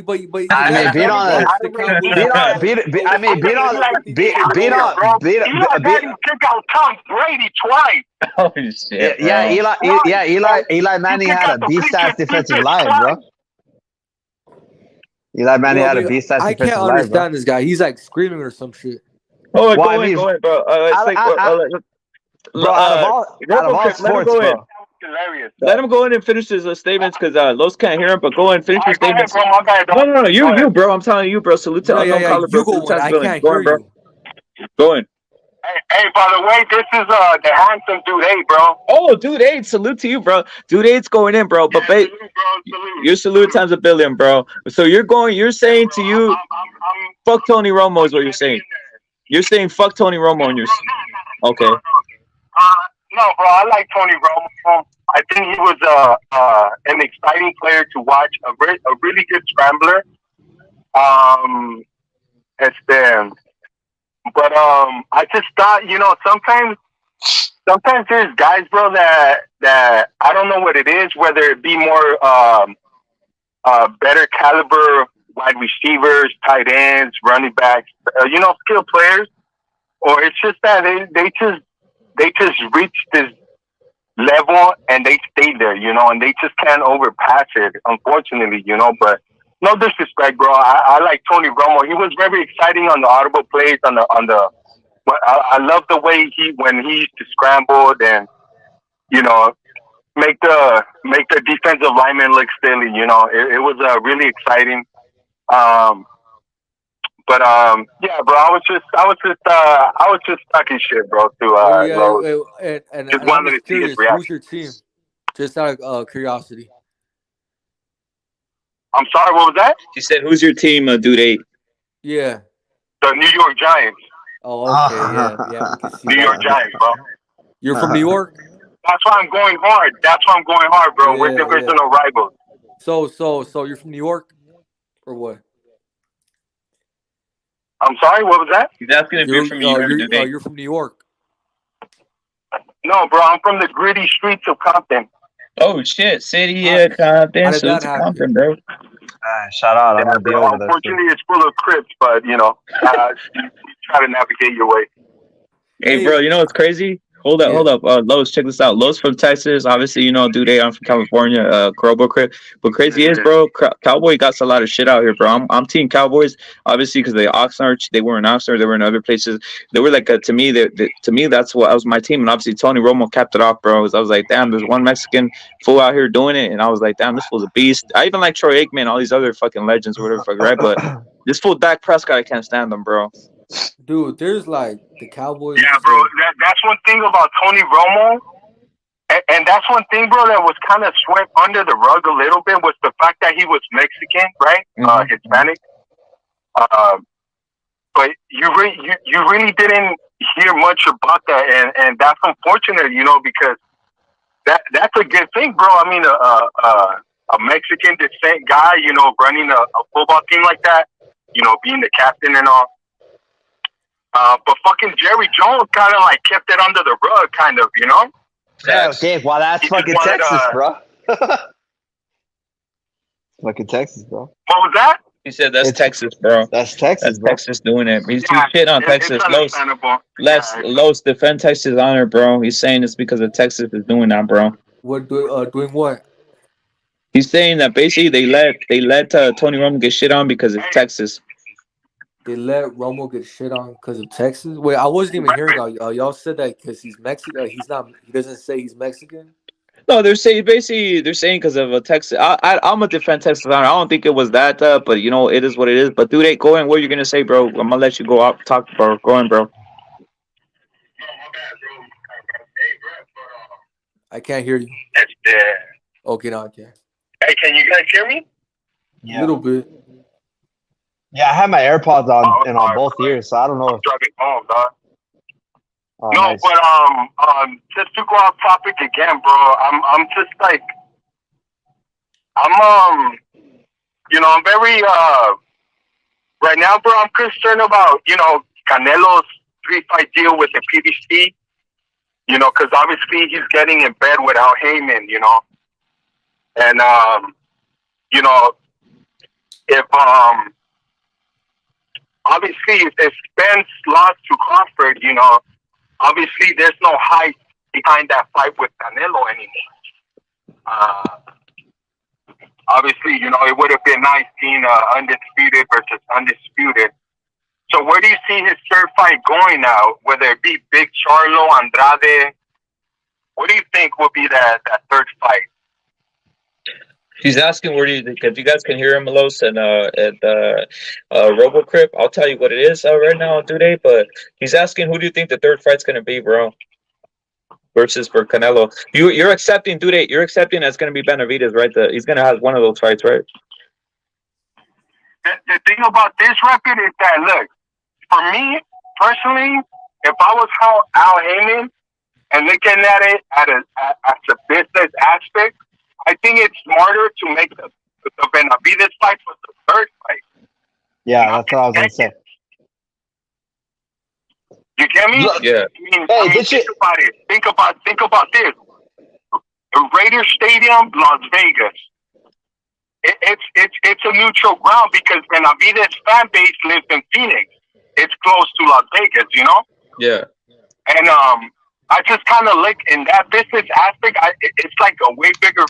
I think it's better if that's like his third fight, dude. And like, and you think that Al Heyman. But then again, Al Heyman and the PBC does not cater to Mexican fighters. Right. They're pro-black. They're pro-black. So they have a history of putting their top Mexican guys on the shelf. They did it to Andy Ruiz. They're gonna do it to Pitbull Cruz. And so I'm thinking if Benavidez loses to Canelo, that's what he's gonna end up doing that to Benavidez, putting him on the shelf. Just having him there, but as a business aspect, I just think it's a bigger fight with Benavidez. That's his last fight in the PBC contract, And do you think that there's a possibility that they could rob Canelo, where basically Canelo needs a KO on that last fight? Absolutely. Yes, absolutely. That always tied into my thoughts. Because that would be Al Heyman's trick up his sleeve, to keep all the belts at one in the PBC, the 168 belt. Correct. And then from there, that's the last fight. Obviously, like I said, he's pro-black. He caters to the black fighter. He's gonna end up doing the Benavidez. I could see him doing Benavidez versus Morrell, and then giving it to Morrell. Let me go in real quick. Dude is on the line, guys. Dude is on the line expressing himself, and he says that he sees the Morrell fight being the third one, right, Dude? Nah, he says Benavidez. Either I could see more, but I could also see him in the future making if Benavidez robs Canelo for all the belts, I could see him doing Benavidez versus Morrell, like in a future fight. Yeah. And then giving the belts to Morrell, because Morrell is a Crip hybrid. He's a Crip hybrid. He's not lying. Crip hybrid, bro. Yeah. Let's be honest. Facts. Yup. The underrated fight right there, Dude. The underrated fight. I don't know if the panel will agree with me, but check this out, Dude. The underrated fight there, in my opinion, bro. Salute to Sergeant in the chat, salute to Arkham.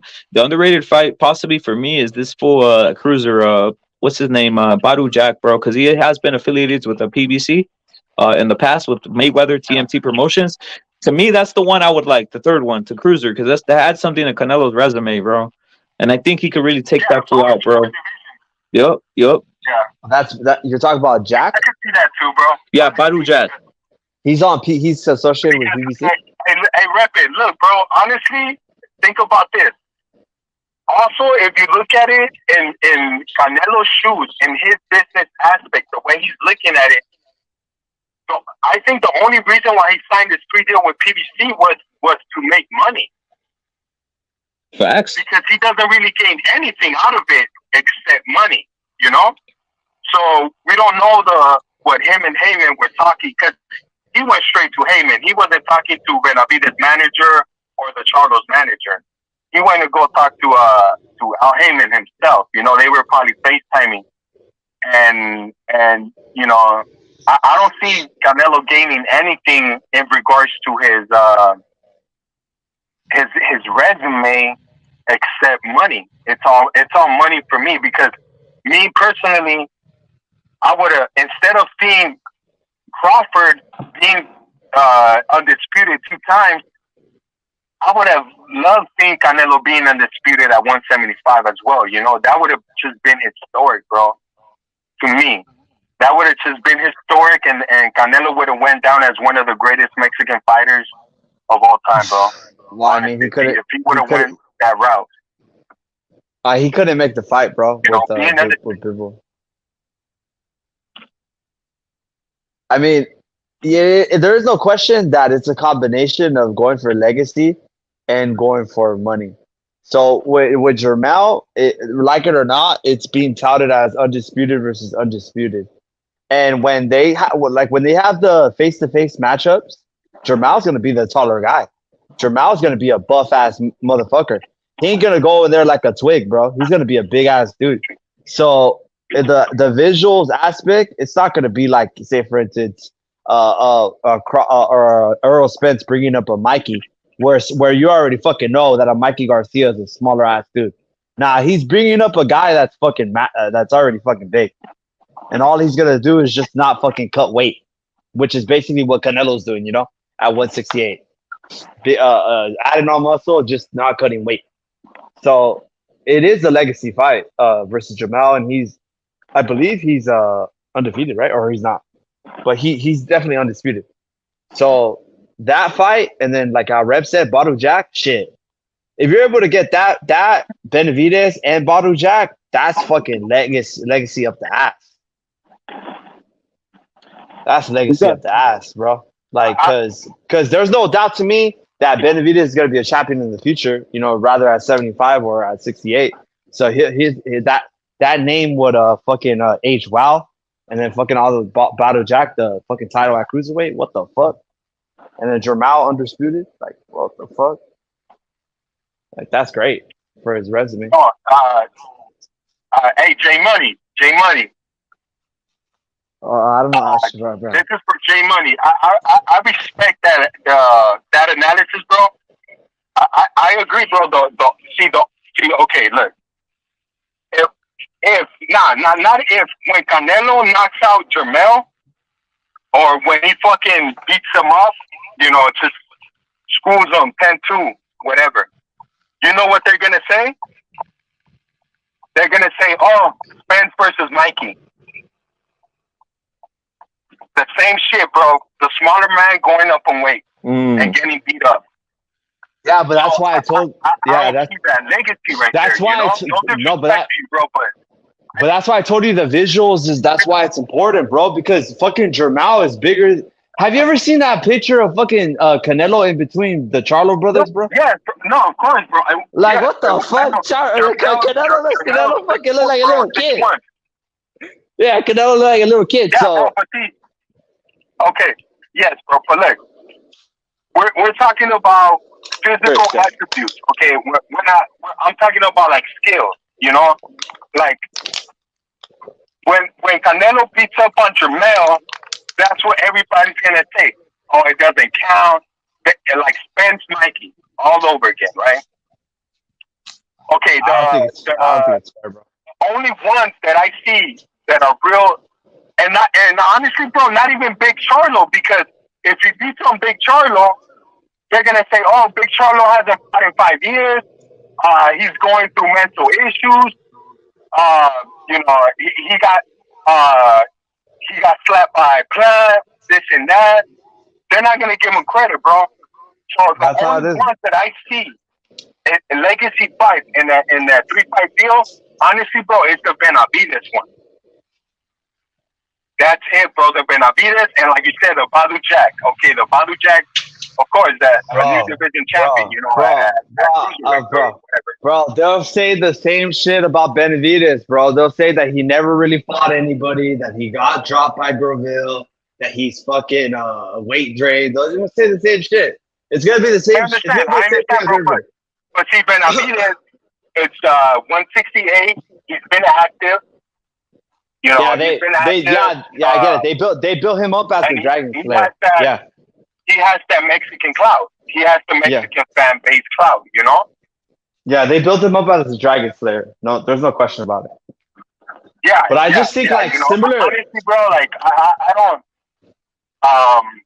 Well, like to a lot of casuals around the world, bro. To a lot of casuals around the world, during the Inoue versus Fulton fight, bro. I'm not gonna lie, bro. I had people in my fucking private on my Discord, you know, that's not associated with boxing. They were telling me like, "Oh, Fulton's gonna win," and then I got the sense that it was just because, hey, look, it's a black dude, right? It's a fucking American Crip. That's why he's gonna win. So there's gonna be that element where with a lot of casuals, because you gotta think about it, like boxing fans, we're kind of like in an echo chamber where we talk to each other every day, so we might think that our opinions are being heard around the big screen. But casuals are the majority of the people that watch boxing, especially like a big event, which a Charlo and a Canelo is gonna be. It's gonna be like, I don't know, 80 split, 80 to 20 boxing fans. It's in terms of casuals, you know, casuals to boxing fans.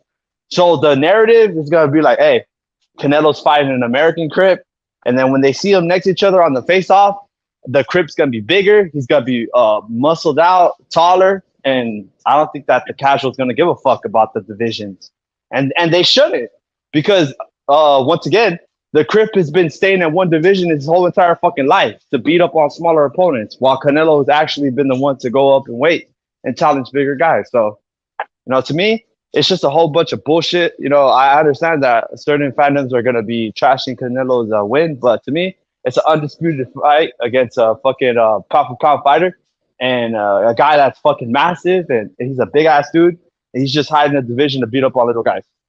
You know, so that's my take. Yo, Dude, salute to you, bro. Salute to Furioso Boxing. Dude, salute to you for the comment, bro. I got something, bro. I got something in regards to the whole situation, bro. Now, I'm gonna say it right here, bro. Check this out. Do you think the zone had Canelo's best interest, Dude, or no? Look, bro. Honestly, bro. Me personally, I think Eddie Hearn did have Canelo's best interest because it was convenient for Eddie Hearn. You get me? It was convenient for him, bro.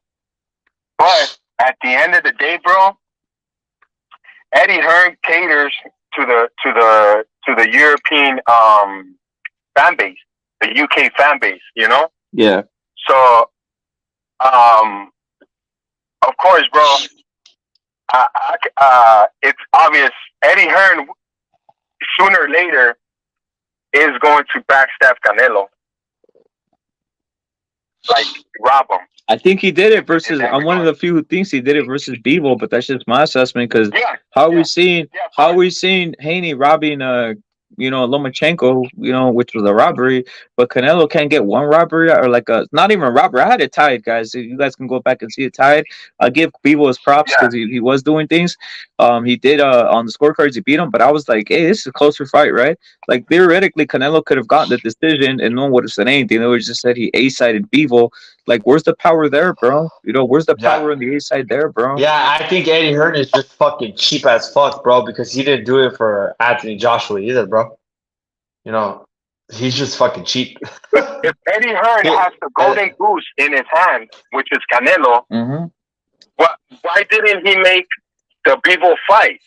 Why didn't he help Canelo become undisputed at 175? Canelo's a loyal dude, We seen it. He was loyal to Golden Boy. He's the only fighter that didn't leave to PVC and Al Heyman and that the Weasel, Espinosa. Yep. Everyone left, bro. Everyone left, including Leo Santa Cruz. Shout out to Michoacan. Facts. Leo Santa Cruz left. He named his son after Al Heyman. Maris left. All those guys that Golden Boy, brought up, bro. The Charlos, the Charlo twins, except Canelo. That shows you that Canelo's fucking loyal, bro. But, and this is my other thing. Oscar de la Hoya dropped the ball, bro. He fucked up. He fucked up, bro, with Canelo, you know? Yeah. Because, like you said, who could have had his best interest? To me, personally, obvious, it's Golden Boy. You know? Like I thought that, like Oscar was the one was gonna have his best interest. He was gonna take him to the top. But it turned out, you know, that we don't know what goes on behind closed doors, bro. We don't know the problems that they had, right? But we do know from interviews that Canelo said that, you know, Oscar was basically irresponsible. He was irresponsible. You know, he just wanted a party and, you know, do his thing, but he wasn't, like, I guess, very business savvy. You know, and responsible. And that's one of the reasons why Canelo left. He decided to leave and become pretty much a free agent, you know? No doubt. Hey, dude, we got our friend, hey, Arkham Usaluda. He's saying, wait, so we want fixed fights? No, Arkham, what I'm saying is this, bro. How are they having, look, we all know ace heads get protected. How are they having Devin Haney, very protected, getting a decision over Lomachenko? But a guy who literally has been like the face of boxing in a sense, he can't even get like a look. If they're gonna hold people to the standard of knocking out the champ, like, bro, like, it's crazy, right? I'm just pointing out the double standards. I want all boxing to be fair, bro. To be honest, that's what I want. I want all decisions to be fair, but that's the whole point, right? Like, how is it one side is getting eight-sided? Yeah, that's the shit. If shit's gonna be grimy, then so be it, right? I mean, fuck. I mean, you can't expect. It's like, say for instance, if somebody tells you, hey, be fair, bro. Be straight up. Be about the book and everything. And then they're being grimy with you, you know? And they're trying to get an edge at you in every fucking little corner, you know? Trying to do all this sketchy shit. Then you expect me to not do the same thing, you know? Or to basically accept the same standards, right? So it's like, either we're going to have the fair standards or we're not. It's going to be grimy. And if it's going to be grimy, then so fucking be it. I mean, hey. Facts. Dude, do you have any other question, bro? Thank you for calling, bro. Seriously, bro, you're bringing a lot of heat to the table. What's you?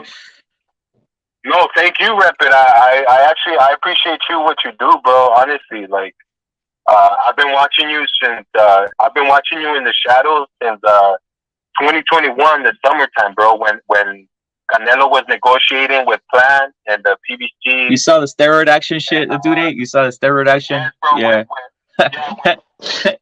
When you expose Mac, when you expose that dude Victor Conte, and you were going at it with Black and Brown Minions, Tranny from the UK, the rapper. Yeah. And because they were defending all that bullshit, you know, and I remember Rapper fucking called them out, but you know, Rapper was always very respectful.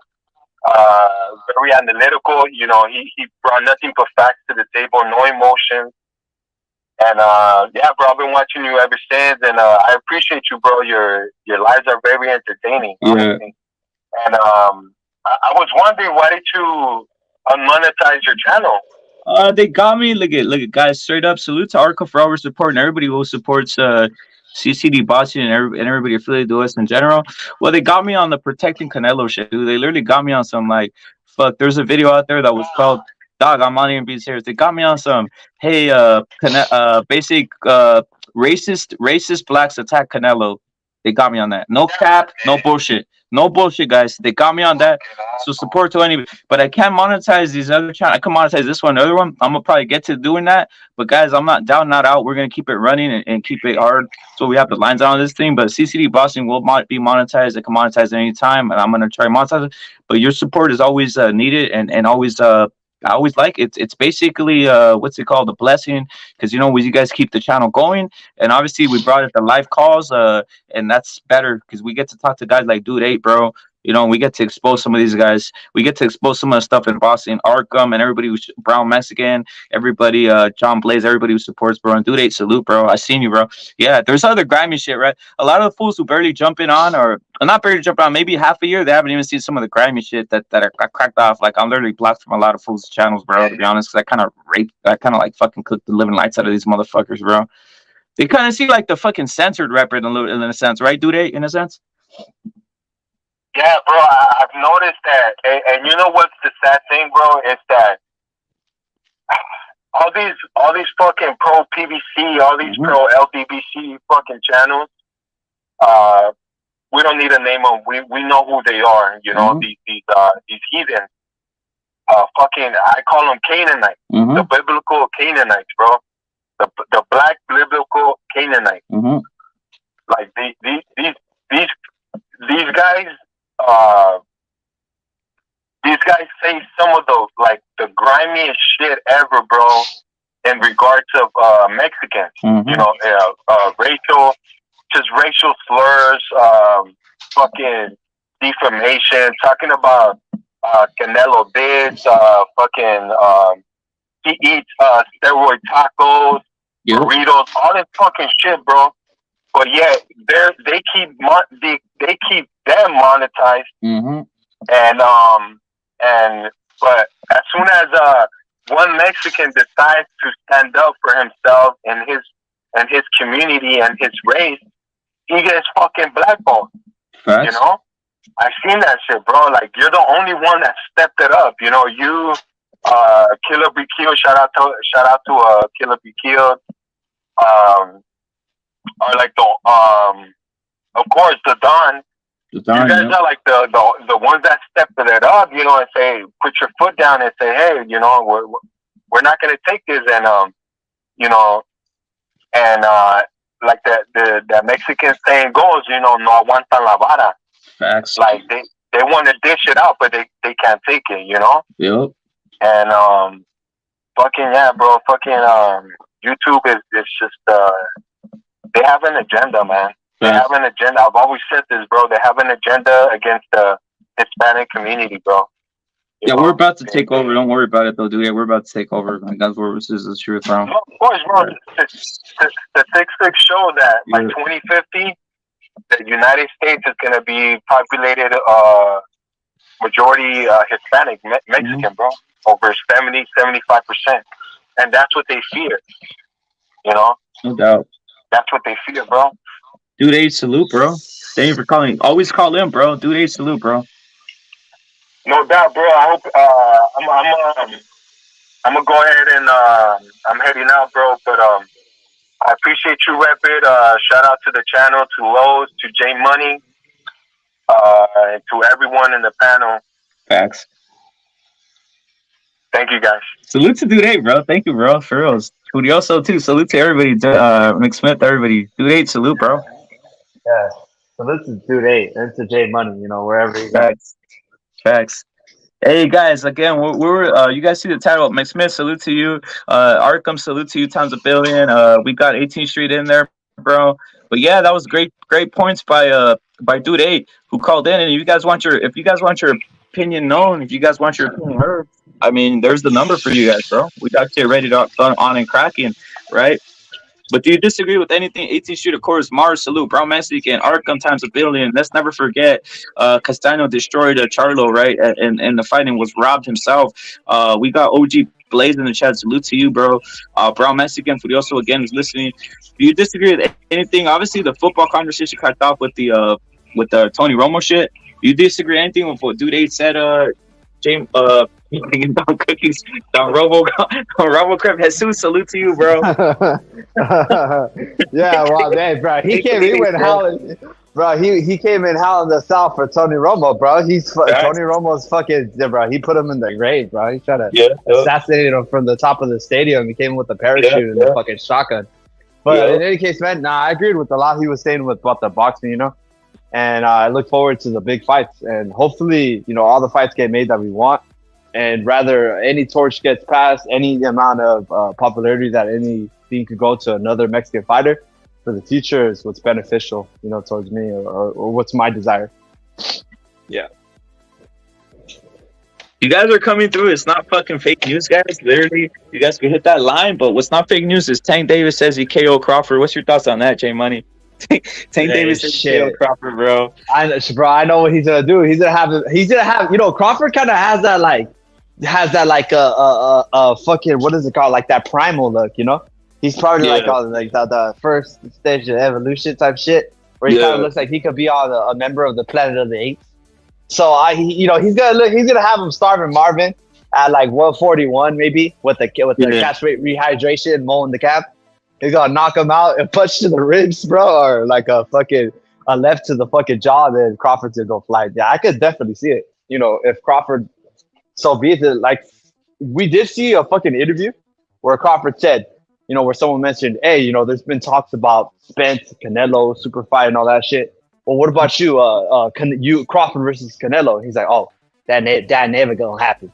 That never gonna happen. But he will sell his ass out to Tank, I think, because he's gonna have that same type of mindset where he's like, hey, bro, this is a little fucking Cabbage Patch hit. You know, this little Cabbage Patch kid, I'm gonna be able to fucking take him. But that fucking, you know, that rehydration catchway shit, it's gonna fuck him up. So I think it is possible, bro. It is, because what money is there for him now? You know, I mean, he go to 54, but I don't think he wants to fight Virgil. Not at 54, bro. Not at 54. I don't think so. He won't. He won't fight Virgil at 54. Don Cookies, aka RoboCrip. All things aside, bro, like, dude, who would want to fight Virgil, guys? I don't care what everybody's saying, like, all the health problems or whatever they're saying he has, bro. Like, it's still, dude, he's not a guy. Dude, he has 100% KO percentage, and he's fucking explosive. And at 54, he's gonna be fucking filled out to the fucking max. I'm like, bro, like, why the fuck would you want to fight that guy when you're fucking 36 and everybody's calling you like the best of the fucking world, right? So if say for instance you fight Tank, the idea with these guys that they have before they accept this fucking rehydration shit is that they're like, oh, you know, he's small, you know, I'm bigger, I'll be able to fucking take the punches and I'll be able to deliver power. But they just don't know that they're basically signing, or they accept that they're signing out their asses, you know, and maybe they just try to survive at the match. But I definitely think like a catch weight, like at what would be the number, like 141 or 140, right? Make them go all the way down to 140. Catch weight rehydration. Yeah. Hold the count. Yeah, they'll do it. And it'll be a big fight. Rolling the camp, bro. Rolling the camp. Don't rolling the camp, bro. Yeah, that fucking Kazakhstan guy. They'll bring him back, bro. Yeah, fucking Chino, bro. Some fucking Asian, bro. Yeah. God damn. Hey, RoboCrip, what's your thoughts, bro? Like I've already said I always back Ryan Garcia times a billion out here. But what's your thoughts on the recent kind of like downward turn of Derek James, bro? He's kind of on a losing streak there, right? Like with the Anthony Joshua not looking too good in his previous fight, and obviously Spence not looking too good. Like, what's your thoughts on that, bro? Do you have any concerns for basically Ryan, bro? When Ryan picked, you know, Derek James, and you know, we had the live. I remember I Am Your Leader and you guys talked about it before I jumped on the live, and we all agreed that that's Ryan's gym, bro. That's Ryan's gym, and this just solidifies it even more. You know, this was kind of like, say for instance, I had two guys that were names before, and now this is securing my future. You know, so that's why Derek James brought him in. So Derek James is fucking, Ryan Garcia, right? You know, he's his top priority. So I think that, I mean, if he is able to establish his jab, that's what I always thought about, right? Establish his jab and stay disciplined, then he'll be fine. So if he's not able to do that, then I don't know. Like, just establish the jab for God's sakes and keep your hands up. So if he's able to fucking tell him that, then that'd be good. You know, so I think maybe potentially could be good. He still has other opponents that are pretty decent in the fucking gym. And you think about it, like a lot of gyms, they don't even have fucking any type of quality in their gym. So at least he has some former champions. He has the undisputed, you know, the Charlo. So it's a lot of intel that could be gathered, a lot of knowledge that could be gathered from those type of camps. and he's gonna beat Rolly, bro. You think so? Yeah, he's gonna beat Rolly. And you know, I was talking to Knot on the other stream, and Knot was all like, "Oh, well, he lost that pizzazz, bro. He lost that shit." And I was like, "No, he fucking didn't. You know, no, he fucking didn't." He's like, and then I was like, "Well, so how many pay-per-views or he's gonna start with Rolly?" He's like 500 or 600K, and I was like, "Motherfucker, that's fucking good. Like, goddamn." Like what? Like that's more than the tech sold Rolly, and plus, like, goddamn, like look who the fuck is selling pay-per-views in boxing anyways? You know, not really anybody, especially with the caliber of opponent like Rolly.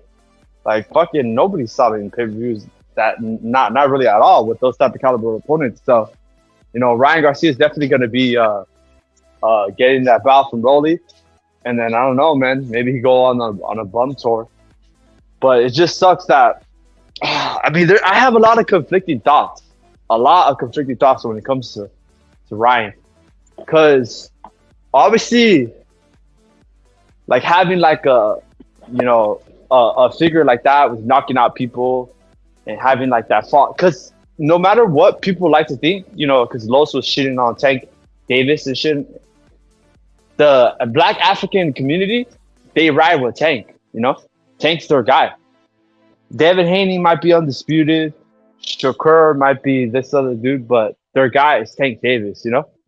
That's their dude that they support and they back up. So I was thinking like, you know, and the reason why is because he gets that knockouts. So Ryan at 40, to me, he's going to have explosive ass power. He's going to have all the fucking physical abilities to be getting those knockouts. So I think that's it'll build up a strong image, you know, to have like basically a Mexican superstar knocking out people at 40. But then the question is like, is it for a purpose where they're gonna fuck them up in the end, you know? Yeah. And at that point, I'm just hoping that Ryan will be big enough, and he might already be big enough now, to where but definitely in the future, where he could just decide like, hey, I'm bigger than your whole entire fucking network. You know, peace out, and bust the Canelo move. You know what I mean? Mm. So that is possible. I was gonna say something to the earlier discussion about Ryan and the Golden Boy thing. The Ryan and Golden Boy thing is just about money, bro. Like everybody just wants more money. You push it, they want more money. So people think no, Ryan's always gonna be negotiating with Golden Boy all the time, bro. It's never going to be a thing where it's like a drastic thing, you know, like a Canelo thing where it seems like he's not going to want to ever be negotiate with Golden Boy, right? In a sense. I think it's like, what do they say? Business is business, right? Sometimes you're going to negotiate hard. And I think that's what Ryan's doing. He's negotiating hard, bro. He just wants more money in a sense. Yeah. A lot of these dudes in the Discord chat, like when the way they talk, you know, about, oh, you know, you should stay, or when they don't talk about business first, when they don't put business first in their mindset, they're kind of exposing themselves that they don't fucking make money or they've never had money. Because when you're about business, you usually put business first. It's very rare that you do anything else, and you could even fucking figure out it in your own fucking plan. Like say for instance, if you have like say for instance FIFA or Madden, or like any type of game like that, or even any type of game where you could play online for money, and it has like real players. Tell me if you're gonna be on this fucking racial code when it comes to picking your roster. You're not. You're just gonna be going with the best possible roster so you can win the money or of the bet, you know? So you're not looking to lose money. And it's the same thing with these guys. They're not looking at it from like totally archaic racial view, you know. They're looking at it from a business point of view, and that's what it is. Yeah. I mean, and unfortunately, Dude 8 was talking about it that Oscar dropped the ball. I mean, shit, bro. How the fuck you gonna lose your fucking roster, dude? How the fuck does that even happen to a $100 million organization? It's because you know you got lazy in the lawyer room, bro. How the fuck did two guys were able to put in stipulations or put in things in the contracts where they were able to get fighters off your fucking roster? Because you didn't fucking have a team, you know? You didn't have that lawyer team. Oscar got lazy, you know? And that's what happens when you let your guard down, and that's when you get fucked. when you let your guard down. You know, because people are always, especially at that type of position where you're that high up, people are always looking to fuck you over and get something from you. You know, like in all senses. Even bro, Rep, even on your channel. I mean, your channel is big, you know, for YouTube standards and everything. But compared to Oscar De La Hoya, obviously it's like two drastic shits. So even on your channel, there's been people that are trying to take over, right? Or try to do something to either knock it down or take it over, in a sense, right? Or to rip off followers off of you. Has it happened before? I mean, it's what it is, but we have, I know what you mean. Yeah, and on my level too, of the my Discord, I've had people try to basically take over the Discord after I made them a moderator.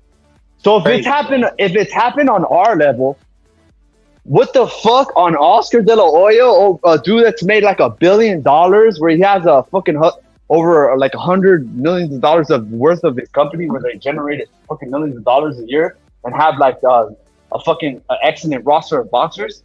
You don't think there's like, bro, shit, he is fucking walking around mines, you know? So he should have had like on the fucking attorneys up the ass all over the fucking place, where if there's going to be a fucking rat, or there's going to be a mole in the camp, that shit's going to get annihilated, right? Because there's no way that two motherfuckers should have taken over the fucking company, bro. Because, I mean, shit, well, there's no... It was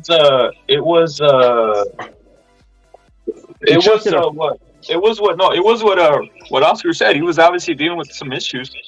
Yeah. At the moment, right? Yeah, he's this, but I think now he's on his game, bro. I think now he's 100% on his game, bro. From what I'm saying, he looks totally healthy. He looks ready to go. You know, Oscar looks ready to. He doesn't look like he's off of his game. Yeah, but it's like, but the you know how the Bible says, you know, I forgot what the exact term is, but I could tell you like how the way it is. So it's like, say for instance, if you have a blessing, God blesses you with the blessing. You have to take care of it. And if you don't take care of it, you're gonna lose it. So there's no guarantee that he's gonna be able to build the company to that level of echelon again, you know, which is kind of detrimental. All it takes is one, bro. All it takes is one. It takes one moment of time. It takes one to catch what they call catch the wave, in a sense, right? You just need to look at the Ryan thing. The Ryan versus Tank. If you would have knocked him out, that would have caught the wave, bro. To be honest, that would have been it. Right. Yeah, but again, you're taking risks. These guys are taking risks out there to catch the wave. They try to get that one, right? Yeah, he still won financially, though, dude. Like, come on, Ryan made $30 million. Like, what the fuck, bro? You know, you think Tank made $30 million? No, he didn't. That's why he didn't come out and tweet anything. That's why he didn't come out and tweet anything when Ryan was saying I made $30 million, right? So they're basically paying Tank $5 million or some shit. That's the problem, right? With those guys. Salute to Big Tank. Yeah, Ryan got the majority of the money. And obviously, if Ryan got it, that means Golden Boy got a big ass change too. But it is true, you know. I just gotta hold on, because at the end of the day, like Golden Boy is the best home for Mexican boxers. You know, there's no question about it. So if it's gonna take, you know, a guy, because obviously they try to do it with Zurdo, right? Zurdo knocked out Bill. I mean, shit, he would have sold him big time here, I think. So I mean, you just gotta get that. You got Picasso. I don't know. See what happens, but my biggest issue with Golden Boy is, I don't know if it's their fault, but they move their guys so slow. They don't fuck over them, which I mean, like Top Rank does, but it's just super slow. But I mean, I get it. It's a business. You wanna give your guys, if you're names. Los, like right now, perfect example. You think that the PBC, you think they would have offered, Virgil, you know, Golden Boy versus Spence? You think they would have did that? PBC? Yeah. I don't know. I mean, they probably were more worried about Crawford, right? Yeah, while Crawford is signed like exclusively, right? Like he has an exclusive contract with them now. So, like losing those bouts to fucking Golden Boy, like how the fuck would that benefit them? They lost fucking basically all 3 bouts, you know. So now they're locked out of the division. That's the issue with Golden Boy now. Like Golden Boy, they're not able to secure the fights as easily. Like for fucking Saniotis, they had to pay Stanionis up the ass, like fucking like $2.7 million, and Virgil was getting fucking 30% just to fucking fight him, you know? So it's like, fuck. Have you guys noticed, like, Mexican boxers nowadays aren't as good, let's just say, 10, 15 years ago? The Mexican boxers, like, in generally, I know there's, like, you have Canelo now and shit, and Estrada, but I mean this in general, right? They're not as good as they used to be, and I think a big reason is because they, like, 10 years, like, I'm like 10 years ago, right? Like, most Mexicans coming up, they were like, not all of them, but most of them, a lot of them were with Golden Boy, right? I think they left Golden Boy, and then they go to fucking ESPN, Top Rank, they go to PBC, and they get, like, they're just not they're not themselves. Yeah, could play a part. You know, that's what I noticed out in Top Rank. They're not them, they're not themselves, man. Especially in PBC too. I don't know, like nobody teach, like no one like fucking sits them down and tells them like to work. Yeah, it could be the environment. You know, they're constantly seeing Oscar. You know, Oscar's Mexican American legend, so they get that motivation from him, and they get a lot of maybe different prep points, but also too, obviously, in my point of view, they're not managed to win, right? Or they're not managed with their best interests at heart, as good as Golden Boy, you know.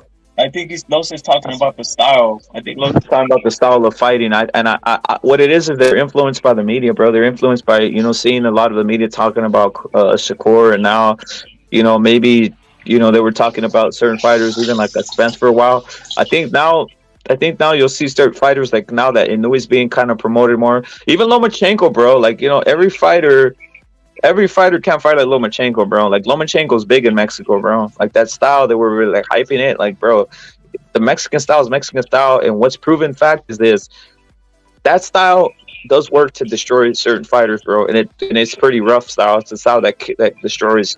They need to go back to that. Salute to Furioso boxing, being influenced by that, bro. The influence, keeping the tradition, bro. It's like telling a Brazilian to stop playing like a Brazilian in soccer. Like shit like that, dude. It don't make any sense to me, bro. I don't know if you picked that up, Los. Like, in other words, they're influenced by the fucking social media and shit to do what they got to do what they're seeing, bro. That shit, bro. But they're influenced by who's at the top of that network. Yeah. Or like who's the best, like who's the top promoter at Top Rank, right? Well, we all know the obvious, and then who's the top promoter at PBC. So every guy there, whatever race they are, they all want to be like that model, right? Mm-hmm. So, but then when you go to Golden Boy, it's based around the fucking Mexicans. So they're gonna do what Mexicans do best. Like Mexicans, the reason why Mexicans fight the way they do is because that's what they're best suited for, right? The comfort, stamina, and good chins, good stamina, a lot of power on those hooks. That's why they fight the way they do. They can't fucking replicate fighting like a fucking black American. Generally, no, you need to fight like, but you got all these fucking Mexicans on PBC trying to copy that style, and that's just why. That's why I think, and then a lot of Mexicans are like stuck in between, and that's why I feel like a lot of Mexicans nowadays weren't as good as they were 10 to 15 years ago. When you had guys like, there's like examples, right? Like Margarito, yeah, and shit like that. Like guys that stayed true to that style and took advantage of their natural gifts, which is a great fucking chin and good stamina and power. I don't know. Well, nowadays are like who fights Mexican style? I'll tell you who the top. I'll say who fights Mexican style, but you tell me who fights Mexican style in regards to the Mexicans. And RoboCrip, you could tell me the same thing. One guy comes to mind off the top of my, like to me, that has the certain style. But you guys can tell me what's your guys' style. Who's the guy who fights what they call quote unquote Mexican style? Well, fucking Virgil Ortiz before if he's still active, Virgil. Yeah. Fucking. People say Canelo fights like a fucking American. Fuck no, that dude, he fights Mexican as hell. Just because he uses head movement, what? Mexicans can't use head movement? He's fucking aggressive. It's retarded people say that. So Canelo, Virgil, I would say Munguia in the sense where like he's super aggressive, like he's like a hothead in there, like he's just like a demon. Yeah. You know, he's and also Jose Ramirez, he's very he comes forward, real good. That's what I would say my top three. Yeah, same thing. Venado, fucking Munguia. Benavidez, right? Yeah, even Benavidez, and I would say like a modern like a terms of fighter that doesn't fight that way, but that's highly touted is like a Pacheco. Fights more at a distance, more of a counter puncher. So yeah, tweener. Do you guys think William Sabella fights that way? I know Los, you've probably seen him fight a couple times, or because I know you don't like Los don't like none of these motherfuckers who aren't fighting someone of relevance yet, right? But have you seen William Sabella fight Los? Yeah, I've seen him fight a couple of times. Yeah. Does he have that style or no? Huh? Does he have that Mexican style or no? Yeah, he has the style, but I just feel like there's just more talented. There's just other Mexicans more talented than him. But yeah, he has the style, but he's no Virgil or no Canelo, right? Obviously. Nah. But yeah, he has the style. Yeah, Virgil's a blue chip. Virgil's a blue chip fighter, bro. That's one thing. Whatever they say, dude, everybody listening, whatever they say Boots Ennis is, no, Boots Ennis isn't that. Actually, Virgil is what they're trying to tell you Boots is, bro. Virgil is the blue chip motherfucker out here. He's the guy that, like, that's a fucking something different, dude. Boots Ennis probably, guys, the most overrated hype job out here, bro. Out of all the fighters, Boots Ennis is the most overrated. I don't know if you guys agree with that assessment. Boots Ennis, no, I think the most overrated is Tank, but Ennis is up there too. Yeah, Ennis is overrated, man. Ennis, Tank, who else is up there? Anderson. Jared Yep. Anderson. That guy is super fucking. Oh my god, that guy is super fucking overrated. Jared Anderson. There's more. I just can't think right now. Yeah. I was gonna say, Los, do you think that like the fucking footwork of like a Bam or even like a fucking Virgil Ortiz, do you think that's an element of the American, Mexican community type of style, or you think that's mainland Mexico? I think a lot of the old school Mexicans had really good footwork. If you look at Finito Lopez, you look at Chavez Sr., you look at Salvador Sanchez, there wasn't no American influence in them. Maybe Sanchez a little bit, because I think he was influenced by Ali a little bit. But Finito Lopez and I forgot fucking Orlando Canizales, but he's from Texas, so you can't really count him as like full like real Mexican.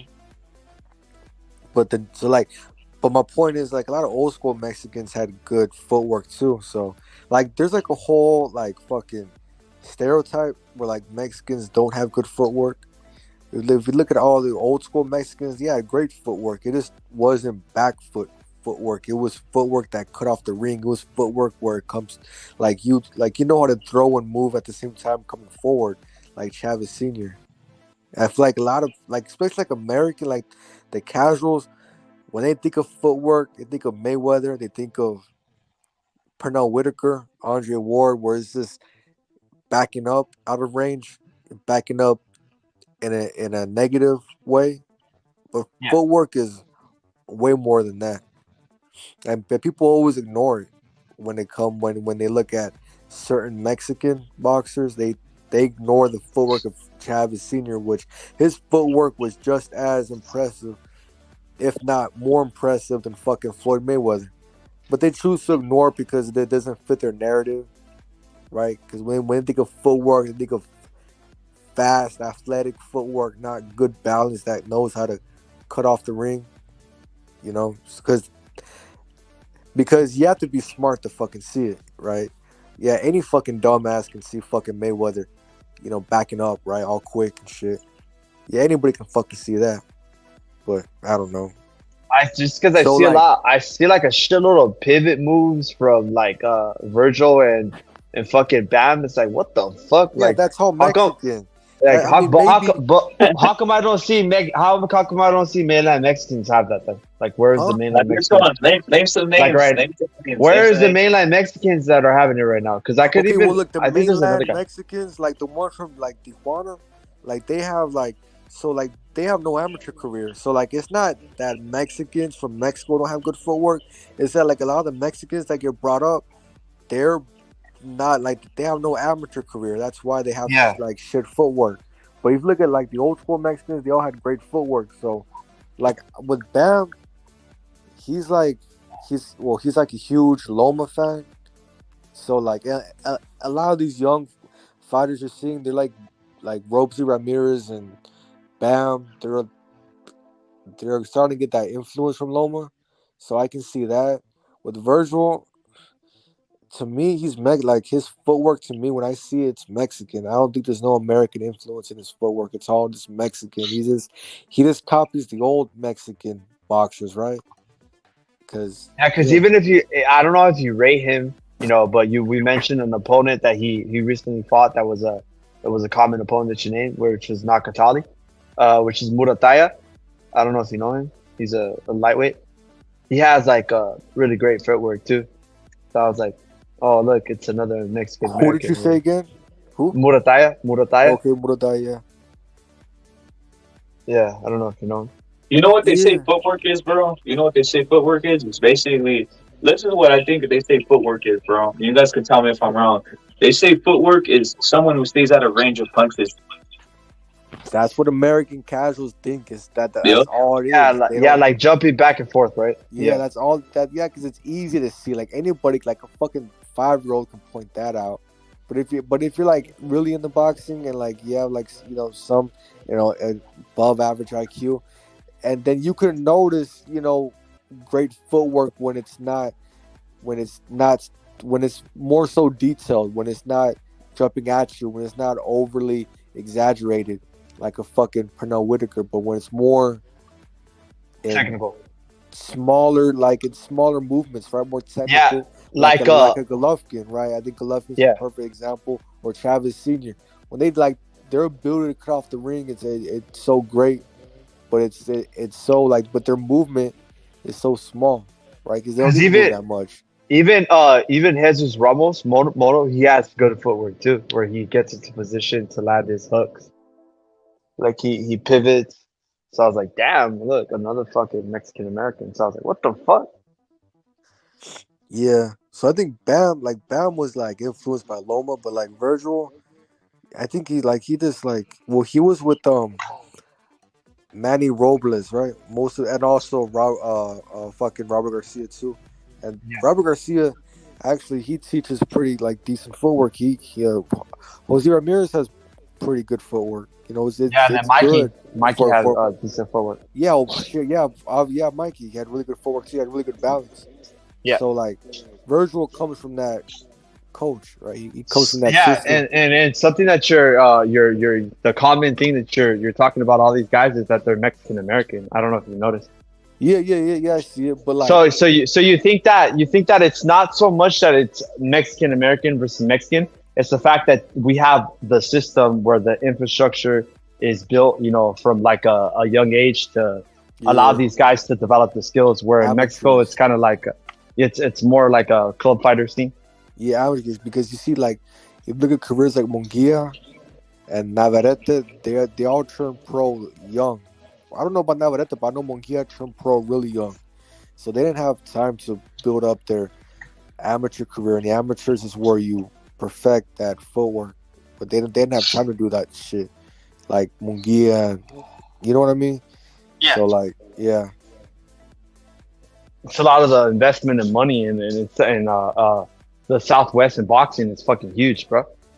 Southwest in boxing. Yeah, Southwest in the United States. Yeah.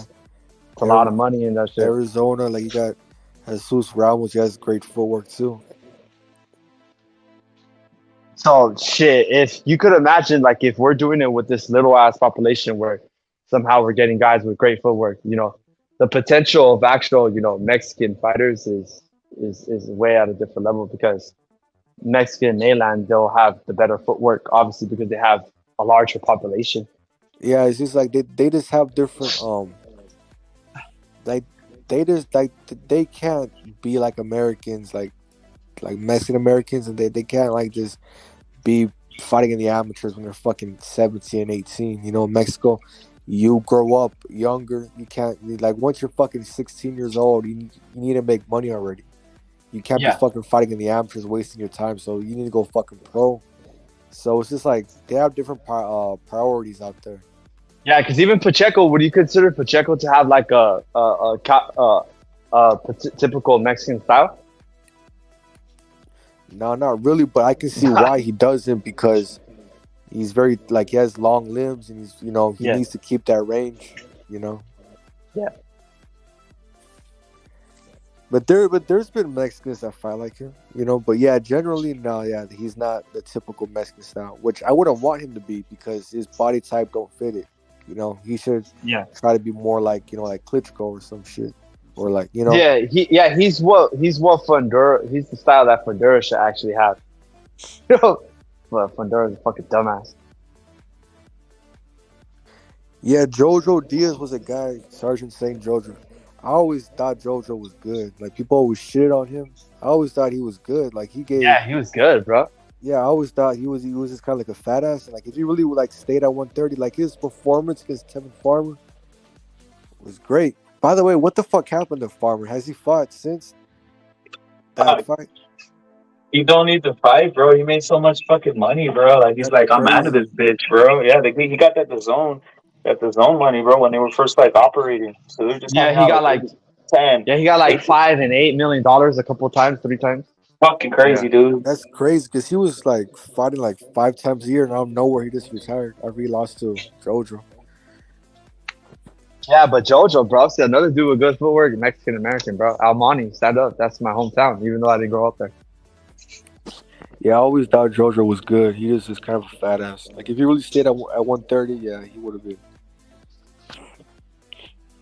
He would have been like probably having 2 belts right now, or 3. Most definitely. Silky. The people just didn't like him because of his outside the ring bullshit. But he looks like a typical cholo, bro. I don't know if like he out here in Southern Cali, put him in some fucking Cortezes and some fucking Dickies and a fucking white tee, and I'll be calling the police, bro. Robo Crip will have to be dispatched. Like, hey, we got a call, Fucking cholo all about. What's up? Suit to the Don. I think it's discipline, bro. I think for Mexican or any fight fan in general, to be honest, if you think about it, what they want to see is discipline, bro. They don't want to see a guy who's not in the gym. They don't want to see a guy who's making headlines for other bullshit. Chris Lynch used to lose. Diego Torres an animal, bro. But they want to see a guy who's disciplined, who wants to be in the gym and fight, bro, who likes boxing, bro. Now, let me go back to something. That's the whole thing with Earl Spence, bro. I think, come on, bro. How are you going to be in the off-season, what you call quote-unquote off-season, or not in training, and you just become a fat piece of shit alcoholic, dude? And you're not in the gym, bro. And you're not in the gym. Like the old fighters, like a Duran, he used to be a fat piece of shit alcoholic, but hitting the bag, bro.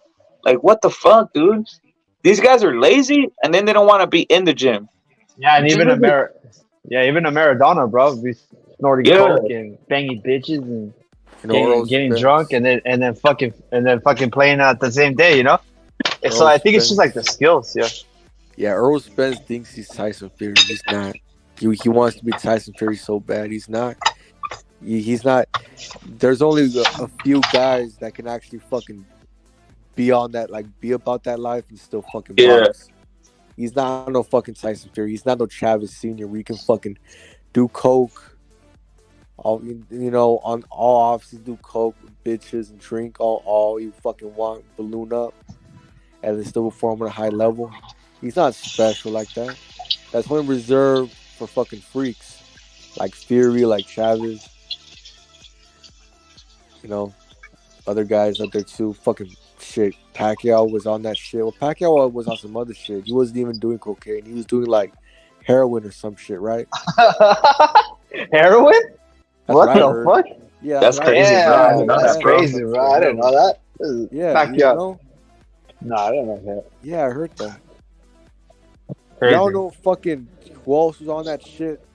Fucking Luis Neri. Ah, He's was a on that beast. shit. Yeah. Luis Neri's a beast.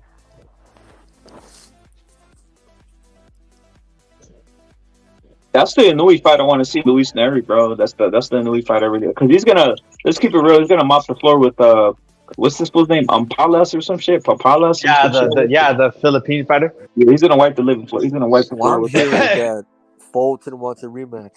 Nah, get the fuck out of here. For what? That's what I'm hearing. Yeah, get the fuck out of here, bro. What I want to see is fucking Venado, bro. That's what I want to see, bro. Venado in a way, or fucking maybe down the line, Picasso in a way. You know, meet up at 26.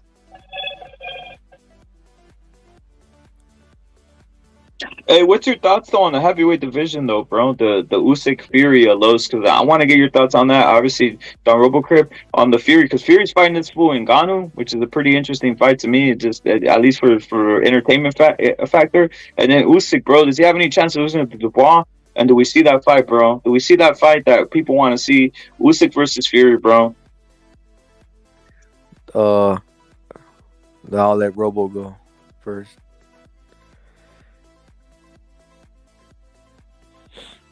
Yo, y'all there? I'm here, bro. I'll go first if you want me to, bro. Well, I mean, I guess I'll fucking go. Well, what Fury and Usyk, man? Like, I think first of all, it was fucking Usyk had like an inflated idea of what he deserves after them fucking Saudi Arabia deals he got with AJ, right? Whereas, you know, he was kind of, at first he was demanding 50-50. And then I guess that I guess he kind of accepted Fury's offer at, I think it was 60-40 or 70-30 or some shit. But then they had problems with the rematch. Who took more money in the rematch? It was just a lot of bullshit. But I feel like, you know, people blame most of it on Fury, but I don't think they realize that Usyk's team, they had an inflated ego because of them fucking deals they got in Saudi Arabia from Joshua. I think that plays a big part why the fight didn't get made, as well as Fury's part. So I think they're both teams are to blame. And I put Fury fighting Ngannou. That's just to rise up his stock. So you know, you can rise up your stock. You knock out Ngannou, you get more popular, and then the Usyk Fury fight, when it does happen, it does more. As far as Usyk Dubois go, I think that they're trying to test how popular Usyk is when he's fighting a nobody. Probably they just want to test the waters. I don't know. It's a decent fight. He's fighting a mandatory. He has to keep busy, and he's doing it against an easy ass competition. Like Dubois shit. That's like a sparring match. Usyk doesn't even have to fucking train. You know, so they're just buying time. They just want Fury to get more popular with the Ngannou fight so they can sell more for that Usyk Fury fight. Because once, like, come on, like Fury Ngannou is gonna be like probably what, 1 million pay-per-views maybe. Yeah, a lot of people want to watch that. Yeah, he's very popular. He's very popular in the UFC too. So they're gonna get that fight. Like, that's like a money grab, and that's the add to Fury's value. And as far as Usyk goes, well, it's kind of harder for Usyk to add value because he just fought AJ. You can't really get more popular than that. So they're just gonna have Usyk just fuck off and just fight an easy fight, and then they're gonna have Fury get his value up. So they're trying to marinate that Fury Usyk fight. I think that's what they're trying to do, and they're gonna reach a deal probably next year. Hopefully, I think it will happen. And then because like y'all seen it with, like, people thought Bud and Spence was never gonna happen. Look, it fucking did. Eventually did. People never thought. People thought Canelo Triple G was stalling, and it finally fucking happened. Pacquiao, Mayweather, finally fucking happened. Just be patient. Usyk Fury will happen. It might be too late, but at least we'll get it. They're just trying to marinate it. That's how I feel. Yeah, that's a great breakdown. I mean, shit. It's decent. You know, a lot of these, again, like a lot of these dudes don't understand. Like, this is like one in few opportunities that they have to generate the most money they can in their life, right? So they're really gonna want to maximize their profit in whatever they could do. So this Ngannou fight, you know, if it comes up, you just gotta take it, bro. You know, if you're Fury, you gotta take it because that's a shitload of money. And again, like Lo said, that's just gonna elevate his stardom to where the numbers are gonna be, you know, even more lopsided in terms of him, you know, being the A side. So where Usyk would then be forced to basically sign the contract. And the thing about he said in the end, where the fights happen, it's because the check is already there, you know. So it's like if the bank, you know, calls you and they say like, or if you look at your bank account and you say, oh, the money's there, and you don't spend it, you know, it's there, you know. They know that's there. Each party know it's there. So the fight's gonna get made. It's just about if it's too late or not in terms of their athletic ability, you know, in terms of Usyk's athletic ability to be a boxer in the ring, you know. We'll see what happens, but the fight is gonna get made. Too much money to lose. Yeah, too much money. Yeah, I think the Saudis will save. They'll make that fight. And Hey, I gotta break this, bro. I gotta break this because I basically the other live I obviously went down due to fucking certain reasons and nakedness and all this other shit. I'm gonna say something. Dude, the Crawford versus Spence sold under 300,000 pay-per-view buys, bro. I said broke this yesterday. And again, you see these motherfuckers trying to do sneaky shit. Oh, he sold 21,000 in gate and all this shit. Yeah, whatever, guys. The fight sold under 300,000 pay-per-views. I said it yesterday. Basically the live obviously I had yesterday with that shit kind of went to hell in a handbasket due to nudity and other shit. But yeah, guys, the fight sold 300,000 under 300,000. That's the reason you haven't seen Espinosa gang banging all over Twitter. That's the reason you haven't seen guys like pumping their chest out. Guys, the fight didn't do anything. Salute to the Don. Salute to everybody out there. But Los, what's your thoughts on that? Breaking news, guys, from sources I have. PBC sold under 300,000 in the pay-per-views versus Crawford, Spence. It did not do what many thought would do. Some people were saying 500,000 it would happen, but it only sold under 300,000. What's your thoughts on that, Los? Is it bigger or smaller than you thought it would be? That's because I've heard like all like different numbers. I've heard people say 700, 500. Mm-hmm. Now you're saying from your source it's under 300. Facts, bro. I said this yesterday, bro. This was yesterday. Obviously, the live you were on it, Los, yesterday. Kind of went to hell in a handbasket due to nudity. Did you see the nudity that happened right there, Los? Oh yeah, I remember that. Yeah. Yeah. So it went to hell in a handbasket, bro. So it's like, yeah, but salute to even Taster salute. That's my fault, bro. I should have covered up what was going on right there, bro. But you know what? Shit happens. You know, salute to Taster to the building. Salute to Taster. But that shit went to hell in a handbasket. And yes, the fucking fight didn't sell as people thought it would sell, bro. Went to hell, guys. Don't listen to the numbers. Don't listen to any of these motherfuckers. They don't know shit. I have inside PBC sources. Again, I was the first one to break. This channel was the first one to break that Spence Crawford would happen before anybody. And trust me, this channel was on one of these, like, I said it's never going to happen. You guys can see the videos I dropped. The fight's never going to happen. Yo, I was the first one to say it's actually happening. I know that it's going to happen, bro, and the date and all this other shit. So I'm telling you, the fight did under 300,000 pay-per-view buys, and that's fucking well below what people thought, bro. Even what I thought it'd probably do about 500,000, guys. Spence Crawford breaking news sells under 300,000 pay-per-view buys. Didn't do as much as people thought it would do, guys, and it's a pretty much underwhelming number. Spence Crawford under 300,000 buys, and it tells me that basically either Crawford or Spence, they're just not built like that. They're just not stars in regards to that, and it's just the facts, bro. But what's your thoughts, Los, about that? I'm not surprised because obviously Crawford was never a star, and Spence he was never a star either. I mean, his biggest fight was because of Mikey, so his stardom is all an illusion. His Ugas numbers were shit. His Porter numbers were shit. I'm not surprised. And like I'm saying, you're gonna see the comeback of Canelo, where people are saying gotta find a new face of boxing. Tank, Spence, Crawford. No, it's Canelo, man. He's gonna have back-to-back 1 million pay-per-view fights. Pay-per-view selling fights. Back-to-back, Hey. 1 million.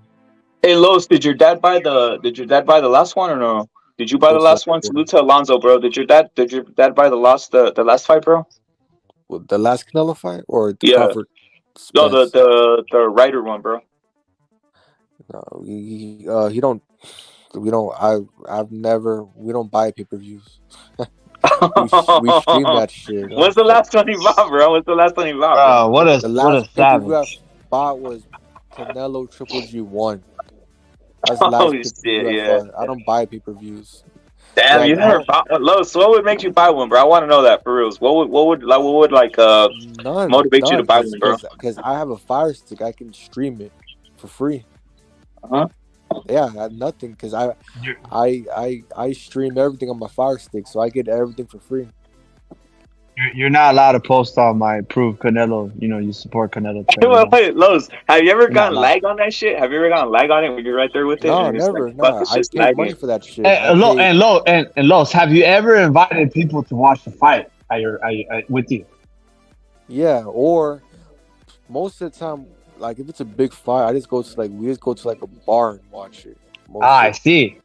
Because for a moment I was like you until I had a traumatic experience where I invited people over to watch the fight, and it was the stream lagged out. It was fucking horrific, and everybody was just looking at me like, "Hey, I can't say the last pay-per-view fight I had that where I bought it. I don't know if this counts. Was the Canelo Kovalev one, but that was only $20, right? That wasn't like pay-per-view. That was at the time where DAZN was doing like subscription bullshit. So that's like that and Canelo Triple G 1. Those like the two only fights I've ever bought from pay-per-view. I don't buy paper. Like I don't waste my money on shit I can get for free. And if people want to say like no, you need to support boxing, these networks can go fuck themselves. Fuck Showtime. Fuck it. The Zone. I don't give a fuck. I don't give a fuck about the dumbass fucking networks. I'll stream that shit. Man, they can go fuck themselves. As far as the boxers, they have everything they can fucking wish for. They don't need my money. Yeah. So nothing would motivate you. There's nothing that's gonna motivate you to buy. Bro. I don't know if you know. I don't know if you know Los, but I'm parked right there. You know, outside your crib, and I got the gun loaded, bro. I'm like 100% opposite of what you said right now. You know, in terms of like. Well, break it down. What's your thoughts on that? What's your thoughts on that type of thought of Los? I think a lot of people feel like Los, but break it down, bro. Wow, it's just because, like, say for instance, all right, Los has a different mindset in terms of like boxing, because Los is actually a boxing fan, right? You know, and he's a boxing fan, and he's a boxer, bro. He's a boxer. Yeah. Okay, but I'm a boxing fan, but specifically, I'm a Mexican boxing fan. So I don't know if that affiliation is the reason why I'm more likely to spend money on it, because I do not only understand the business concept, and I think you do too. But also, like, I just know that benefits everything, you know, the promotion and the boxers, and I care about it on that type of level where I'll give money. And I bought in pay-per-views for rep, you know, for the stream, so he could actually watch the stream, you know, live with the pay-per-view. So I think on that level, that just might be the reason why, you know, I buy it, and maybe why Los doesn't, because he doesn't have that type of affiliation towards the Mexican boxer, I guess. What do you think?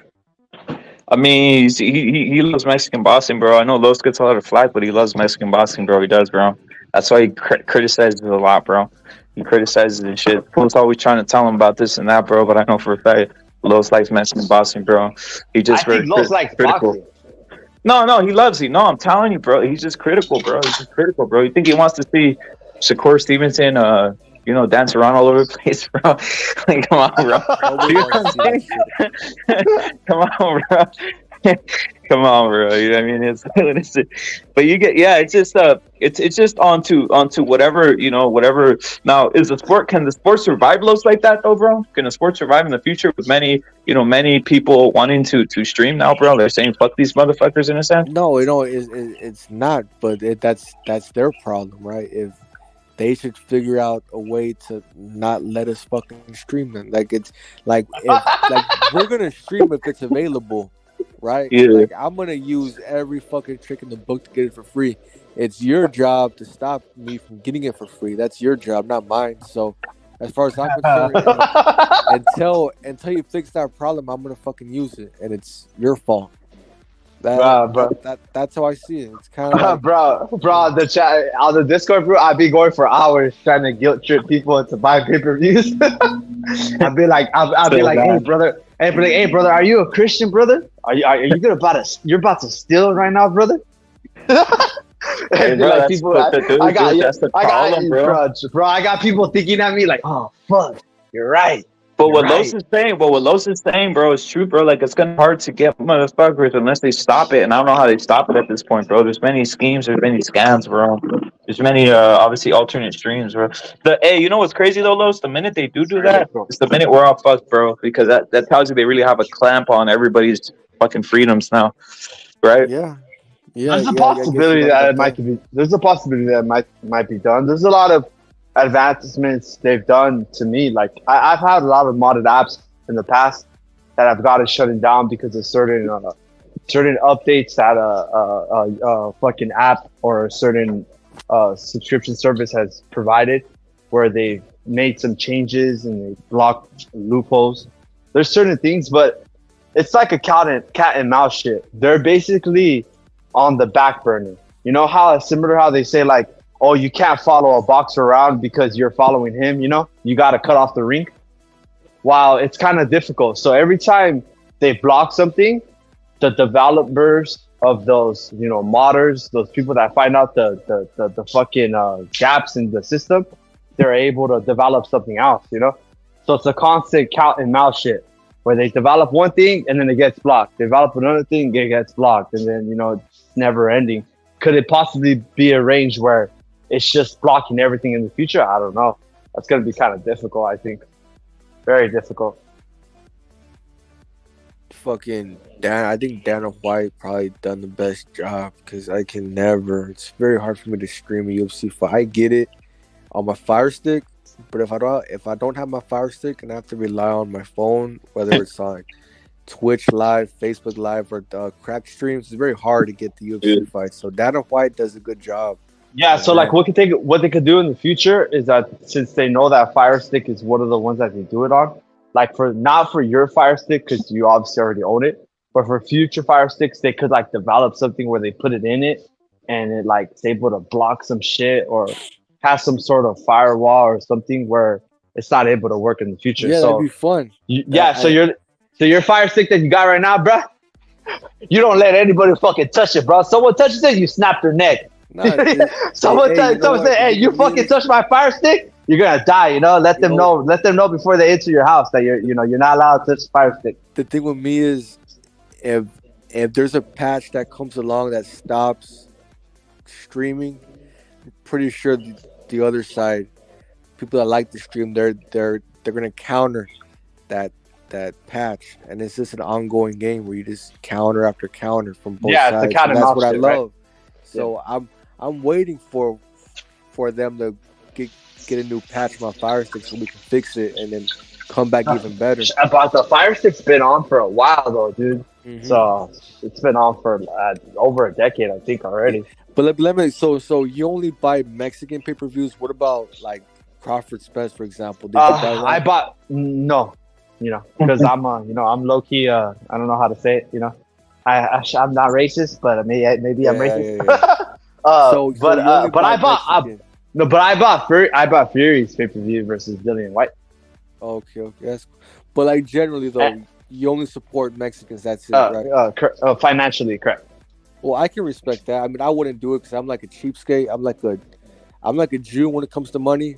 But I can respect that though. Hey, Lo, so are you gonna watch the weekend fight with Jake Paul and Nate Diaz?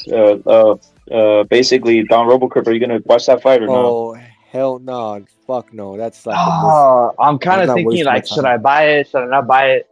Because I actually bought the Jake Paul versus what's it called? Yeah, you bought it, bro. You bought it. You bought it right here, bro. You bought it for the stream right here, bro. Yeah, and I made a bet with you, man. I lost because fucking Tommy Fury. Or no, Jake Paul. Yeah, Jake Paul didn't turn out. But and I played my bets unlike fucking schedule ass J Money and Killer Be Killed. I don't know. Did Killer Be Killed ever paid his bet? You know, cause yeah, he paid it. He paid it. There's rumors going along that he ain't fucking paid it. That he went off to fucking South America, bro. Changed names and got another bit.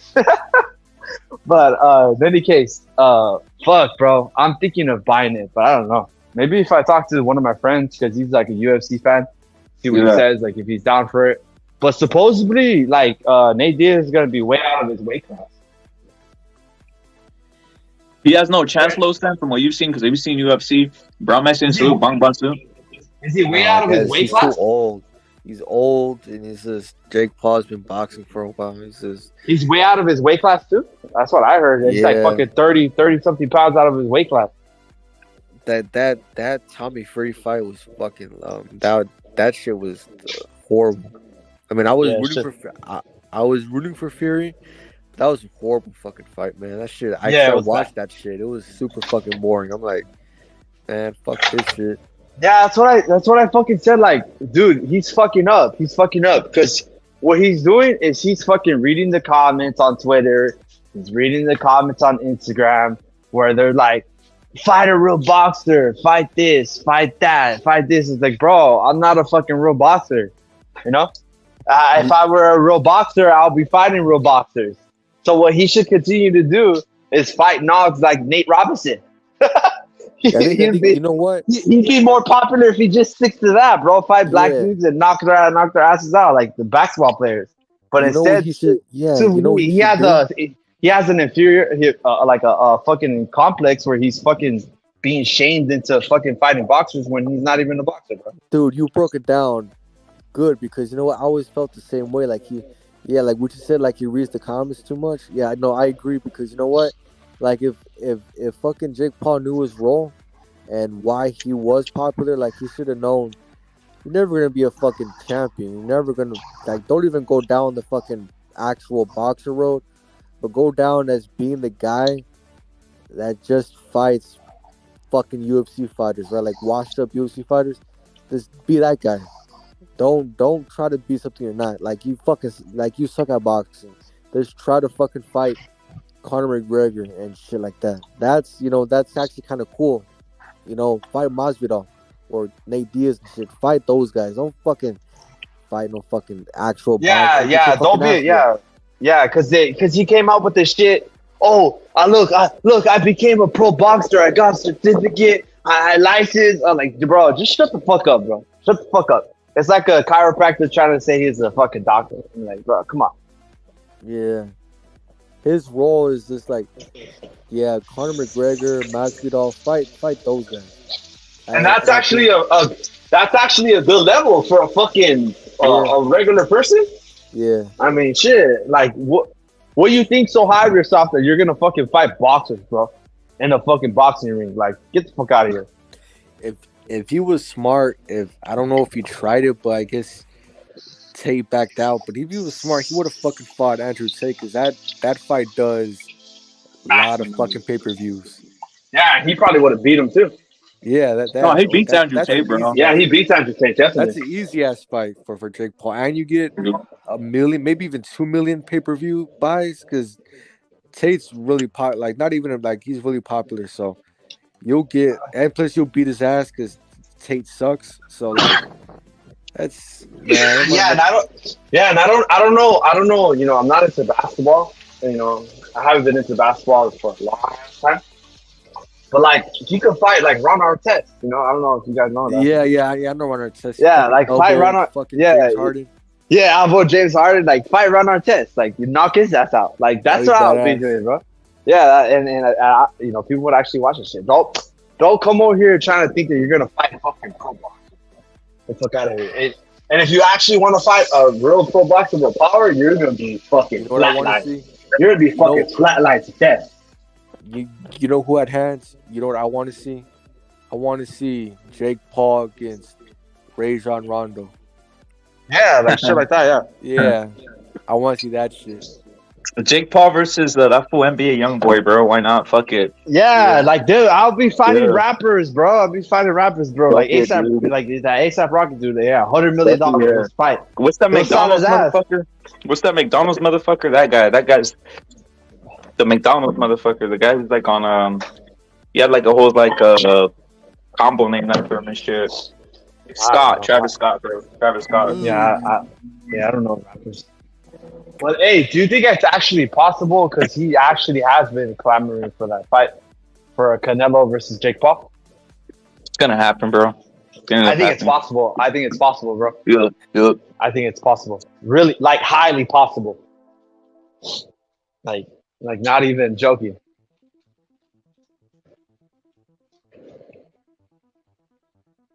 Hey, Los, do you think you knock it? No, Cap. Do you think you knock out that fool Andrew Tate?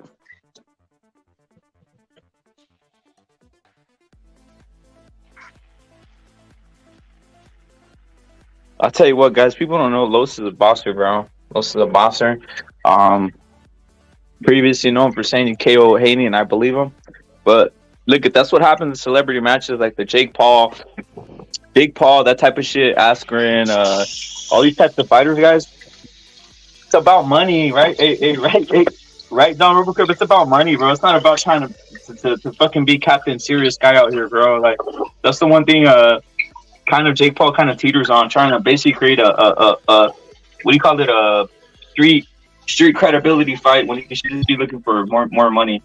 Yeah, he's just all his emotions, bro. Fucking people, he's letting people get it to him. You know, fuck, bro. You go that route. Go ahead, bro. Go ahead. Yeah. But you're gonna fucking get knocked out, and it's gonna be bad.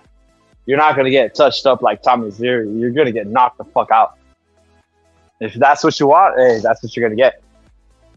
And you'll be clowned for life, you know. And that it's a guys like that, you know, that have all the money in the world, to be able to have themselves know that they've been knocked out and people are clowning them for the rest of their life. That's more damaging to them than anything, you know. Because they already have all the money. They can't fucking buy a Lambo and fucking have that shit go away. Yeah, bro. You know, it's like, you know, all right, go ahead, bro. You're gonna get flatlined. It's gonna happen. Hey, Jordy, are you working to the goal already, or J Money, or what? AK, this isn't J Money, my bad, guys. But Don, I thought of J Money. Hold up, I thought of J Money because he's a scoundrel, and I was gonna go in, guys. This guy's a scumbag, guys. Don Robocop, remember this scumbag J Money? He was a fucking scoundrel. I think he. But by the way, J Money, if you're out there, come back because I think the Benavidez fight, Canelo fight's gonna happen. So we'll have to see if Mirage comes out. But that fight, if it happens, guess what? He's gonna come back for his money, bro. But I was gonna say, bro. Yeah, Robocop, have you gone into the goal of the car or what? Or you just say fuck that shit, or you just going in on here or what? About what? The car, bro. Oh, my car? Yeah. Oh, I got multiple cars. I got no, two you cars. remember you said you wanted to buy like a fucking. You wanted to buy like a dream car and shit or some shit. Oh yeah, dude! I wanted to fucking buy a fucking Evora, Lotus Evora. Yeah. But then I don't know, bro. I don't know if it's because I'm kind of getting old. You know, I'm gonna be like close to 30, or I don't know. Like it's something happened to my body where I'll just be waking up and I'll be like, I want to have a kid, bro. So I ended up buying a couple of SUVs. That's funny, bro. That's funny shit. Yeah, but I'm kind of regretting it. I was like, damn, should I just bought into Evora? I don't know, dude. But also, too, to be honest, I'm not a great driver, bro. I'll be honest. You know, a lot of dudes be talking some massive shit like, you know, I could do donuts or I could, you know, have fast reactions. I'm not a good driver at all, bro. Like these cars, you know, probably have like, you know, 360 horsepower, nothing to tout, you know, faster than most cars that you see, sedans, but not a sports car in any sense of the word. But like an Evora is fucking like, I don't know, I think it's like 450, 500 something, 600 horsepower. Yeah. I don't know, bro, I'll probably die in that shit. Hey, fool's already fools already have the what's that word called? The salute to Dude and Salute Sergeant Bong Bong in the chat. Fools already have the curiosity. They want to know what type of minivan you got, bro. They're saying you got a Chevy Astro or some shit. What type of minivans you got, bro? Nah, I got bro, and it's kind of funny too because I got the same car, but just different colors. So I got the Mercedes-Benz GLC. I don't know. I like that car. To me, it looks pretty. And some guy in the comments said, "Hey, it looks like you're trying to attract Asian milfs," and I would be like, "Bro, maybe let's just say maybe that's the code. Maybe that's the plan, bro." You know? Yeah. I mean, shit. I mean, yeah. So I like that car. I got a white one, and I got a red. I got a white one and a black one. You know, so yeah. You heard it here first, guys. First the Lotus shit, right? Or was this shit? What is this shit? The Lotus Evora, bro. It's actually, you know, you think about like, say for instance, like a supercar. It's not really considered I don't know. Some people consider it a supercar, some people don't. But it's it's a really pretty car, bro. It's a beautiful car. Like it stands out so much, and it's not exactly that famous of a name to where you see it. Because even out here in Cali or here in San Diego, you do see Lamborghinis, you know? You do see Lamborghinis, you do see Ferraris. But I've actually only seen a Lotus probably like 2 times in my life. So a Lotus Evora 2 times in my life. So if you to have that car, it'll be something like, oh, fuck, what is that car, you know? So that's the kind of element that I was thinking. Like, you know, you're driving a car. You know, when I'm driving the Mercedes, you know, people do look at it kind of, but not really because there's fucking Mercedes everywhere. So what the fuck? It's just another Mercedes and a lot of Mercedes, right? But if you're driving an Evora like that shit really stands out. So maybe I made a mistake, but I don't know, bro. It is what it is. I actually told one of my friends, like, can I take the cars back? They're like, fuck no, you can't. It's already too long, you know, because I put a pretty sizable down payment for each of them. And he's like, if you do take it back and they do accept it, you ain't getting that down payment back. So at that point, you're buying that shit. You're not gonna fuck. You're not leasing. You're buying it. Yeah, I bought it, and that's another mistake my friend told me too. He's like, you should just lease cars. And I was like, wow. And I was like, wow. I mean, wouldn't I want to keep it? And he's like, nah. He's like, just fucking buy it and keep it. No, lease it, and you always have the newest model every 2 or 3 years. So I actually told the dealer that I was talking to out here in LA, in downtown LA. That he was I was gonna come back in 2 years and just, you know, build up a relationship with him where I could start leasing cars, you know. Yeah. That's crazy, bro. Yeah, what's your dream car?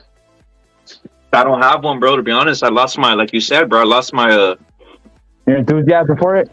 There's nothing, bro, I can't, like, what's really gonna impress at this point, bro, like, I mean, unless you're rolling up with a fucking Lambo, I guess, right?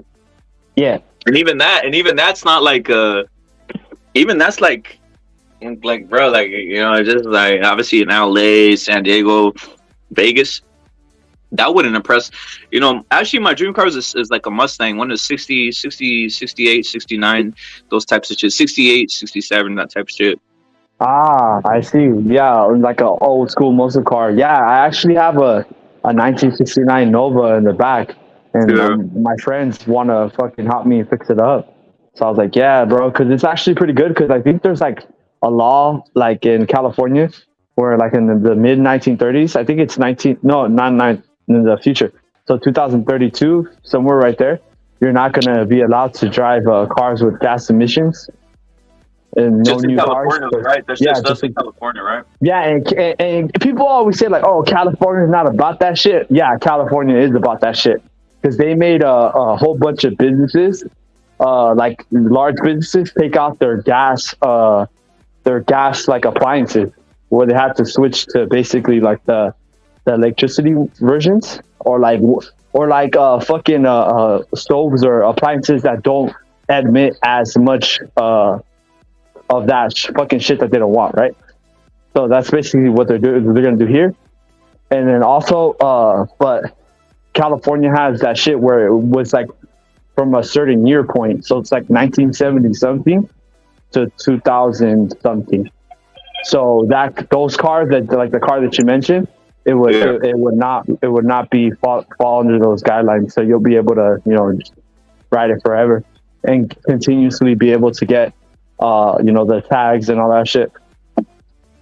And you don't obviously need to do a smog check, for a car that's that's pretty cool. Facts, bro. All that smog check shit's another thing that's kind of California stuff, right? I don't think everywhere else it's all smog checked out, bro. Yeah, like over here used to be able to do it under the table and get smog checks. You can't do that shit anymore. It's all like fucking checked out. I used to have a friend, and he used to do it, and he's like, "Nah, the fucking government cracked down on me, bro. They said they're gonna send me to fucking prison and huge ass fines." So he had to cut that shit out. So basically, you got to get that shit done. There's no fake smog checks anymore unless you have.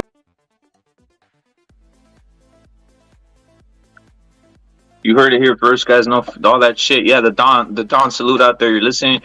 The Don, you told me about that. So to everybody, guys, if you guys are coming through right now, hit the like, guys.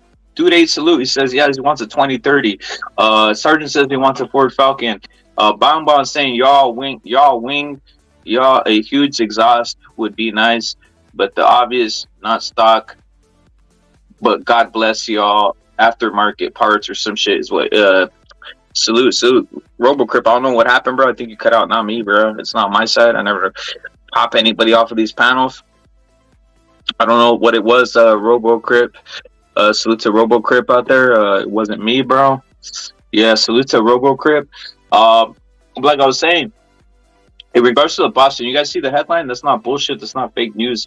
That's Colin Crawford, Spence Crawford sell under 300,000. I mean, that's not fake news. It's real stuff, guys. You guys might see the leaks and drops coming here soon. We got Budo Sud right here on the panel. Coming soon, guys. You guys are seeing the leaks and drops. They're already trying to slowly leak the what's that word called? The attendance and all this shit. That's just trying to keep away from what's happening, dude. They released Canelo numbers fairly fast, right? They released the Tank and Ryan numbers real fast. They weren't playing around. But the Spence and Crawford, they don't want. They said 30. It's like the what do you call it? The skeletons in the closet type of shit that they got going out here, guys. They don't want to tell you guys what the hell is going on out here. We got Budo and we got Don RoboCrip. Don RoboCrip, what happened? It's my fucking I don't know, bro. It always happens on the Galaxy Fold. That shit just fucking like it. I don't know. Like I put it on my on my face, obviously, on the phone call, basically, and it fucking just goes out. So I switched phones. I'm all good now. I'm all set. How's it going, Poodle? It's all Samsung, right? It's all Samsung and shit, or what? Yeah, it's all Samsung over here, bro. I'm with you with that, bro. I'm not too impressed. Yeah, I like those modded apps. Cool. Yeah, if you guys are Team Apple, that's cool. But I'm happy with Samsung, bro. They never done me dirty, and it is what it is, guys. A lot of schools are really rigid with that shit with the Apple. You already have Apple. Yeah, bro. Fuck yeah, bro. I mean, like, fuck it. Like, maybe like 1 out of every 20 people that I know have fucking Androids or Samsung. Yeah. Everybody else has Apple. Apple up the ass. Testing. What's up, Poodle? How's it going? What's up, brother? Hey, did you have trouble getting on, bro? Because I had to like restart my PC. It wouldn't let me on Ripper Stream. No, I think it was a little earlier where I was fucking talking to Air, but that sometimes happens. But I didn't really see anything. But I guess maybe right now. Yeah, like literally, I'm like, what the fuck? I'm like, it won't let me on, bro. I would hear Rapid, but it wouldn't let me click or talk and shit. Thought it was weird. Oh shit. Yeah, man. They're after Rapid, bro. Udo, what happened, bro? What's your thoughts on some of this shit? Benavidez, Andrade, and obviously the future for Canelo. This is what we're talking about right here, and obviously Don RoboCrip breaking it down. But what's your thoughts on that, bro? I don't know what's going on. Is there something new or what? Yeah, Benavidez is trying to finalize the Andrade fight, bro. And then obviously the future for Canelo. Yeah, think about this. The future for Canelo is kind of it's kind of being set out because think about this. You take Andre off the table. That was a potential matchup for him. Spence was a potential matchup, supposedly, right, for the third fight, being swung a certain way. So you're seeing a lot of guys come off the table. Charlo, the big Charlo they slapped the living lights out of him. So he's almost basically out of there. Yeah, so basically, what's the third opponent? I think Benavidez is set in stone at this point, right? He's looking pretty good. I think he beats Andre. What's your thoughts on that, bro? Who could be the other opponent left for him, bro? I don't know, man. I think they're gonna about to pull the fucking fast one on us, bro. I think the first opponent's gonna be fucking David Benavidez. I wouldn't be surprised, but they're already going with the Andre. Supposedly Andre and Benavidez are ready. They're going in on that. From? Like, where'd you hear it from? The streets, bro. The streets, Puro. The streets, bro. No, but I mean, like a YouTube video. I mean, did you hear from? Because I mean, it's the streets. Throwing me off is that like Samson disappeared when David Benavidez, they made him take a knee, and then he comes out and saying that Canelo's gonna fight David this November. Well, this is on video. This is public record. I don't trust it. I don't trust them. But I mean, like, I don't know, bro. It's just like the way Crawford was like fucking doing the Duran to fucking Jermell in the crowd. I don't know. I just usually my feelings usually end up being true. I'm not saying it's gonna happen, bro. But I don't know, man. I just think Crawford's. I don't know. I think Crawford might have fucking thrown a fucking monkey in the wrench. I don't know. It just feels like something feels weird. You're talking about because of the call out with the Crawford had with the Jermell and shit, so it's almost like a conspiracy right there, that type of shit. Yeah, but not just that, bro. Like I don't know if you've ever seen the Duran when he beats the shit out of fucking Sugar Ray Leonard. Like he or fuck, I forgot who he beats, but he grabs his nuts after he knocks him out, or he beats him, and he directs it towards Sugar Ray Leonard or Tommy Hearns. I don't remember. But Bud did the exact same thing. It looks like Duran. I mean, obviously it doesn't look like Duran because, you know, like Duran is it. You know, but he does the same gesture and he does it directly to Jermell and he talks shit to him. Yeah. Yeah. Like I don't know if he's just trolling because they're homies or they're stablemates. I don't know. It's just kind of weird, bro. And then they haven't announced a fight or anything, bro. You know, it's not official.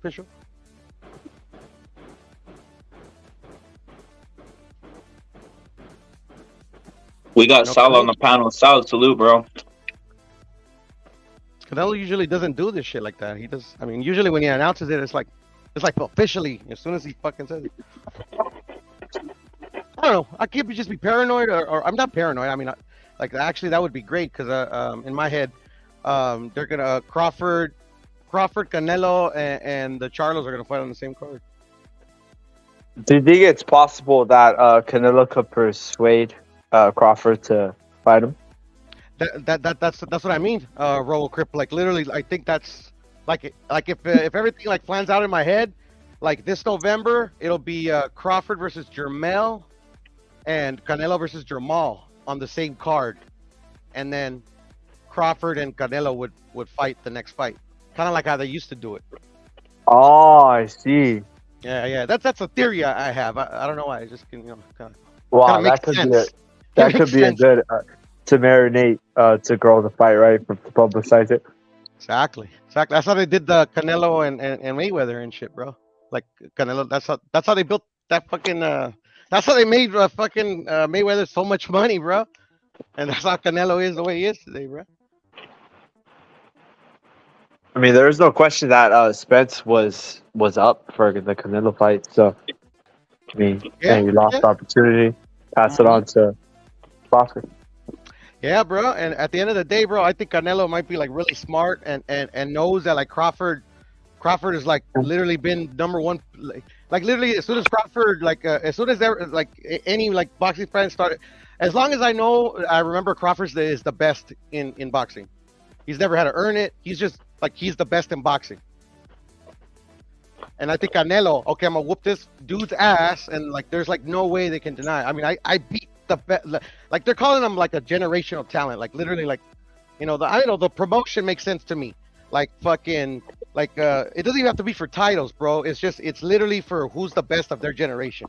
Bro, from a boxing fan, unbiased perspective, is Benavidez a better fighter today at 2023 than Earl Spence is at 2023 at welterweight?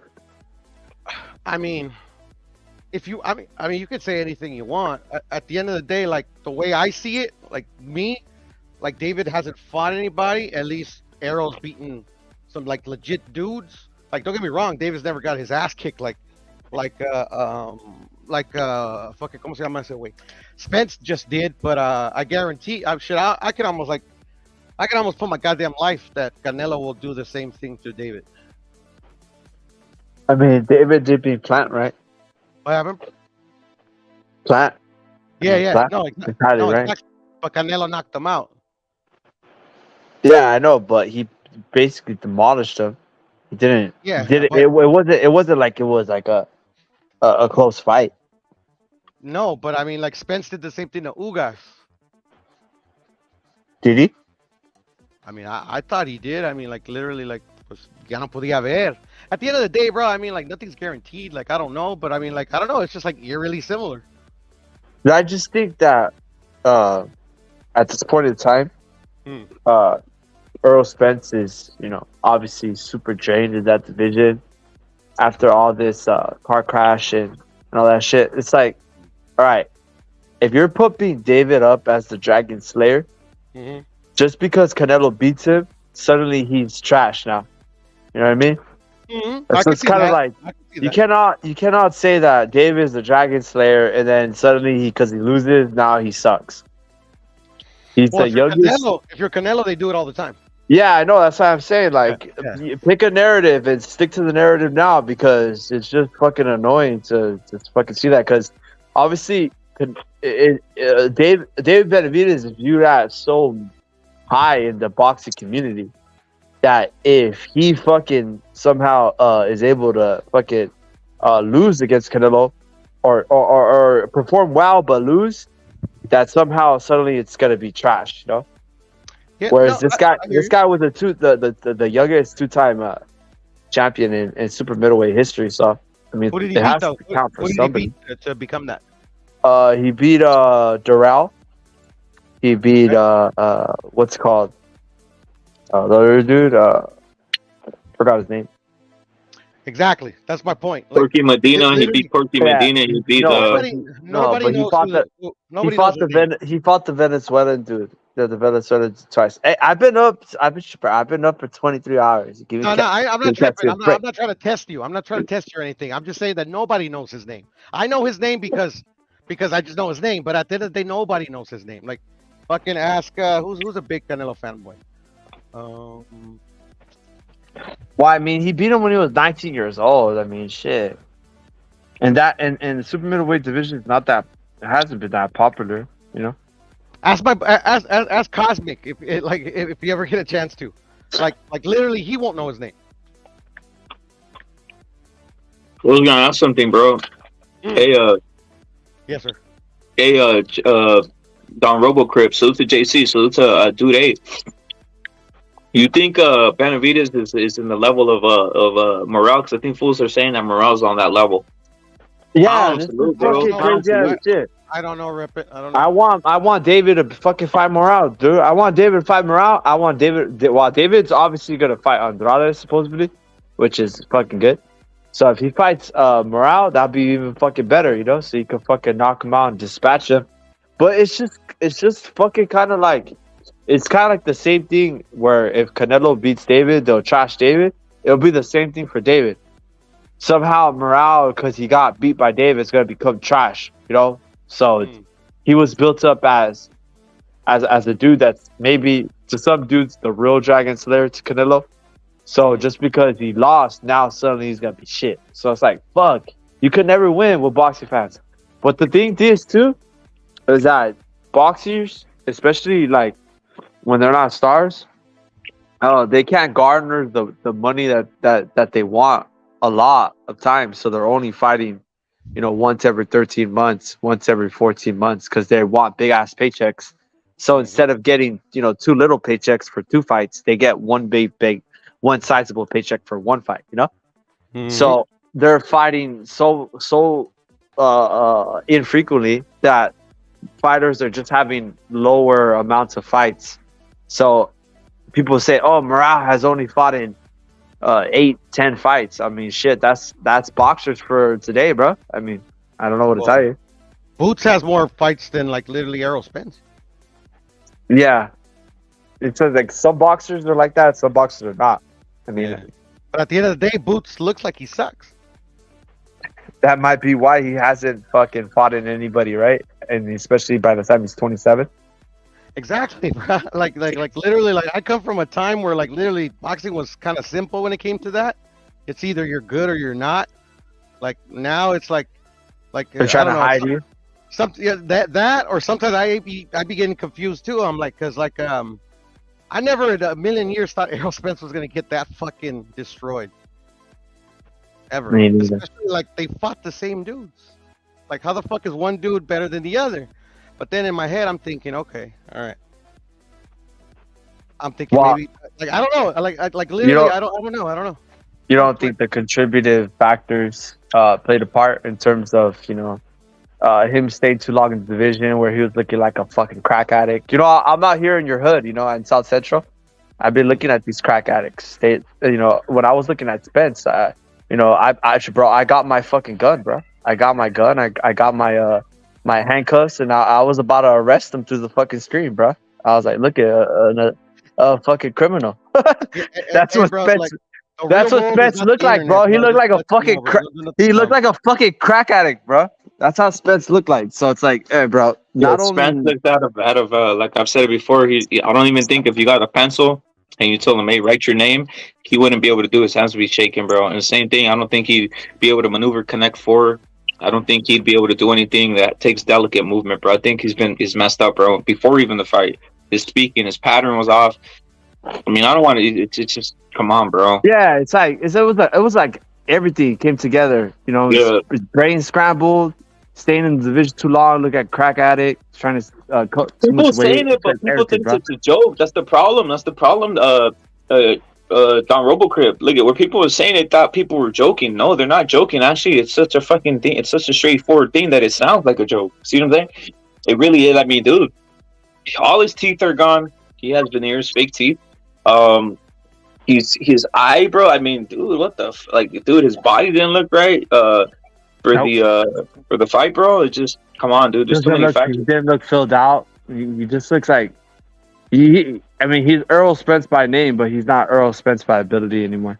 No shit informs about it. Right. So what's done is done. I mean, there's nothing we could do. Okay, so then, to me, how does Terrence Crawford get so much credit for that guy, but then suddenly because Canelo beats David Benavidez, suddenly Benavidez sucks? Because I've already seen the future, bro. And the guy that he beat is Ronald Gorville. Yeah, that's his name. Yeah. But I mean, and I didn't look it up. I didn't look it up either. It could have been RoboCrip. It could have been RoboCrip was his name. At the end of the day, that's my point. That's my point. Ronald Gorville is a nobody. Nobody knows where he is right now. Nobody knows what he does. You get what I'm saying? Like literally. Yeah, but does anybody know anybody in the fucking super middleweight division? That could be a combination of. That could be a combination of factors, not only to do with the fact that they might not be great fighters in some people's opinion, but also because they're not notoriety. There's no notoriety. Well, there isn't because literally for Mexicans, this is the first Mexican well, not the first, but this is Mexicans don't really fight at this weight. So literally. Okay, I could see how Mexicans in the past. Now they're just trying to fucking they'll lamp up because there's a Mexican there, but Americans have never traditionally been at this weight either. Not because they're too. It's it's like a weight where they don't usually are at, bro. It's usually fucking middleweight, and then they jump to either fucking light heavyweight or heavyweight, and even light heavyweight there hasn't been really a lot, a lot of Roy Jones, Roy Jones, that's about it, and he was a really good fighter, but it was hype job too. And then at the end of the day, the last American after Roy Jones that anybody knew about and they really didn't know about him was Jeff Lacey, and literally Jeff Lacey was got beat up so bad by Calzaghe, and I'm sure a lot of people lost money. Because literally the American fan that just follows the random American doesn't know that literally Europe owns that division. They always have. So at the end of the day, I watched it because like I watch all boxing. You know, if I like it, I watch it. And like literally, I knew Jeff Lacey was gonna get absolutely killed, but on HBO, they literally fucking like they were describing Joe Calzaghe like he was a nothing, like a nobody. Yeah. Yeah, like literally the best super middleweight I've ever seen is fucking el papá de fucking the fucking guy that Roy Jones trains. ¿Cómo se llama? Which one? Eubank Senior. To me, he's the best middleweight I've ever seen. That's just me. Like I know Calzaghe beat him. It's a Brit, right? Huh? Yeah, it's a Brit. The Brit, yeah. But that was after fucking this fool fucking Eubank Senior almost killed Michael Watson and shit. He left him in a wheelchair and shit. Like he never was the same again.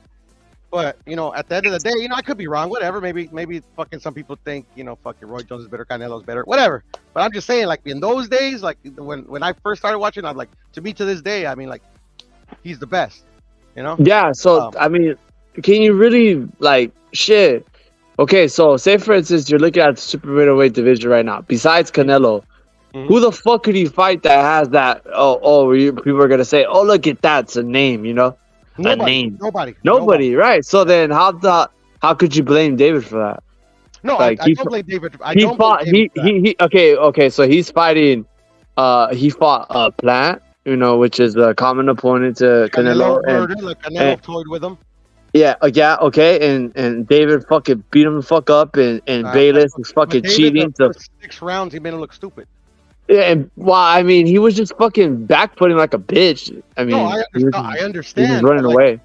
Like he did the same thing against Canelo, but Canelo knew what to do. I mean, those first 5 rounds, there was a whole bunch of people be like, "Oh, Plat's winning these rounds against Canelo." If you fucking go back. That's because they don't know what they're looking at. Like in my opinion, Canelo didn't lose any rounds against Caleb Plant. I mean, I don't know. I didn't score it, but I didn't score it either. But like, those fucking just looking at it, I can never give a. It wasn't like fucking like It was. I remember that fucking Canelo didn't start landing on him until like the midpoint to the end. No, he wasn't He wasn't landing on him. He wasn't landing on him crazy in the first half of the fight. Yeah, it was. He was. Let me look at the plot first. Forgot. Yeah, Caleb Plant like literally was in there to survive, and that's cool. That's why it got to 11. But then I also learned that Caleb Plant has hell of a chin.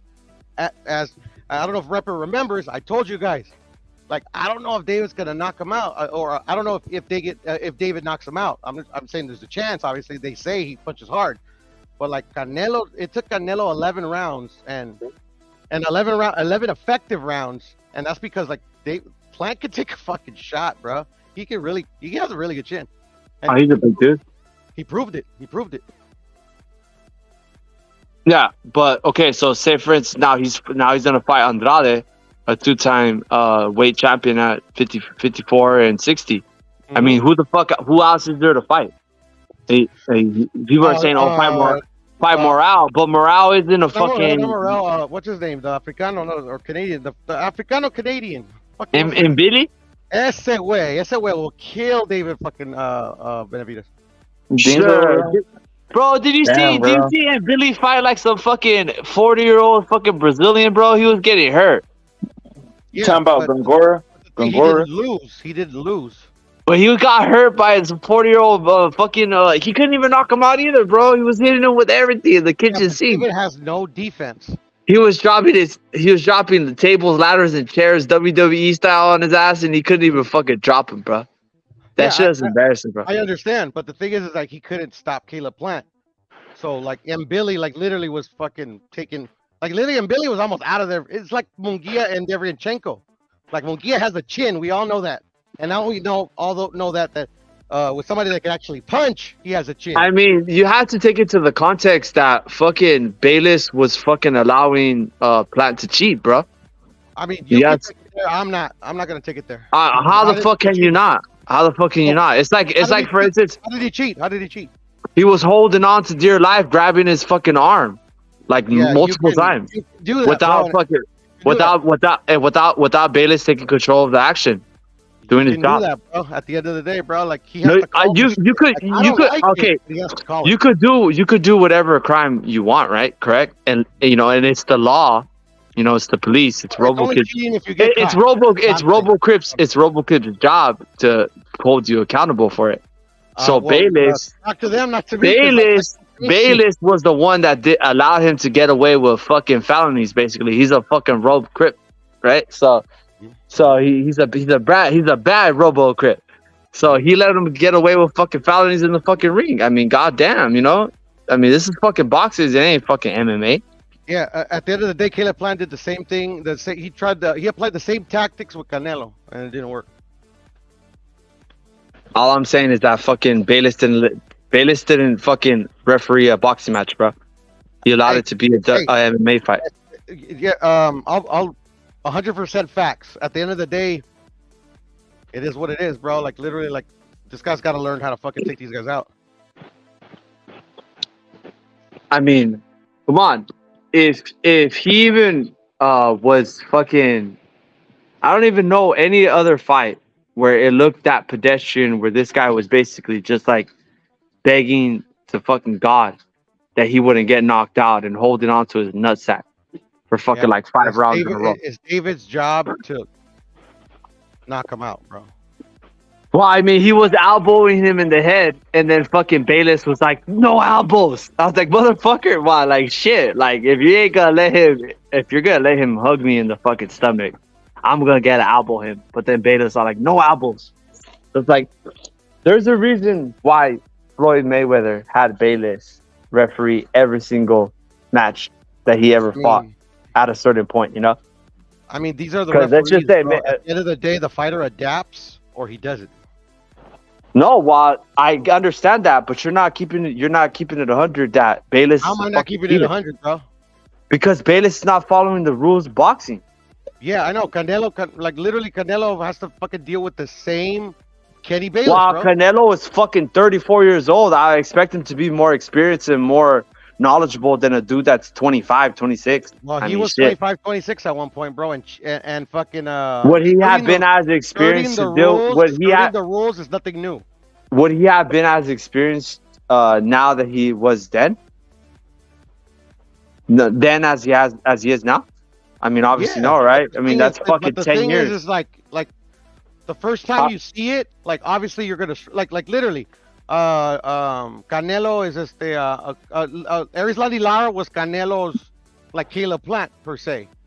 He struggled mightily in the first half of that fight. At the end of the day, he made an adjustment in fight that he was able to pick up on to win that fight. When Canelo fights Caleb Plant, I don't know how many years later, and he doesn't apply the same tactics that he learned in that fight against Caleb Plant, he probably doesn't knock him out. At the end of the day, like you have to, like it's not just on David, it's on David's corner.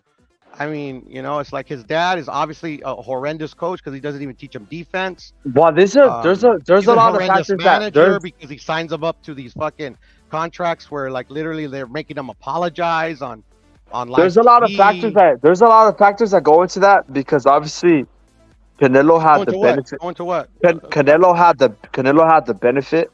No, but factors that go into what? Factors that go into what? There's I didn't say tactics. I said factors. Yeah, that's what I said. A lot of factors. I'm gonna fucking say them right now. Can you fucking let me talk? Like, goddamn. Fucking talk, bro. I was gonna say it, and you're fucking cut in. I was crossing the street with my baby and my cat, and you ran me over. Talk to yourself. Okay, look.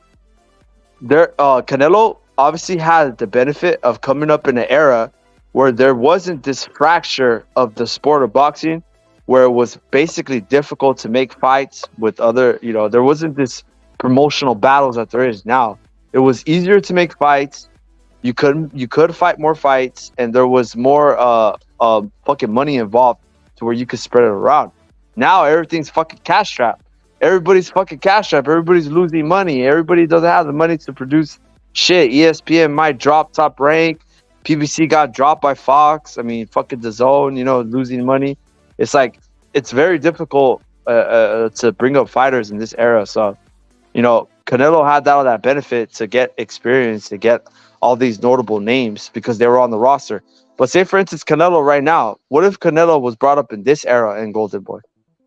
He wouldn't be able to develop the same level of skills because he wouldn't have those same level of opponents. How would he be able to secure those fights? You know, that's what I'm saying. You know, like, there's a lot of things involved, you know? Can't just be like, or somehow, you hear me? Oh, no, I'm like, fuck it. I took my headphones off, bro. Damn, bro, he's disrespecting you. Down Like, Crip. bro, no, like literally, like this guy's like, let me go in. I'm like, bro, I asked you a simple question. You're fucking becoming all Mr. Sensitive, man, bro. Like, talk to yourself, bro. Fucking puro. Like, shit, bro. Like how many times do I have to hear you guys bitch and complain like with this victim mentality that you guys have, bro? Come on, man. And not you. It's not a victim mentality, bro. It's speaking to facts. Excuses, but Canelo had this, but Canelo had that. Oh, boo-hoo-hoo. What do you want me to tell you, bro? Like, deal with this shit. I don't know what to tell you. I mean, deal with it. It's just the realities of the sport now, right? Or it's like, come on. You're talking about Canelo fucking 32 years old, and you're like, oh, Canelo's experienced. Benavidez 25, 26 years old. God damn, like, at least the thing that you could do is be like, hey, referee and fight the sport correctly, Bayless. You know, don't fucking be out here cheating. I mean, but then you're like, I say that shit all the time, and does he fucking do it fairly? Does he listen to you? Does he even know who the fuck you are? No, but that's the point. That's the point. Yeah, but that's the point. That, say, for instance, David had to basically concede and allow Plant, because Plant was the one that picked the ref. It's like he has to do everything just to fucking get these fights. He had to fight a 22-foot ring. He had to fight fucking Bayless, and he's been trying to fight Charlo. You know, Charlo talk about a fucking COVID test. Oh, he has to come down to meet him halfway, 64. All this crazy ass shit. I'm like, bro, what do you expect David to do? Like, goddamn, he's trying to fight opponents. Cry me a river. I don't know. I don't care. I mean, like, Canelo doesn't complain. I mean, Canelo had the benefit. I already told you. He had the benefit of nothing, bro. This, like, Canelo's been the target of a fucking of a slander campaign since he was a fucking kid. I mean, like, literally, I've never heard this kid complain about anything. He just fucking is like, fuck it, I have to do that. This is okay. I have to fight Floyd Mayweather, or they're cool. I lost to him, fuck. All right, I suck now. All right, fuck it. Oh, I'm gonna lose Aries Lara. I beat him. Oh, all right, I'm gonna get my flowers. No, okay, fuck it. Like, literally, Canelo doesn't care. Canelo. I mean, he didn't fight. He didn't have to fight. Prototypical Mexican, bro. He gets to fucking work and doesn't complain about. He didn't have to fight Mayweather. He fought him, you know, because he basically got I don't know, bad advice. Trying to fight Mayweather with the catch weight at fucking 23 years old when you're struggling to make the weight. I don't know who the fuck told him to do that, but he didn't have to fight. At the end of the day, it doesn't matter. It helped him. I think it's more detrimental in the end. Okay, he's like literally the face of the sport. I mean, like, the face. He literally did what no other boxer, especially a Mexican boxer, was able to do, is tell the establishment fuck you and go out on his own and still make millions of dollars. How the fuck did it not work out in the end? No, because he has that loss on his record. Like, yeah, so you don't think he's still the face of boxing, and he's still the best fighter on the planet. But if you believe that Canelo was the best fighter on ability, he would have been that boxer with or without the Mayweather fight. So it's not like it's not cancel history, bro. No, it's not like history. It's not like Mayweather determined if he was going to be a star or not. He was always going to be a star. Oh, we can't make that determination anymore because he fought him. Okay, yeah, but you just said that he fought him, and I just said that wasn't a good decision. Oh, it wasn't? No, it was not a good decision. Okay, well, what was it? Name me what went wrong by making that decision. Oh, he accepted a fucking catch weight when he knew that was going to be detrimental. And he basically, I mean, it's not like he picked. He's the best fighter on the planet. It's not like he fucking picked it. Floyd Mayweather did it on fucking purpose because he wanted to fuck him over. I mean, Floyd shit. Mayweather wasn't his promoter. It was Oscar. Yeah. Yes. Yeah, but he still had fucking the idea to fucking accept it or not accept it. He still had some fucking rights. He ain't no fucking slave. And it worked out. He was gonna be a star regardless. He didn't need that Mayweather fight. Yeah, but like he was already a star. He was gonna be a bigger star. He was gonna grow into a bigger star. So what's the next level for Canelo right now? Because he's literally at the highest level of the sport. I know, but you're making it seem like that shit was so like influential to where if that wouldn't have happened, he wouldn't have become a star. Is that what you're saying? Like he needed the Mayweather fight?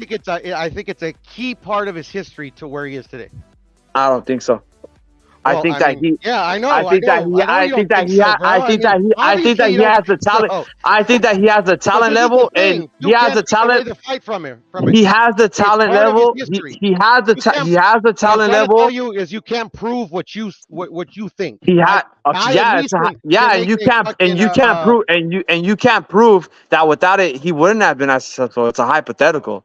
No, all we know is that he. All we know that hypothetical in this situation is that it didn't happen. That's all we know. Look, this is what we know: that he has the key elements. That he has not only the skills, he's the right nationality, and he has the same good looks. All three things. He would have still had that with Floyd or without Floyd. I mean, certainly we can't make that determination because he fought him. We can't. Okay, yeah, you want to be small brain. You want bro.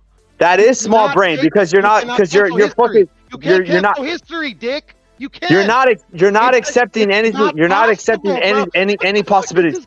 Bro, you're that's not the me, bro. You're bro. No, that's not that, bro. I mean, that's not the way. Like literally, you want to fucking like literally jump in the DeLorean. Like it doesn't exist. No.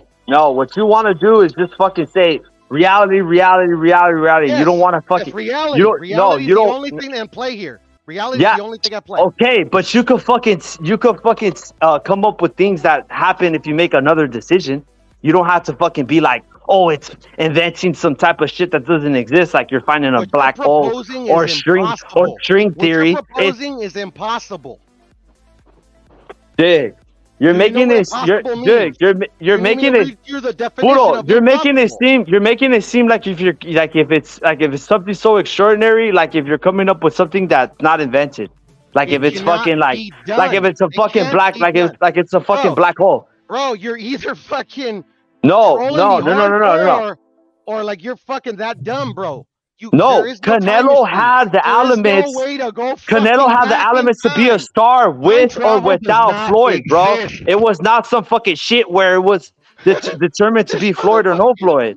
This guy's insane, bro. I've been talking to Nah, you're fucking out of it, and you're cucking just because I'm out of it. You're cucking just because you're a Mayweather fan. You're cucking just because you're a Mayweather fan, and because you go on other shows and cuck for niggas all day. That's what you do, Poro. Be serious. Hey, bro, RoboCrip, you're out of your fucking mind, bro. You're trolling me. You cuck all the time, and that's what you do. You're cucking. Yes, you are. You're cucking right now. You're saying black people to do. You're saying doing what you accuse black people to do. You're saying that Canelo needed that Canelo couldn't be a star without Mayweather. On the yeah, planet, bro. Sure. You do. Sure. Bro, it's never anybody's fault, bro. But the other guy. That's exactly what you say they do. No, you're cucking. That's what you're doing. It's easy, RoboCrip. Just saying. No, you're cucking. No. Hey, no, you're cucking. You're cucking. You're cucking. Practice it. I don't know what I'm talking about. You don't know what you're talking about. You're saying that fucking you can't even contemplate a hypothetical. You can't even contemplate a hypothetical. You're making it seem like you're making it seem like if it's some type of crazy ass shit, like it's string theory, where you have to develop a new thing, or you're fucking detecting a black hole in outer space. Doesn't exist, bro. No, it's not. It's simplistic. It's simplistic. Canelo already had all the elements to become a star. He was going to be a star regardless or without Floyd, and that shit was detrimental to his career, whether you like it or not. Literally, bro, you need to get off the internet, bro. You're on here too long. Nah, you need to get off the internet, bro. No, I don't, bro. Like, all you do is go on the internet. That time travel doesn't exist. You go on. Time travel doesn't exist, bro. You go on. Just deal with it that you don't know what you're talking about. Time travel does exist, actually. Time travel does exist. You could go into the future if you go fast enough. I have an ego too. Just take the L. Just take the L. No, I'm not gonna take the L, dude. Because you're fucking. Dude, you're saying that Canelo needed Mayweather to become a star. No, I did not say that. Idiot. Yes, you did. No, I didn't, bro. What did you say then? Not that. That it was not that it was not detrimental to his career. No, I did not say any of that shit. And if you what did you say then, bro? If you can't remember what we said 5 minutes ago, bro. What did you say? No, because you're to the wall, bro. Talk to the wall. No, because you keep on hopping onto different. You keep on hopping onto different shit. Keep on hopping to different shit. First of all, you said, bro. First of all, you said why was it not detrimental? And I said because he fucking was fighting at a catch weight. Because he was not even allowed to fight on his true ability. Because Floyd Mayweather fucking didn't want to fight him in his true ability. But somehow pipes the win. Like he fought Canelo at his true 100% ability. He wants to take credit for that win, and he has the whole boxing community thinking that he deserves that credit for that win, where he fucking fought a weakened Canelo, and he had no shame in that. How is that not detrimental to Canelo's career? To have that fucking loss. How is that not detrimental to have that fucking loss on his record? This is like cucking to the nth degree, bro. It's not cucking, bro. It's fucking it's being realistic. Like, bro, you're the one that cuts. You're the one that cuts because somehow you want to give Floyd Mayweather a super credit for Canelo's career. Like, how the fuck can you do that? What are you talking about? Nobody's giving up. You're doing this shit, bro. You are. Dude. Mayweather is one fucking fight, bro. Idiot. Puro, did you not say? I'm done with this shit, bro. Like literally, I'm not. Well, Rapid is my homie, bro. Rapid, I know he's a smart, intelligent dude, bro. You know, but you're a fucking clown, bro. Like literally, like stop. Puro, you're a fucking clown. Talking to me, bro. Just stop talking to me, bro. Puro, you're a fucking mega clown, dude. Hey, bro. You go on what? Puro, you go on one show and say something. You go on another show and say another thing. On Not's channel, on all the channels that we go to, that literally believe what you believe, bro. So why are you talking to me about it? You go to one channel, say one thing, go to another channel, say another thing. Get the fuck out of here. Okay, yeah, that's like literally fucking. Like, are you capable of original thought? I'm speaking what's actually happening. So no. You literally repeat what everybody tells me all the time. Well, if everybody's telling you that, if everybody around you, if everybody around you is telling you that you smell, maybe you smell, right? If everybody around you is telling you that you have that your ass is showing, you're showing your ass crack, maybe your ass is showing, right? If everybody's telling you you're stupid, or everybody's telling you that you're a cuck, maybe you're a cuck, right? How could everybody tell you the same thing and then it not be true? Everybody, and it not be true. You're the one that's correct, right? Not everybody. Everybody doesn't. Multiple people are incorrect. A vast majority of people are incorrect, but Puro's the one that's right, bro. Nah, I don't believe it. Everybody, I'm talking about you. Like you're a fucking clown. You're talking about original thought. You're saying that I'm repeating. You're saying that I'm repeating the shit that other people say. That's what you're saying. Somewhere else, bro. It has no relevance. It doesn't. I don't pay attention to what other people say. I'm just fucking repeating what I think. Bro. Rather what you believe it to be true or not. I mean, it is what it is. I don't know. I have no like I'm done with this shit, man. I told the homies that I'm done with clowns like you, bro. Like, I don't have to deal with clowns like you anymore, bro. Just like, don't talk to me, bro. Fucking don't talk then. I don't give a fuck. Jesus, you fucking live in the hood, bro. Simps, you live in the fucking hood, bro. You live in the fucking hood and you bend your knee to niggas. I mean, what the fuck? What makes you think that I would ever want to associate myself with some dudes like that? Bro, yeah, you guys think this internet shit too much. Yeah, bro. Yeah. Like literally, you're like fucking 40 years old. You'd be living in the hood. How unsuccessful do you have to be in life to live in the hood at fucking 40 years old? Don't take it so serious, bro. Right? Don't take it so serious. You're hella unsuccessful to be living in the hood at fucking 40 fucking 5 years old. You're in the hood. Hey, clown, I'm nothing in the great scheme of things. I'm nobody. You're living in the hood and you bend knees. I don't need your approval and you don't need mine, bro. Like, live your own life, bro. Nah.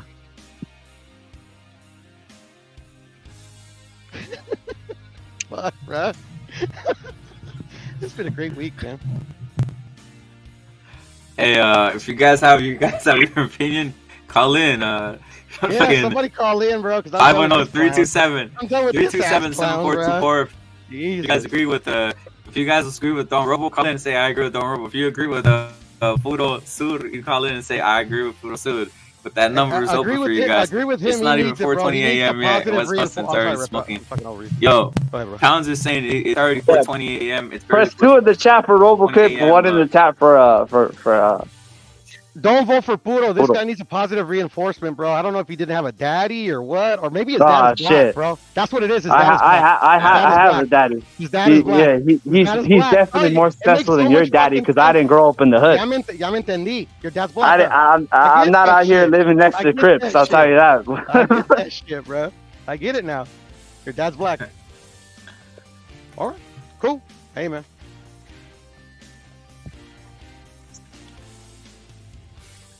You guys call in and tell us what side you are. Your team Puro, team Don Robo Crip. B team Bring Don it down, guys. Robo Crip, This bro. is hilarious. I'm good. I'm good. I'm good. Who's when he calls in? I want to see someone call in, bro. I know. So do I, bro. Someone call in. 510-327-7424. I want the usual only in suspects to America, call though, in, as bro. the Because famous, it's only like as Don King said, only in America, right? Only in America. That's the only thing you have right here on this line. Only in America. Scale Bender salute. What the hell is going on? Don So King Scale is his Bender fool's said- daddy, bro. Don King is pops.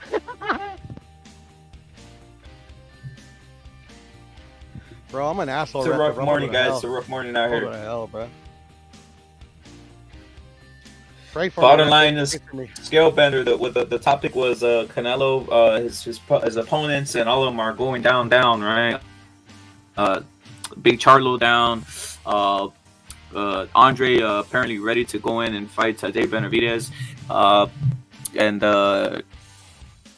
who else is left out there for him? Spence went down, so there's no one left realistically. You guys call in, like I said, call in on that number. That's the topic, and also Tank saying he could knock out Crawford. He said he could beat him. He said, "Hey, Crawford, you're all right, If but I can David whip loses your to ass." Boo Boo, bro, this guy's gonna shoot himself. I think it's nearly damn impossible though for I Benavidez think to so lose. as well, bro. But like Yeah. at the end of the day, bro, what if they rob him, bro? Why would David get robbed for Boo Boo? Like, Imagínate, Repit, like if le roban, this fool's gonna fucking lose his top, bro. See, I told you, Puro was wrong. Puro's a cock. He lost because of Puro.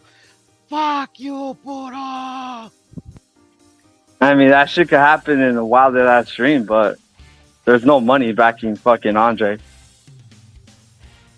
There's no money back in David, so what the fuck we talking about here? Yeah, there is, because there's more money that could be made for David and Canelo than Andre and Canelo. Pinche payasos. Significant. My fault, fucking your daddy's black, bro. I mean, like David, love him, David bro. Love your dad, bro. David Love you. has been on pay-per-view. It didn't sell a lot. I mean, not a lot of pay-per-views sell a lot these days. But My dad is dead, bro. I miss him. Andre could never be on a pay-per-view. I mean, shit, motherfucker can't even be on basically any type of subscription shit. It has to be on free Like TV. the fucking the two-parent household is essential, bro. Embrace your daddy. I have my daddy, bro. You don't have a good daddy. You know why? Because he taught you to be friends with Crips. if your daddy taught you to be friends with Crips and invite them to your family to bang your daughter and bang your sister, I mean, shit. That means that you don't got a good daddy. I have a good daddy. Nerve, bro. Definitely, I'll tell you that. I hit a nerve. Oh shit! I think I was right, bro. Fuck. I apologize to you, bro. I'm on my bad. Poodle, you're a little fat midget. I'll stuff you in a little suitcase. Don't be talking heavy shit, because I'm from Southern California. I'll fuck you up. We can handle it, all right? We can handle it, Poodle. I truly apologize. I ain't gonna let you be Benny. I ain't gonna let you talk heavy shit to me, Poodle. We can set it up. I truly apologize. In fact, I'll pay you. I'll pay you, Poodle. I'll pay you for the ass whipping. Damn, bro. Okay, I apologize, man. I apologize. Hey, just now I look down on you even more for saying what you just said right now, because that's just like another form of cucking. But you're used to that shit. That's your normal role out there in the fucking cuck central, right? Where you fucking say that blacks are more whatever over Mexican Americans. What the fuck? Whatever you said on the fucking Discord. Now, bro. Fuck.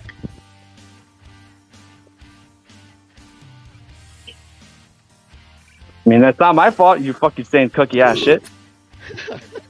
Shit. Damn. Well, fuck it. I'm an asshole. That's what they get. If you're getting agitated by people telling you that you're a cuck, well then stop being a cuck. You know, you could. I told you could stop being a cuck if you wanted to. I told him to stop fucking with me, but you could stop. You could stop being a cuck if you wanted to. You could stop saying cookie ass shit. I mean, I'm not the one that's saying it. You're the one that's saying it. Don't just get mad that people fucking mention it. Like, you know what I do, bro. Like I don't understand. Benny.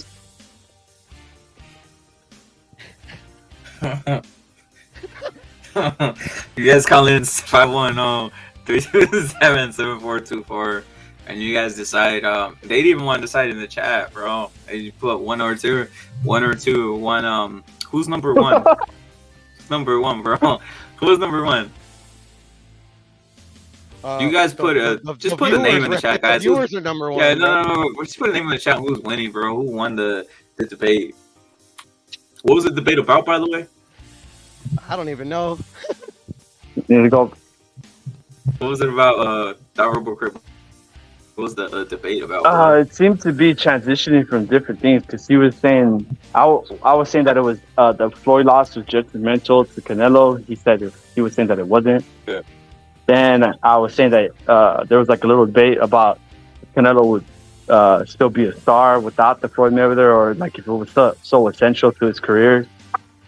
And then lots of other things, you know. And Puro ended up in a suitcase, I believe. Furioso. Damn, bro. Furioso salute. Yes, we're on, bro. Salute to Furioso boxing. We're on here, Furioso. Yeah, shit's sleep rip it. Again, call in, guys. USA, guys. USA only at this point. We're gonna get it to the international for you guys. But if you guys want to go international, how about this? Follow We'll Rep It CCD on Instagram, and you guys we're gonna go international there. But you guys follow that. But right now it's just the American line. Rob Bates having your saluted. The American line is 510-327-7424. Make your opinion heard. If you guys have an opinion on anything, the title, Don RoboCrip and Puro Sud going at it, who side you rock on. If you're just getting through and you just want to just state your opinion on anything else, let it rip right here. I'm here to listen. I'm here to hear what your thoughts are. We got the legendary Furioso bossing already. Furioso, What's happening? What's happening? Nothing much, bro. Just people getting. It's a bit early. It's a bit early there in the West, lads. Facts. Morning, bro. I'm just watch out. It's 2 o'clock in the afternoon here. I've just finished work. Nice. It's raining, bro. It's raining out there, bro. Shift. Yeah, it's been raining like a motherfucker the past few days. I'm still waiting for my slap, to be honest, bro. But they're having delays. You think about it, yeah. It's fucking 2nd of August. Midsummer, and look at it, grey and rainy. That's proper England.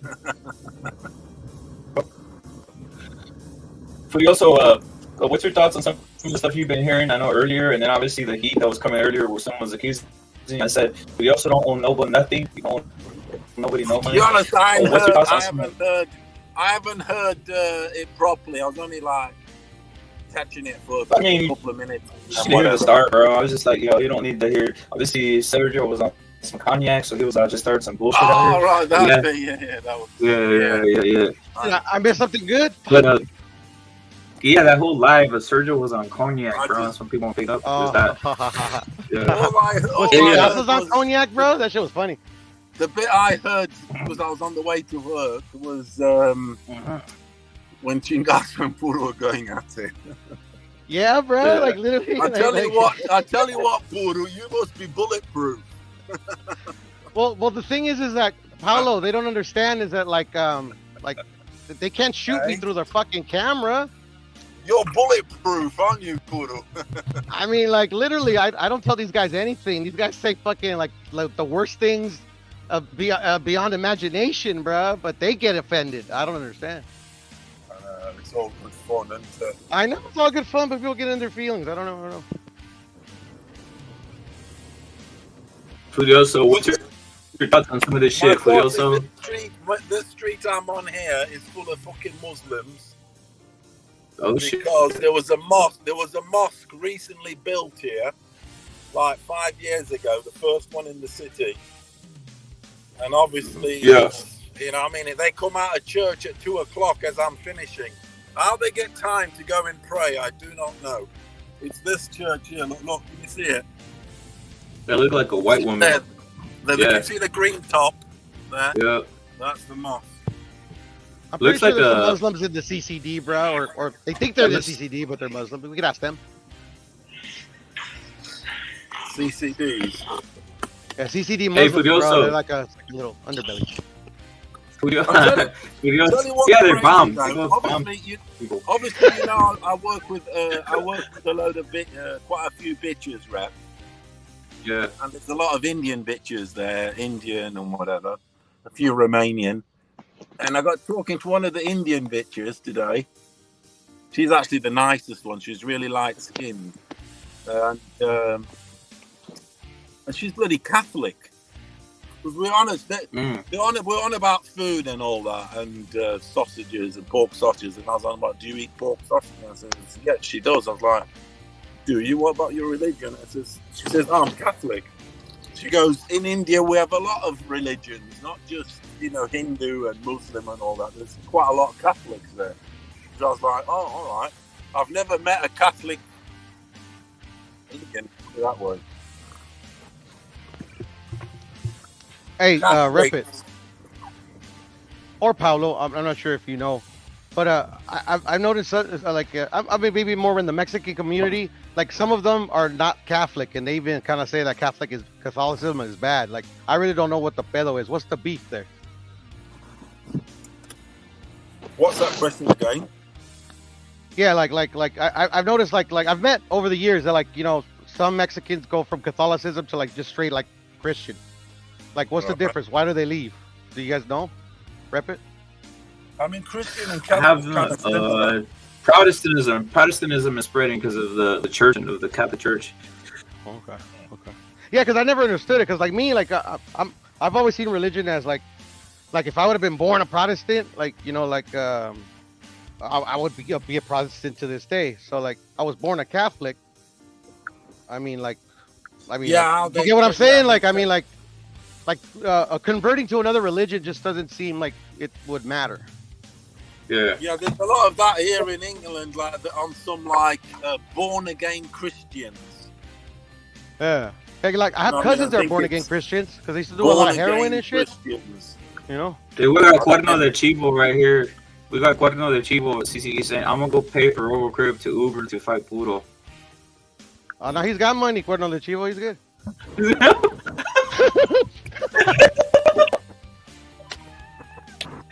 RoboCrib, you got someone that says he's gonna pay. Bro, we got sponsorships, bro.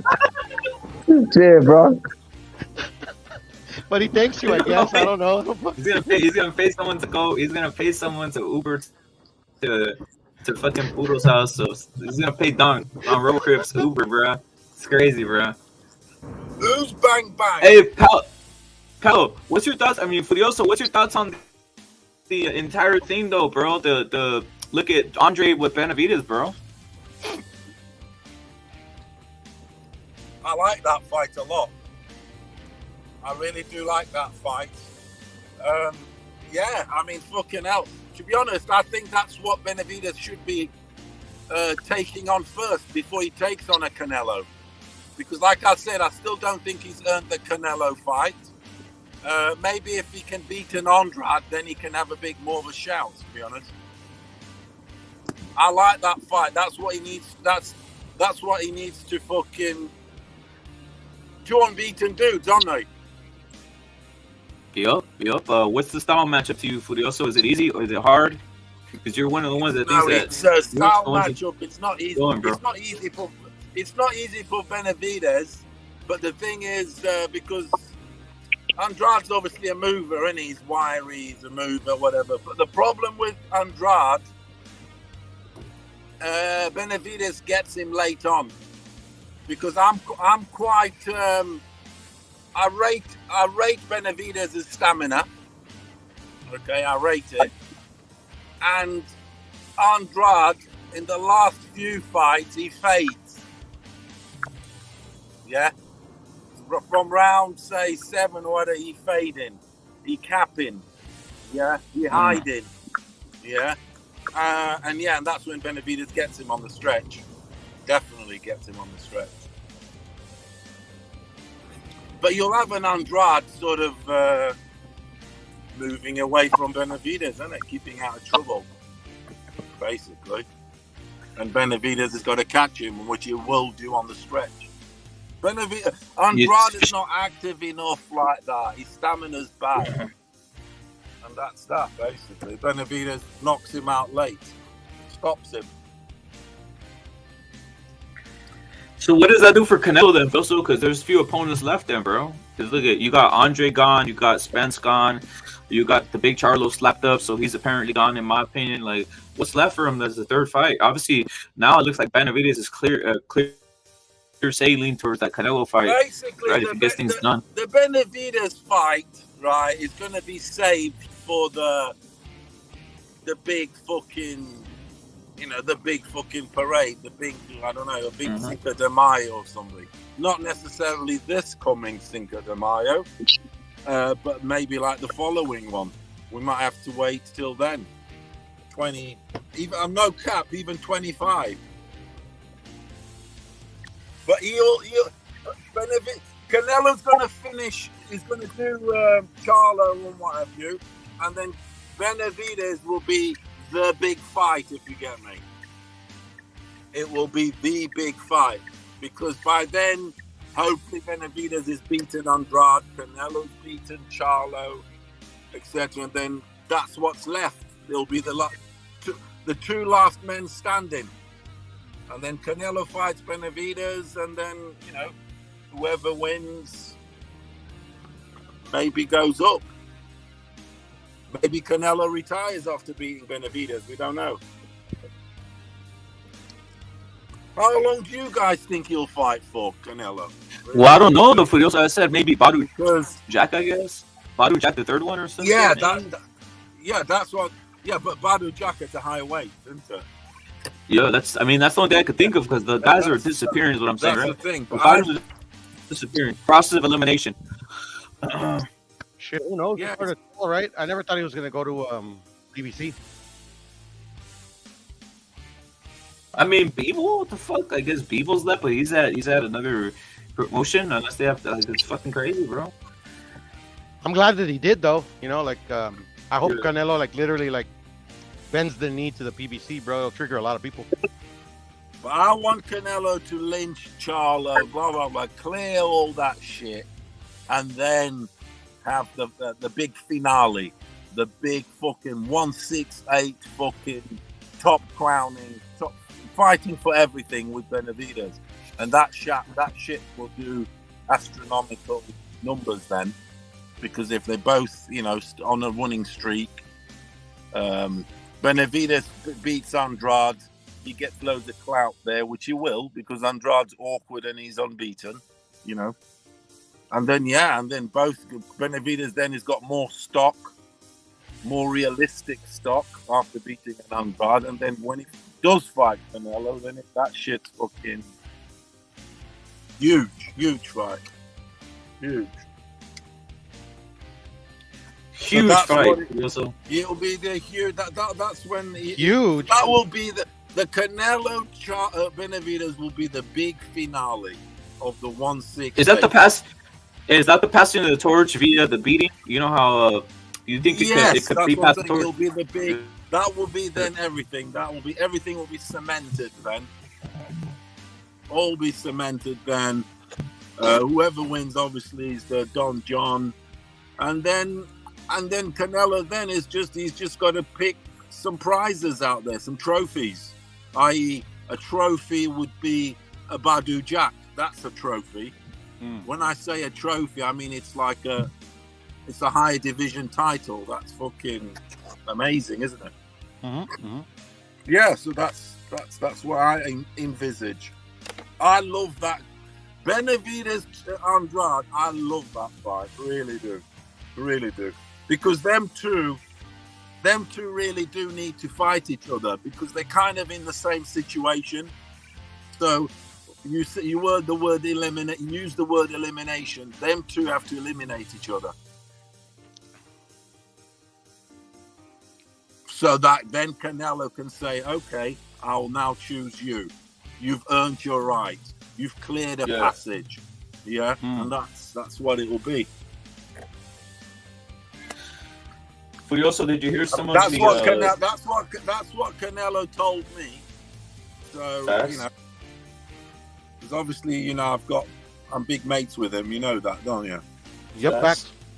I'm big mates with him. We like talking about petrol and stuff like that a lot. Petrol, bro. Furioso, did you hear the what?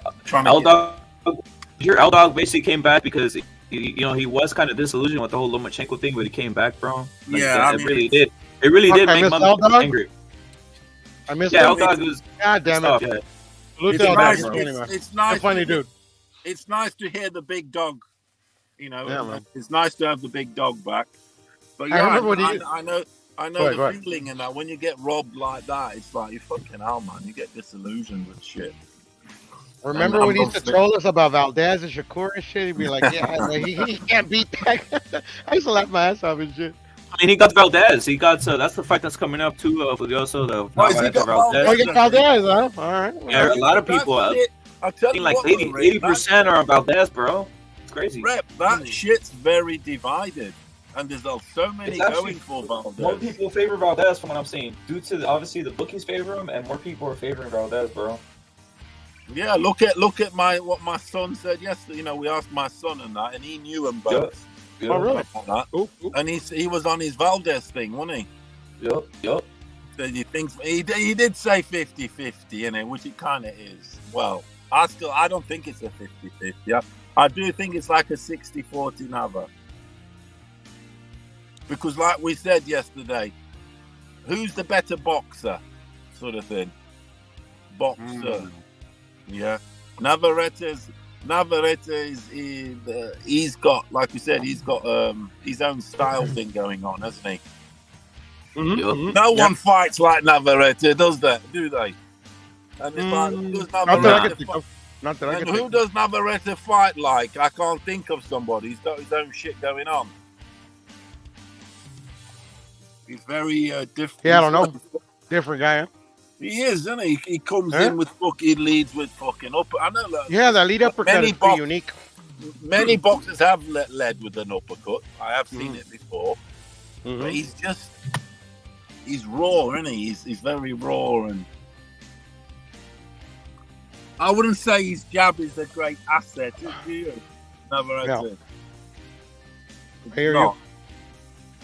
And it could be though, because he's tall and long, isn't he?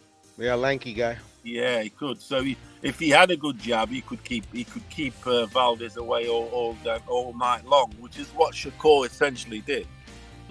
Just kept him away, kept the distance with the jab, and that was it. He left his hand out, remember? Oh, he did all right. Yeah, in the face. That's illegal. That's illegal. Yeah, no, it is. I remember watching Marco Antonio Barrera and Morales were like complaining about it. Yeah, that's illegal. Literally in his face. Yeah. To me, I hope Kenny Bayless refs that fight. That'd be great. That'd be a treat. So this Benavidez and Andrade, is this rumor or is it? No, this is happening. They're already very. Yeah, Repa told me about it when I walked in. They're like asking me. I'm like, what's going on? I haven't heard nothing. Yeah, do you reckon it will do? Because I like that fight a lot. Because either Andrade or Benavidez, they have to. One of them has to be cleared. I hope it's Benavidez. They have to. You know what I mean? They have to, because then you the bracket, then the bracket leads. You know, they meet. They the winner meets Canelo. That's the prize. Earn your prize. Earn your chance. Hope it's Boo Boo, man. I mean, Boo Boo's been ducked by so many, bro. Because whoever wins that, then it does put pressure on Canelo to kind of fight him. It does. And Canelo sort of would kind of, he doesn't have to, but there would be more pressure for him to fight the winner. Because it's like, they would be like, look, I've done my work. I've beat Andrade or I've beat Benavidez. Come on. It's only me now left. Do you want it? So, it's one of those, isn't it? Facts. But I like that. I'm really. What dates are they looking at? This year or for Andrade Benavidez? This year coming up soon. But I was gonna say something, bro.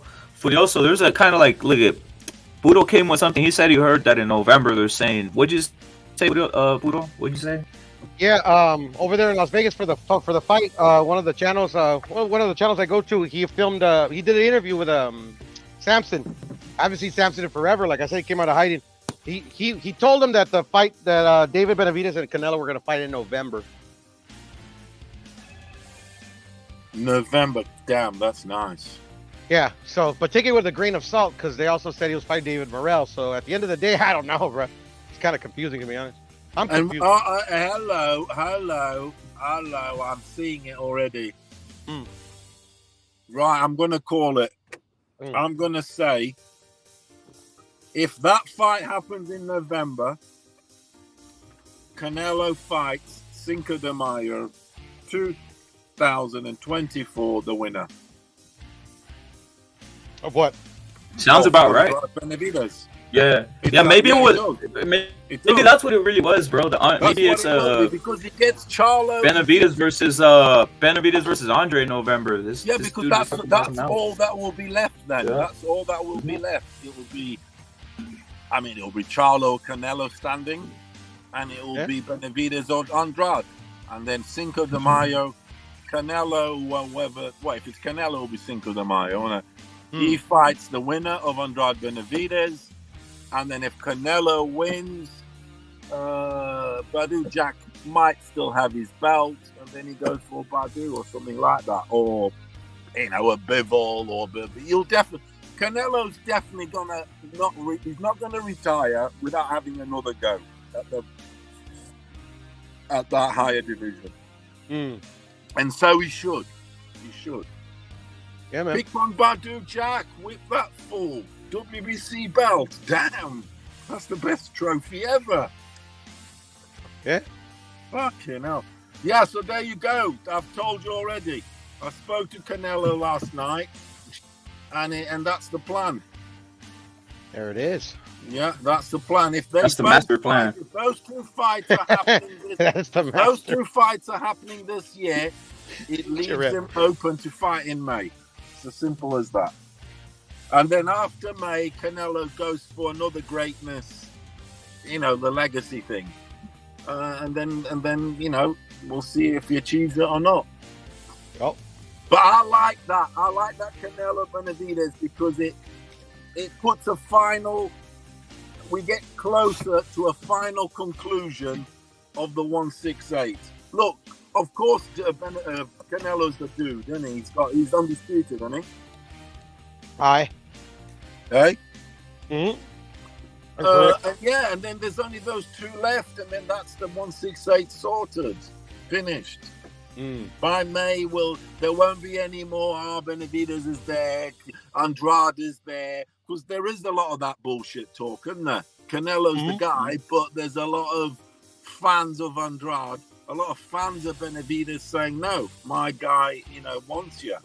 Which there is, isn't there, on the YTV? Yeah. Not so much Andrade, but there is Andrade fans, the ones that hate Canelo. And Canelo's got a lot of haters. Of course, there David's a victim and all that shit, you know. Yeah, big blah blah blah. Yeah, blah blah. Yeah, but them two need to fight each other to earn the right. At the minute, they haven't earned the right. Andrade hasn't earned the right because he's a pussy ass hoe fighting pussies. Facts. So he needs a name like a Benavidez, and Benavidez also he needs one more. He needs one more like an Andrade to clear him. If he clears him, then we got a fight. Yeah, I like that. I think they're purposely doing that to just basically clear everything, get shit cleared. Canelo by 5th of May. By the 5th of May, we'll have everything, if he wins or whatever, you'll have everything cleared, undisputed, no questions, no Andrade fans saying this, Benavidez saying that. 168 finished, and then Canelo puts everything, all his eggs in the basket for the 175.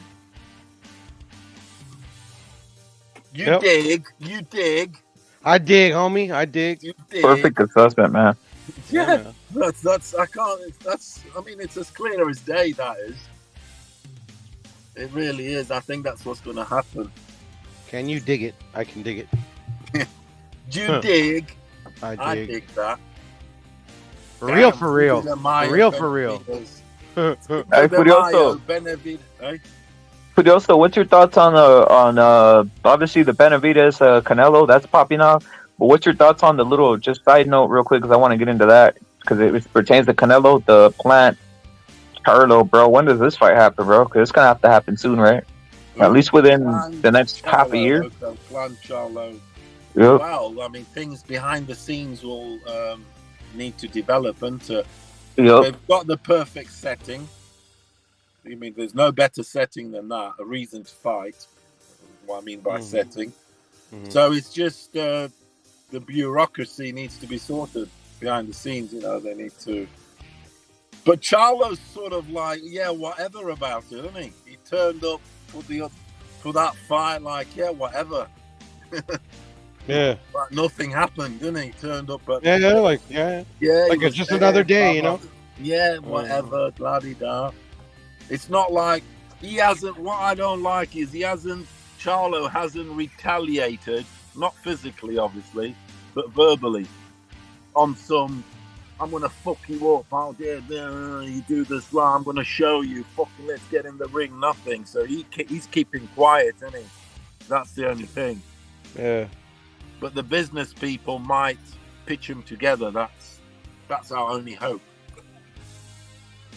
But Charlo hasn't retaliated at all, hasn't he? I haven't seen anything. No, he's the guy is. I'm gonna fuck you up in the ring. La la la. None of that shit. Yeah, man. They took his manhood, bro. Like I did to a couple dudes today. Oh, Puro, you're just so aggressive, Puro. You just no. Did I say that out loud? My bad. I was supposed to think it. Excuse me. I'm sorry. I apologize. I truly apologize. Please don't hurt me. You come in with that Mexican style, Puro. Just hey, I come with peace, bro. I mean, I thought this was a safe space, not for Puro, I guess. Goddamn. The scalp collector. That's your not for me, bro. Like everybody wants my scalp and shit, bro. Like I'm not the enemy. I'm not the enemy, bro. Like why are you coming at me? Goddamn. I come in peace. I do. If you try to slap me in the face, I'm gonna fucking slap you back, bro. It's fucking funny. Good morning. People get so worked up. They get so worked up. I like it. Yeah. I like it because your needle, you've got a very sharp needle. I mean, I was just like, fuck, bro. I mean, I'm on your side, bro. I mean, why do you want me as an enemy so bad? At the end of the day, it's like my name's not Puro, and this is an act, bro. It's just jokes, bro. Salute to everybody coming through. Salute to SSC. Salute to everybody else. Salute to Bong Bong, Isaac Cruz, Rob 87. But yeah, vote in that poll. Vote in that poll, guys. Vote in that poll, guys. Pick Canelo, Crawford, Inoue, Usyk. Who's your number one? I mean, I said pick, man. I didn't even put a context behind it, so just pick your favorite one right there. I noticed that, put Rip. pick. I was gonna ask you and I forgot. Sorry, brother. Yeah, I just put pick, and right now pick. Surprisingly, not surprisingly, Canelo, and then they got Crawford number 2, and then Inoue, and then Usyk number 4. I just put pick Furioso, so almost on some psychological shit. No, just pick on some psychological shit. Just whatever pops in your head, just pick upon it, bro. That's what I did right there in that poll. Rip is using us as guinea pigs, bruh. Just pick. I just put pick. Furioso, I just put pick. So I just wanted to see what pops. Just picking. Yeah, you're just picking. You're picking whatever comes to mind there. That's what I'm saying. I'm picking magic mushrooms. That's what I'm picking. You ever had some? You know me, still same OG, just hanging low key. I'm on my fucking fury, aren't I? Facts. That's that. I'm picking on hypocrites. What you got? Shit. On hip. Sorry, fellas. I'll end on that one, man. I'm really tired. I'm gonna get some rest, before fucking the daughter wakes up. Oh shit! Here comes Don Chingasos though, and oh no, I gotta go then. No, I'm scared. Oh, here it goes. I'm scared. I gotta go. Good night, guys. Peace out, bro. Peace out. What did Puro have a little beef just earlier? Just now. Oh, with what? Don Chingasos and RoboCrip's actually still laying in the bushes right here, bro. Did he have one with Robo? When was that? I was RoboCrip, yeah. RoboCrip and Don Chingasos. How long? They kind of went at him, bro. The Chingaso one, but what about the Crib? When was that? RoboCrip right now. RoboCrip, aka Don Cookies. Don Cookies. A few minutes ago, yeah. Just right before you jumped on, bro. Just right before you jumped on. All right. Was it a grudge match? Was it? It's one of those. It's one of those, as they say. It's one of those, man. It's just a little rough one, little rough outing going on. Furioso, though, what's the thing that was anything of the other earlier stuff making you laugh, bro? The earlier stuff in the on your morning side. Yeah, like I said, I didn't listen to it all and that. You get Yeah. I just listened to the very little bit of Kill or Be Killed. Actually, when Chingaso and Puro were kind of going at it, and then I was just listening to bits and bobs. Not enough to. I'll go and listen back to a bit of it. But coming for your head, bro. Hey? Reason was coming for your head. He was trying to say this and that, and I said, "Hey, nah, Team Furioso, yeah." How deep is that into the? Is that at the start, the first hour? Yeah, probably like the first, and then I was like, "Nah." Then I told him, "Hey, the truth is this, bro." I told him the truth is this. You said that there was no bet, bro, and that's the truth, bro. You said that he didn't want the money, bro. You said he didn't want the money, bro. Yeah, that's what he said. Let's keep it real. Yeah, but he says, "I'll forget about it." I asked him lots of times, and you got it all that. The money's burning a hole in my pocket. You gotta, and then 1 month, 2 months, I'll forget about it, and then 4 months later, he's like, message. He didn't even put. That's one thing that pissed me off, right? Because and that's what made him like, fuck it. You're a bitch. I'm not gonna honor you. I'm gonna treat you like a bitch. On some, it's not like he could have privately messaged me, for instance, and whatever, and said, "Oh, I still wouldn't have fucking give him it." But he did the old tagged me on Twitter sort of thing on something I wrote something on whatever. But he put it on there for everyone to see. You get me? I'm trying to be clever, like the bitch he fucking, like the bitch he is. So it's visible to it. Oh, pay me! I've got to pay me. You can pay me my money. This, that, and the other. I'm like, fucking hell. Why are you putting it all out there like that? Can't you just message me, privately? You know my message. You follow me on whatever, But no, you put it out there. Says, all right, you like that? I'm gonna fucking then treat you like a bitch, and that's that. Bitches will be treated like bitches. Yeah, he tried to be clever. he basically he put it out there so everyone could see to make it look sort of like, make me feel like, oh shit, I better pay him that because everyone's seeing this and whatever. But fuck that shit. You can't come 4 months back after saying no, it's kind of off and all that, and then you want it. What, are you struggling to pay the rent that month, are you? Fuck off. And because he's a bitch, also. There it is. He's a bitch. Yep. He's a bitch. He's a prostitute. I fucked him. And I just fucking... You're not getting paid. Simple as that, Furioso. You're a bitch because he's a bitch. Puro's got his scalp also, hasn't he? Back in the day. That's what they call him, the scalp collector. He don't fuck about Puro, does he? Fucking hell. We had Don Chingazos and we got RoboCrip going hard today, bro. So that's what it is, bro. He moves the needle, doesn't he, Puro? Yeah, so I mean, it's funny shit, bro. Funny shit, bong salute, nerd salute, bro. Hey, Rep it, I'm gonna have to go into the shop and that. Peace, man. We're out of here. I'm out of here, Furioso. I think RoboCrip's out too, bro. Great live and that. No doubt, bro. I'll be back. It's all. always nice talking to you, Furioso. Salute to you. Salute to everybody. We're keeping it. Everyone out there, keep it fucking KKK. Lynch, keep it Scotland facts, bro. Yeah. Salute. We're out of here. Oh shit, RoboCrip. Salute to you, bro. We're out of here, bro. Peace out. Let's go. Sign out. Peace. We're out of here, guys. Later, Robo. Cop. Salute, Furioso. Peace out. RoboCop. Do you like the film?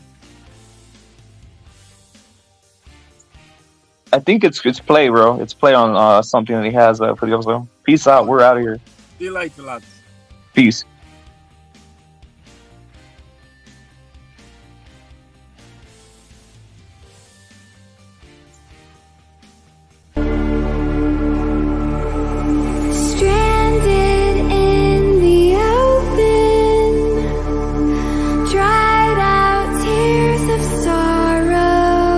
Español para que todos se me entiendan porque es puro mexicano. Que chingue a su madre.